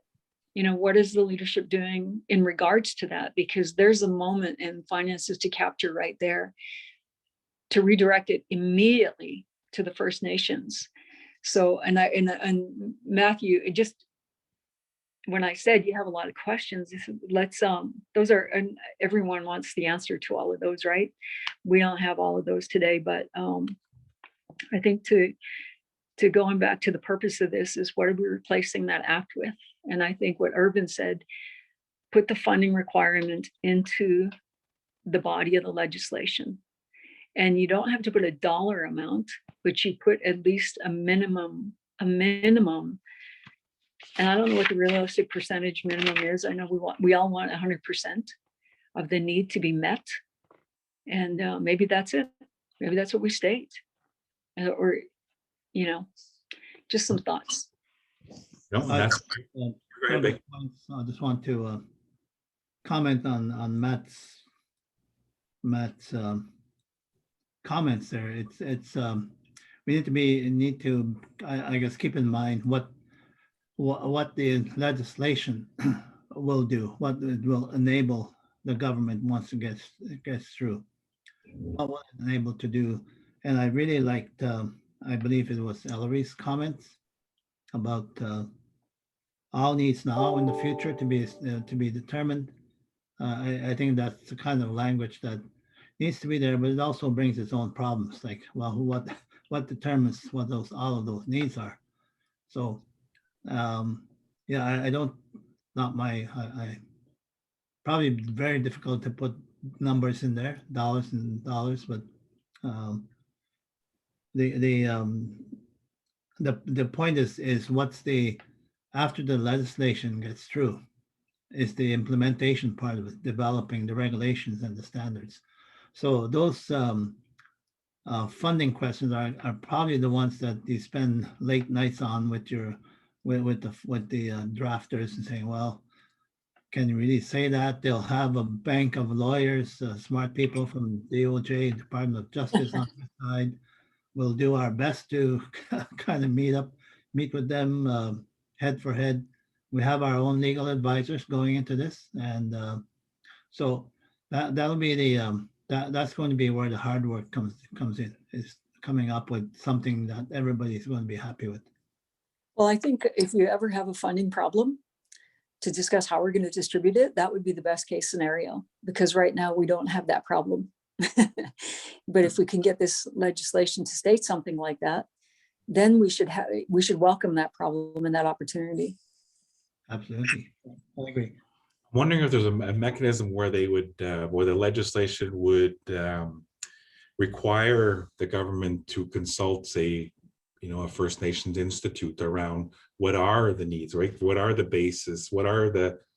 How do you determine the budget needs, right? I guess the standards would be a way of determining it, right? The level of water that you have to go with, there's a cost associated with that. So there's a lot of expertise would have to come together to determine, you know, what can we spend this next fiscal year, for example. Just as you say, the infrastructure minister is having difficulty even spending the money that they have right now. But I guess I'm just wondering, can you build a back and forth, a negotiation within the legislation? Can you build a requirement to go talk to First Nations within the legislation, determine what's an appropriate allocation, you know, a 5-year plan, for example, to negotiate with Canada? I'm wondering if you could embed that within a legislation, that they have to come to a, you know, maybe a First Nations budget officer, for lack of another word, you know, or a First Nations parliamentary budget. No, I wouldn't even restrict it. I wouldn't restrict it to that, because that's really what they want. They want us to sit in a box and operate from a little box. I wouldn't even put that language in there. I would put the requirement, what did you call it, in the body of the legislation? Predictable and sustainable funding. Leave it open-ended. It changes, it's fluid. It's the way, that way for them too, not just us. Well, the challenge is obviously is that when you keep it open-ended, it's open-ended for both sides, right? They'll diminish it as well as increase it. What it does is it demands that we stay engaged and that we continue to assert our rights and assert our jurisdictions. So it can be looked at very positively, is what I'm saying. Other thoughts?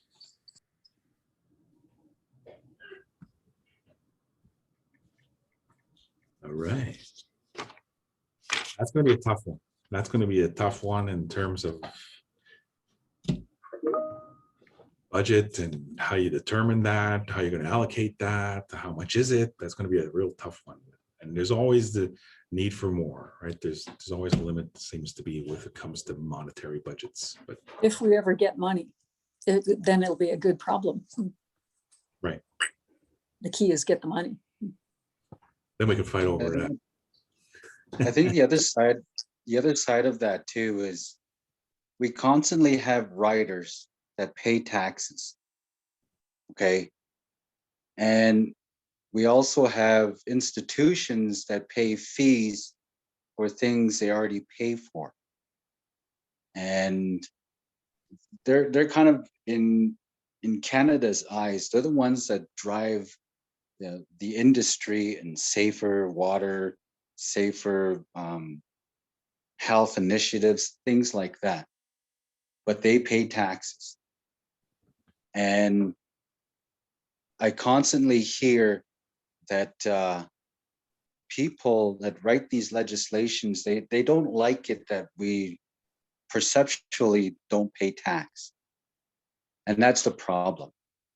So it's not if our legal advisors say you can't do that, it's about us saying you just do it. That's why we pay these lawyers. That's why we pay these consultants. You just do it. There's no ifs, ands, or buts in here, because we still need that house on the other side of the reserve to have water. So one of the comments before is, you know, you don't legislate or you don't limit your access to a human right. We don't do that. That's just my comment, Chair. Thank you, Hillary. Other thoughts or comments with regards to our finance questions or topic area? Yes. Yes. And also you brought up a lot of, as a facilitator, you brought up a lot of questions. We can figure it out. Make the statement, make it concise. Don't move from that statement of them paying for all of the infrastructure and institutions. They just need to pay it. And we'll figure out all of those questions. How are we going to legislate ourselves? We've done it a number of times. How are we going to monitor water itself? We can get those things answered ourselves. We just need to get there, that's all. Thank you. Thank you. Other thoughts on the financing question?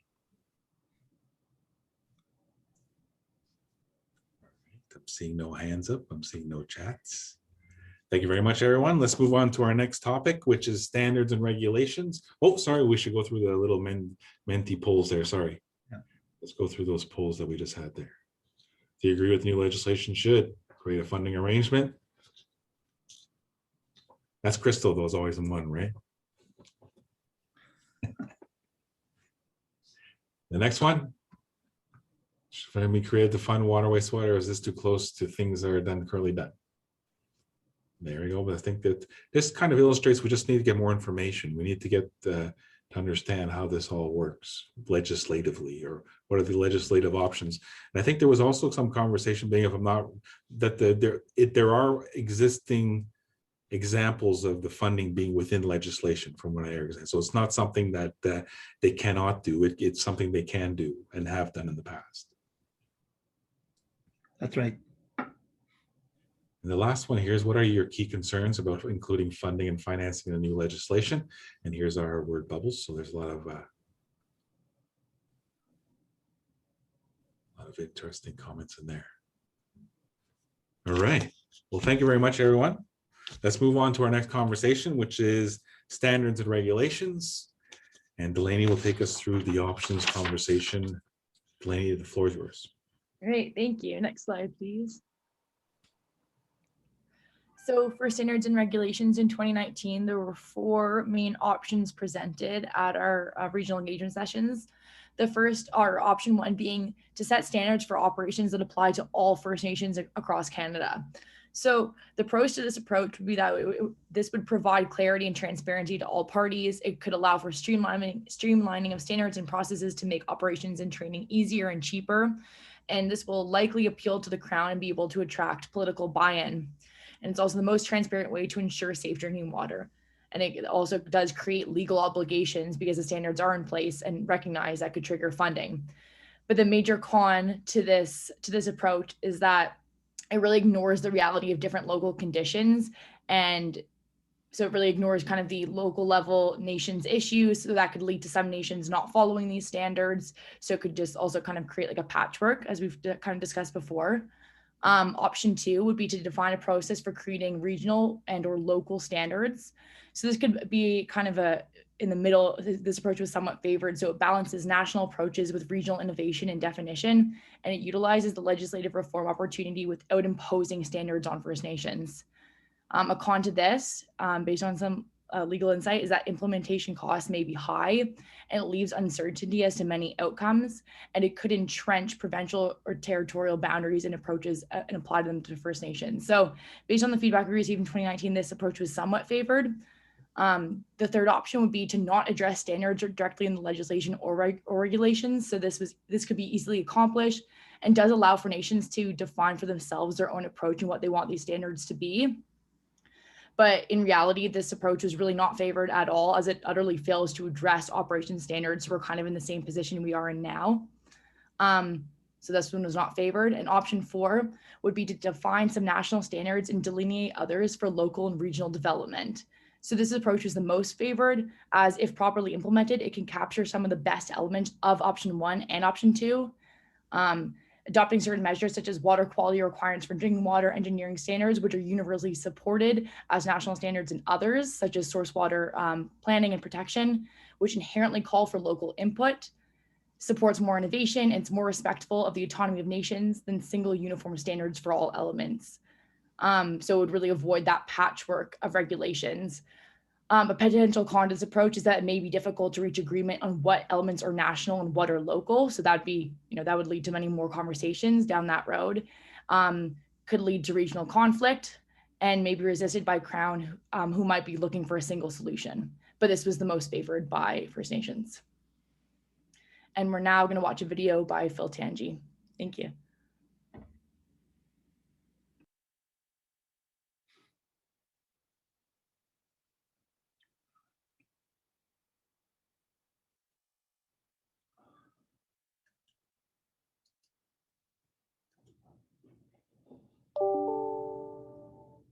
Hi, my name is Phil Tangi.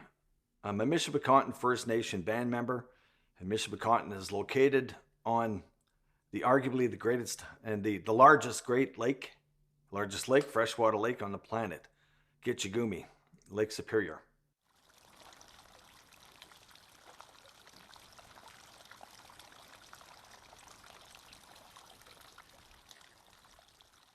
Now, I'm here today to talk on behalf of the AFN on regulations and standards that impact First Nations water treatment plant operators. I'm a Class 4 water treatment operator. I'm a Class 2 wastewater treatment operator. I'm a hub manager for AKRC, council here in Kenora. I'm an applied science technologist, and I have 25 years of direct experience in the industry. And I've started working directly with First Nations back in 2008. And since that time, I've interacted and worked directly with over 100 First Nations water plant operators here in Ontario and over 50 in the rest of the country, including British Columbia, the Eastern provinces, Manitoba, and Saskatchewan. So I've had the opportunity over the years to speak with First Nation operators, and particularly since 2013, since the passing of the Safe Drinking Water for First Nations Act, I've time and time again spoke with First Nations operators, asking their opinion on what they thought of the act and what they thought was needed with regards to regulations and standards to govern how First Nations water and wastewater systems should operate. And more importantly, how the provision of safe potable water to our First Nation communities be regulated. There seems to be a consensus overall. First and foremost, regulations, standards, guidelines, nothing will actually mean anything unless there's some assurance that there's going to be funding in place to provide necessary upgrades, operation and maintenance, and operator salaries to the First Nation operators, the First Nations communities, the water and wastewater plants. Without the funding in place to guarantee that the infrastructure is going to be brought up to a point where it becomes compliant with regulations and standards and guidelines, then there's no point in even creating First Nations regulations and standards. And that's the key concern for all operators. The wage parity across the country is diverse, it's extensive, it's a very wide gap. And that's always been the biggest concern with the operators. They've always felt that they've not been paid enough for the amount of work that they do. Because as we all know, across the country, most First Nations operators are not only taking care of the water treatment systems, they also have other hats that they're having to wear in order to fulfill their duties. And they do it mostly because they live in their communities and they want to contribute. And they want to do the best that they can for their communities. It's not because they have to, because most of the time it's not in their job description. Oftentimes it's because they're the only ones that are available at the time. Hence the wage parity issue. And just as water plant operators, when we consider what non-Indigenous operators make off reserve and compare it to what on reserve operators are making, the disparity it's astonishing. There have been many surveys that have been done in the past and shared with individuals, with organizations, with governance, political bodies. And that information is available quite readily through many organizations, including AFN. So wage parity is one of the main issues. It has to be perpetual, and it has to be something that's going to last forever. How do we do that? That's the big question. That's the number one priority all First Nations operators that I've spoken with, in my opinion, have determined is what's required. And then from that point, aside from funding, you'd have to consider enforcement. How would regulations be enforced?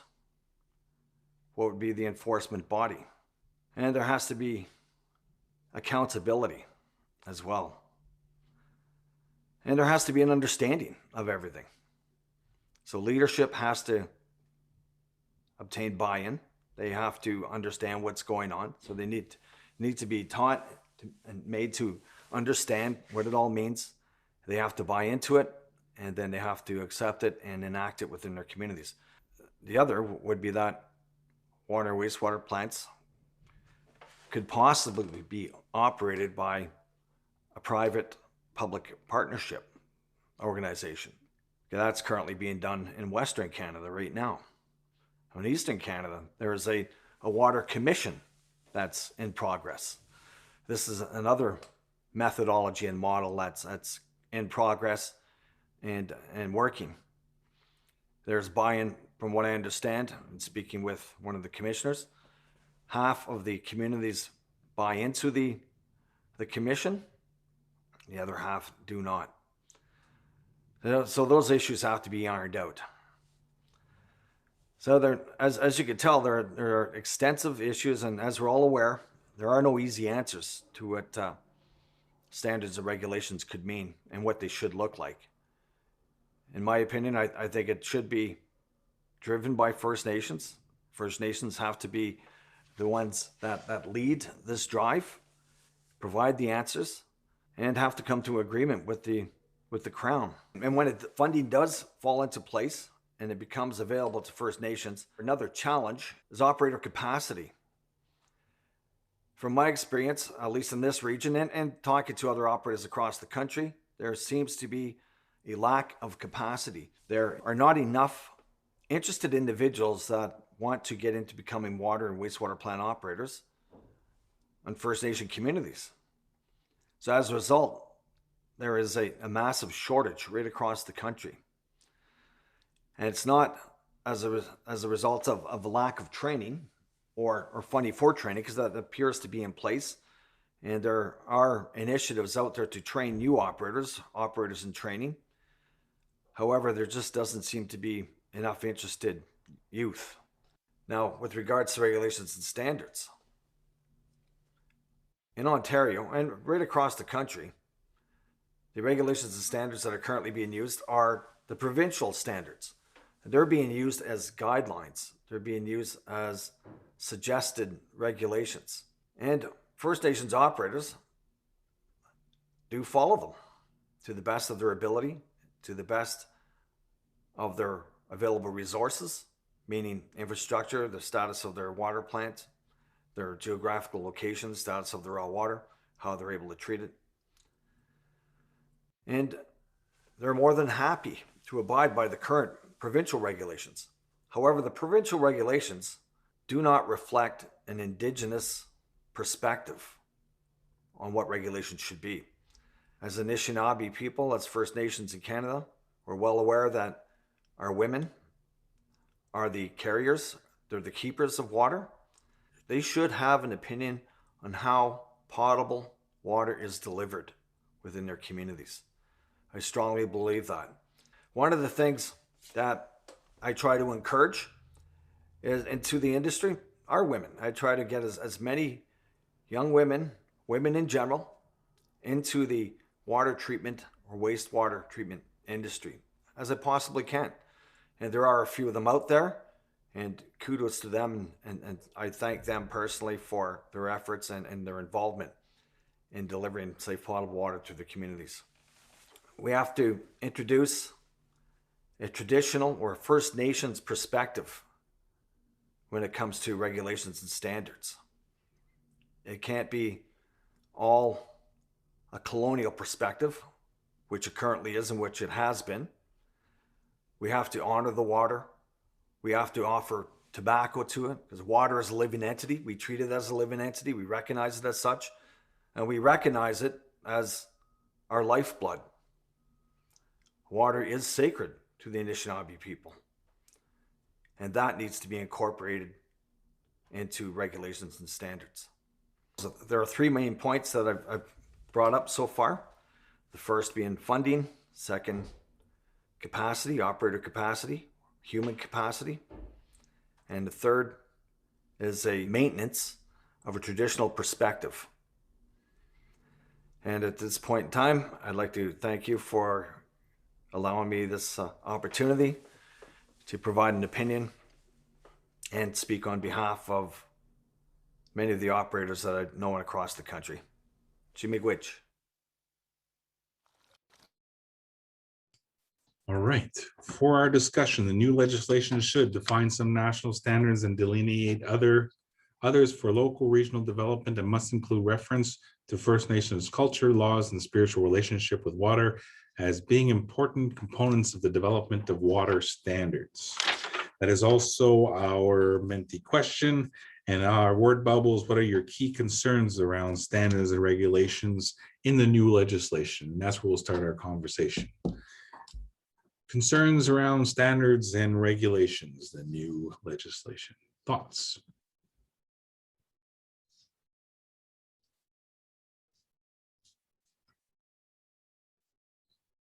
Pat always pops up to start our conversation.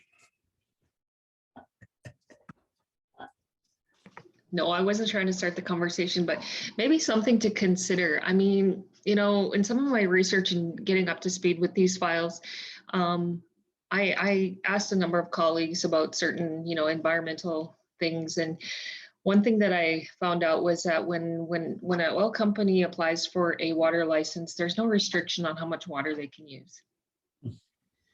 And then you think about provincial standards, environmental standards, and you know the government says we'll put into effect the higher of the two.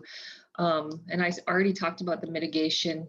And nowhere in there do they have to consult the First Nations, you know, that something's happened. You know, we often hear about it way after the fact from Alberta Environment.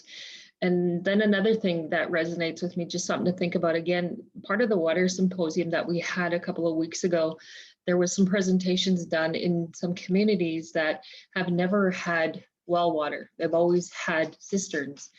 And what they were finding, because of the lack of training of the water plant operators and qualified water plant training operators, was that the quality was bad. Some of these babies were being born with plastic in their systems. So that's just really unacceptable. So maybe just really something to think about for everybody that's on the call today, that we need to do something. We need to say something, start thinking about it, because it's critical. I mean, we're running out and people have licenses that trump our right because our First Nations are not buying the licenses here in Alberta. So anyways, just some thoughts, that's all. Anybody else? Anyone else out there in Alberta? This is Crystal. Go ahead, Crystal. Just piggybacking off of what Pat said, I think this is probably why Beaver Lake is kind of remaining silent on this issue. Is because this is actually the reason why, a part of the reason why the Beaver Lake Cree Nation, you know, proceeded to launch a cumulative impacts treaty rights case against Alberta and Canada in 2008. And, you know, this had everything to do with the way in which development takes place within our territories, the way in which this development has placed industry at the table almost as if they are a rights holder. And so with Beaver Lake, it was about asserting our right to free, prior, and informed consent, so our right to say yes or no, and to move away from the arbitrary consultation process. And so it's taken over 10 years for the nation to even bring this historically precedent-setting case to the courts.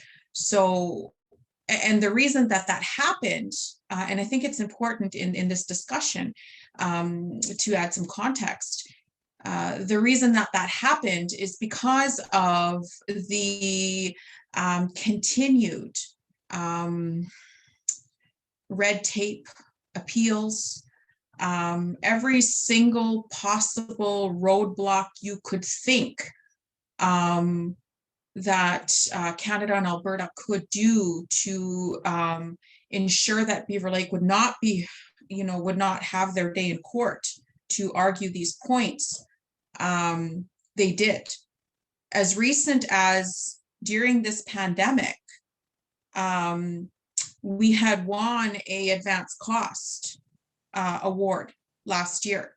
And Alberta and Canada during this pandemic, while they were out there in the public noting, and I think some of the language was actually used in this meeting today, you know, and First Nations people in this country are the most vulnerable, blah, blah, blah, blah, blah.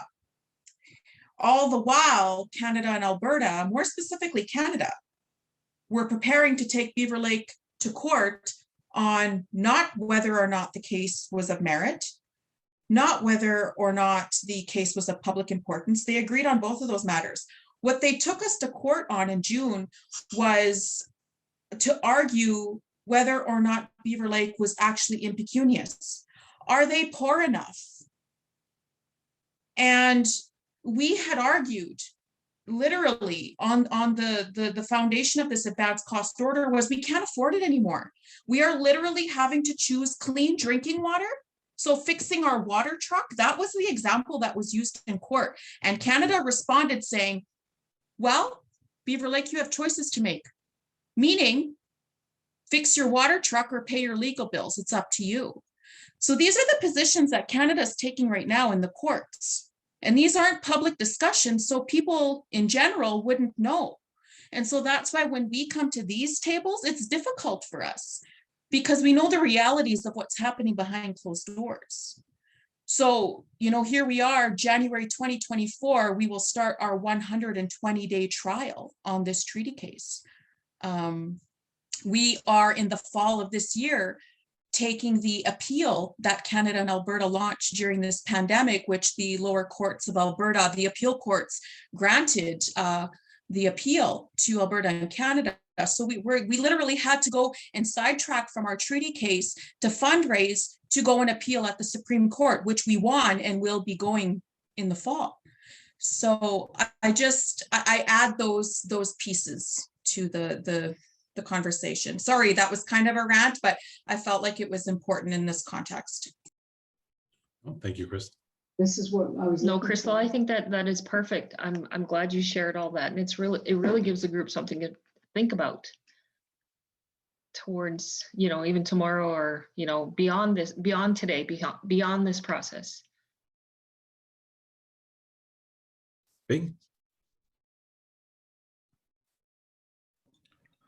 Well, Crystal is so right. We've seen what Canada has done on the human rights case, how they fought for years and years on something that was covered through the Canadian Human Rights Act. So something we need to we run up against and need to have strong advocates, strong supporters as we move forward on some of these points.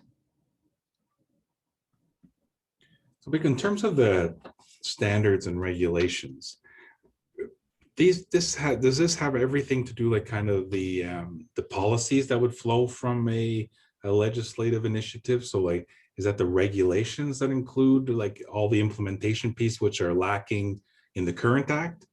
Is that included in there? As like the standards I kind of understand, right? The water standard or the wastewater standards, that's a standard. But I'm wondering about the regulation side. So is it all about implementation, that the implementation piece around the legislation? Well, the legal people can probably have a better explanation of that. Well, once the legislation is passed, and then you get into developing the regulations, and what regulations will you develop will depend largely on what you put in the legislation. Mm-hmm. For example, I think the good example of the last presenter there is certification. It's in the current act that you must have certified operators. You must have protections for your water plant. You must have make reports, that kind of stuff. But how do you do that? So you get into how do you develop the regulations that apply to how operators are approved or brought into the First Nations. I think the big discussion there sometimes I think is misunderstood in my view, that there are no provincial regulations that apply on First Nations. Provinces have no jurisdiction on First Nations.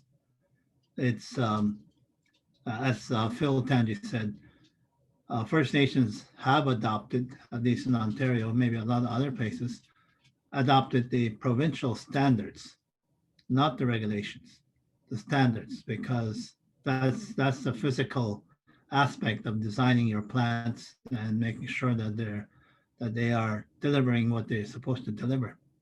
But that's the next step.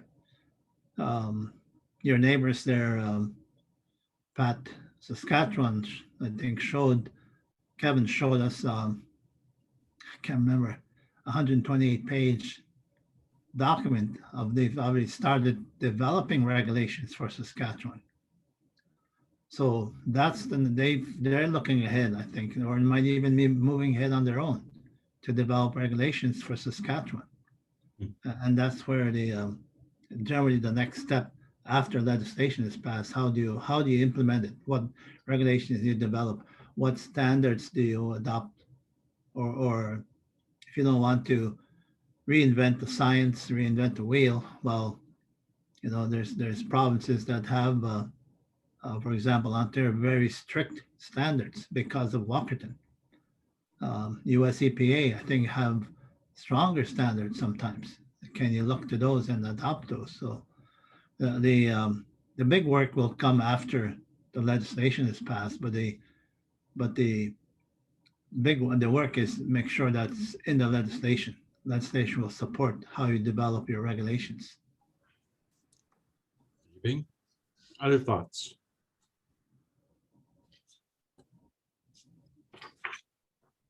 Issues and concerns, fears around the regulations. Maybe it's too far away. Lots of work yet to be done. So our questions: define some national standards and delineate others for local regional development, and must include reference to First Nations cultures, laws, and spiritual relationship with water as being an important component of the development of water standards. And then we'll have the outcomes of that question, and then our word bubbles this one. Well, there we go. So a lot of people are in favor of that one. I can't blame Crystal for the maybe because she left already.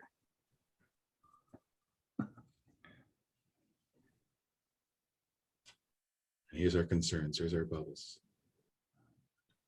They're kind of square bubbles, but they're bubbles nonetheless. There's our thoughts there. So any other thoughts? The last question I have is really, are we missing something? Are we missing something that you would like to discuss with regards to the repeal and replacement of the water legislation? Are there areas that you would like to have maybe further discussion on that we haven't covered already in the 5 topic areas? Is there something you were anticipating to have a conversation about that didn't happen, or maybe it's going to be something that will be discussed tomorrow?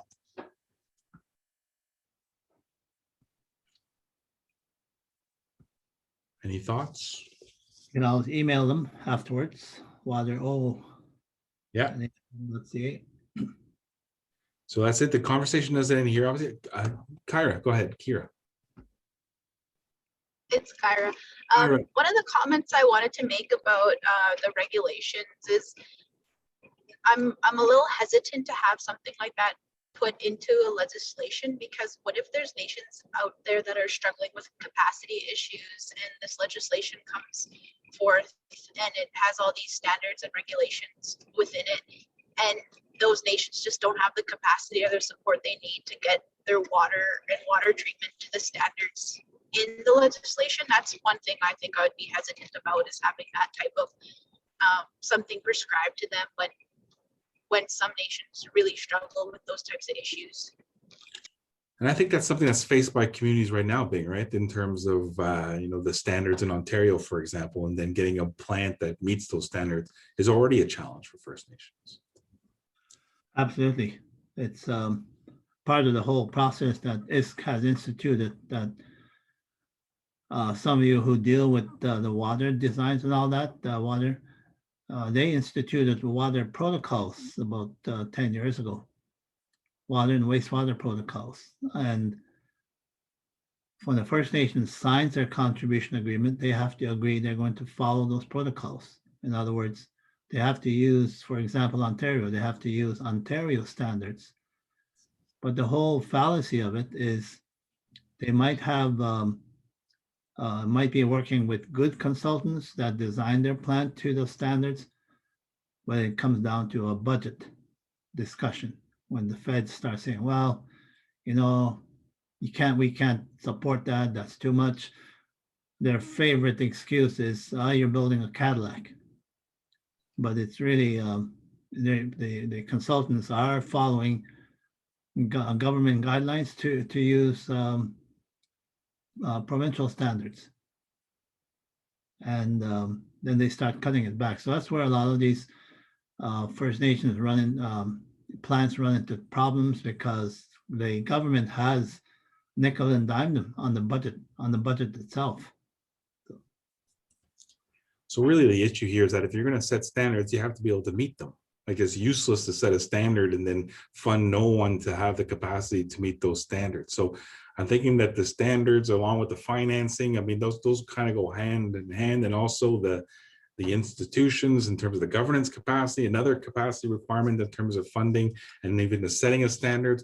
And even where does the regulation be housed? I think that's something that's even around the governance conversation. Could, for example, a national standard then have regional regulations or even local regulations? It's possible. So, I mean, those flexibilities exist, but you have to have the capacity, the knowledge, and I guess the room. Even some people only have rooms in their band office to house anybody else, because they don't have any room for housing for capacity reasons. So all these things kind of go together. Although we have 5 topic areas, they're all interrelated. And I think, you know, when you talk about rights and responsibilities, well, that flows to the governance structure, which flows to the relationships we have with other governments, with the transboundary, which relates to how much financing you need to fulfill all the responsibilities and roles you want to fulfill. And then again, to actually have the resources and to develop the standards and regulations to meet your aspirations at the community level. So I think them all interconnected, but at the same time, we have to discuss them separately. I want to open the floor for any other last comments, thoughts, issues, concerns, as in the chat. If there's any other issues or concerns or questions you might have, do use the water-o@afn.ca to continue this conversation. Sometimes on our way home, we think of a question we didn't ask. Do send them in. We'll make sure that they are responded to. Any other thoughts or, you know, ideas, do share them via the email, or you have your meeting tomorrow, write them down, note them down, and make sure you bring them up in your conversation tomorrow. Looking to the floor to see if there's any other thoughts, issues, or concerns, or closing comments anyone wants to make. I don't have anyone to close our session. I don't know, Bing, if you want to say any closing for today's meeting. Sure, I could. First of all, I want to thank everybody for sharing your comments and your views, and that we talked about in a good way of our common concerns about making sure that all of our children, grandchildren, elders, grandparents, and all the people in our communities have access to safe drinking water. A lot of cases in the future, many places still have a lot of drinking water advisories that the government minister failed to meet the March 31st deadline. There's still 39 First Nations in Ontario that have long-term drinking water advisories. So this is our work. This is what we hope to achieve in the legislation, co-developed by First Nations, and with your support, with your ideas and your views, to make sure that those thoughts get in there. We heard some really good comments today. I'm continuously learning myself and always enjoy these sessions with the regions and representatives from the organizations and the First Nations, so and the nation. So Chimigwech, just want to thank everybody again, and hope to see you tomorrow. I'll talk about the long-term drinking water strategy. How do we want to address the legislation, what we need to have in place now and in the future? Miigwech. Delaney, do you have anything you want to, closing comments? I just wanted to say thank you for everyone for your participation today. Like Bang, I really enjoyed these sessions. I've been taking tons of notes and I really appreciate all your insights and your comments and your stories. So thank you for sharing those. And I also wanted to say, I just put the link in the chat for our session tomorrow morning, which begins at 9:30 a.m. your time for 4 hours. So hopefully we'll see you guys there tomorrow. Just want to thank Delaney for stepping up her first session with as we our former coordinator has left the AFN, and Delaney has really stepped in, stepped up and stepped in. So thanks very much for that, Delaney. Miigwech. Thank you, Delaney. Even though you made up half of it, it was all very fantastic. Thank you, Delaney. Pat, any last thoughts before we adjourn? I just want to thank everybody for participating, because everything really matters. Everything that's said, even if you have a question, I encourage you, ask that tomorrow. Be a part of the conversation. And if there's any leadership, I think Sutina may have a few, and maybe Matt, if you don't mind, if you give them a chance to say something. But yes, thank you very much for everything that was said today. I appreciate it. And AFN stuff, thank you. The floor is open for any closing comments anyone wants to make.